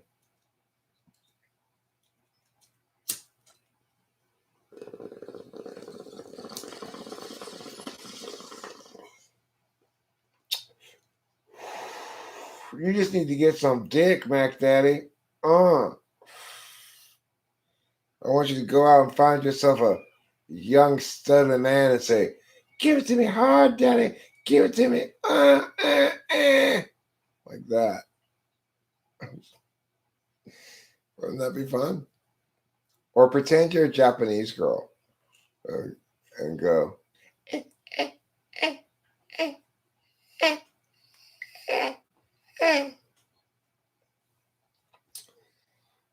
I want, each time you have sexual intercourse, Mac Daddy, I think you should pretend to be a different nationality. How much caffeine do I consume? Quite a bit, but it doesn't stimulate. I don't feel any stimulant effects from it, really. Oh, right. That's what keeps hitting me in the face.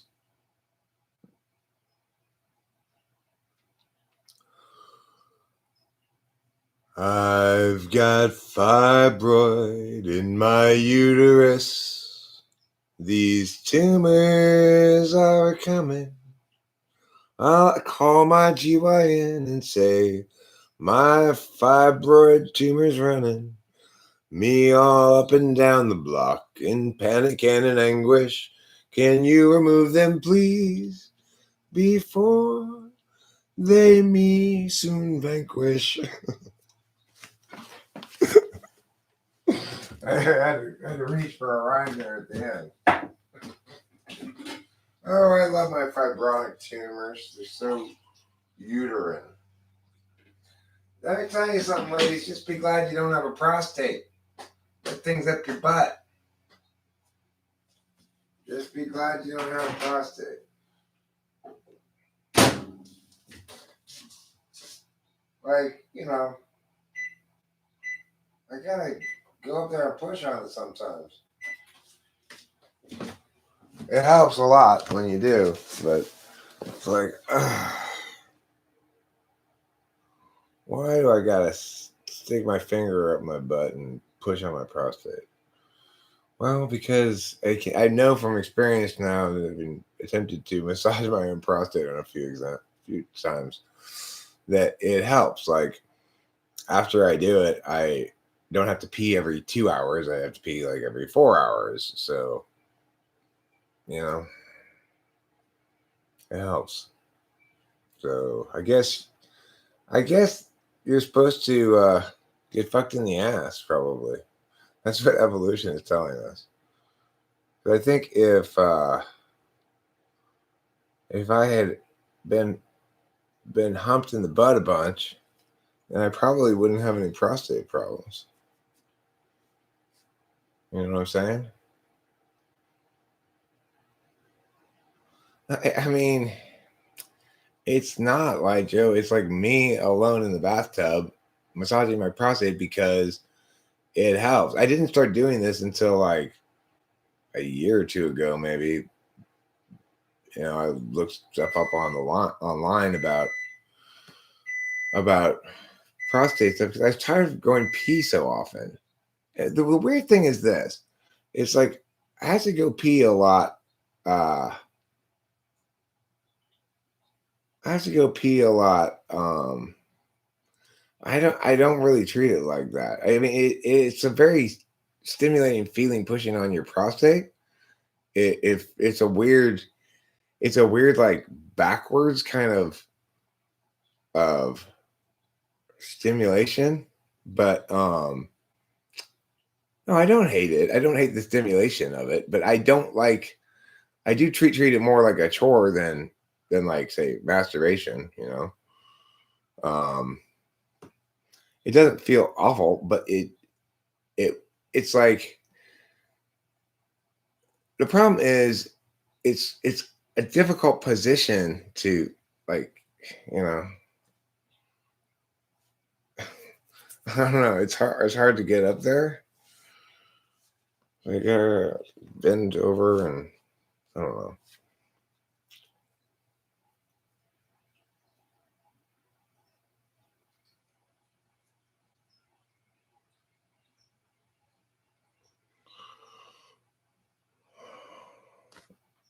No, I've never tried butt plugs.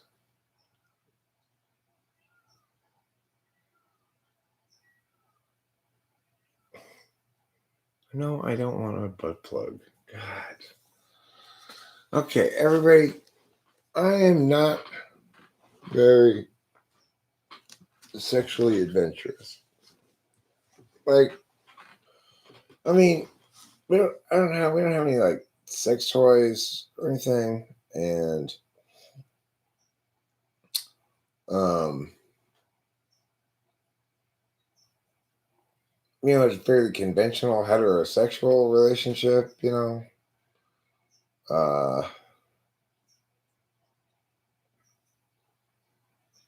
which means she's the one with the holes that things go in, not me, right? You call that a conventional relationship or vanilla or whatever. It's not that there's not some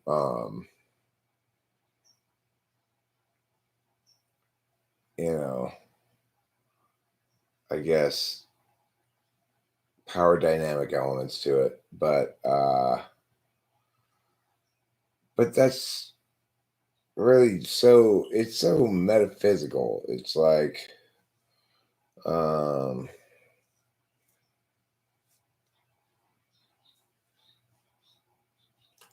I like to talk.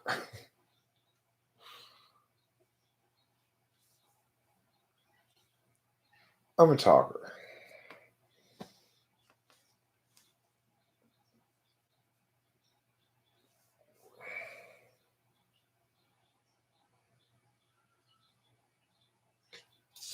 Um,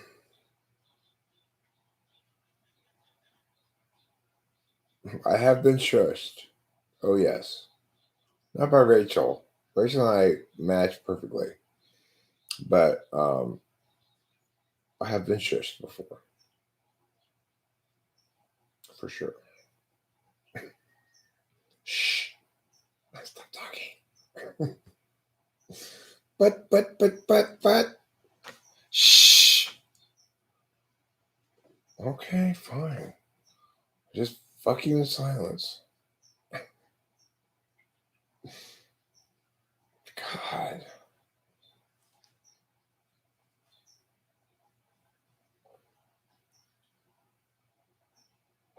All right, I'm gonna wrap it up. This was a really fun live stream. I had a lot of laughs during this live stream. So, thanks for being here. Don't forget to rock and or roll.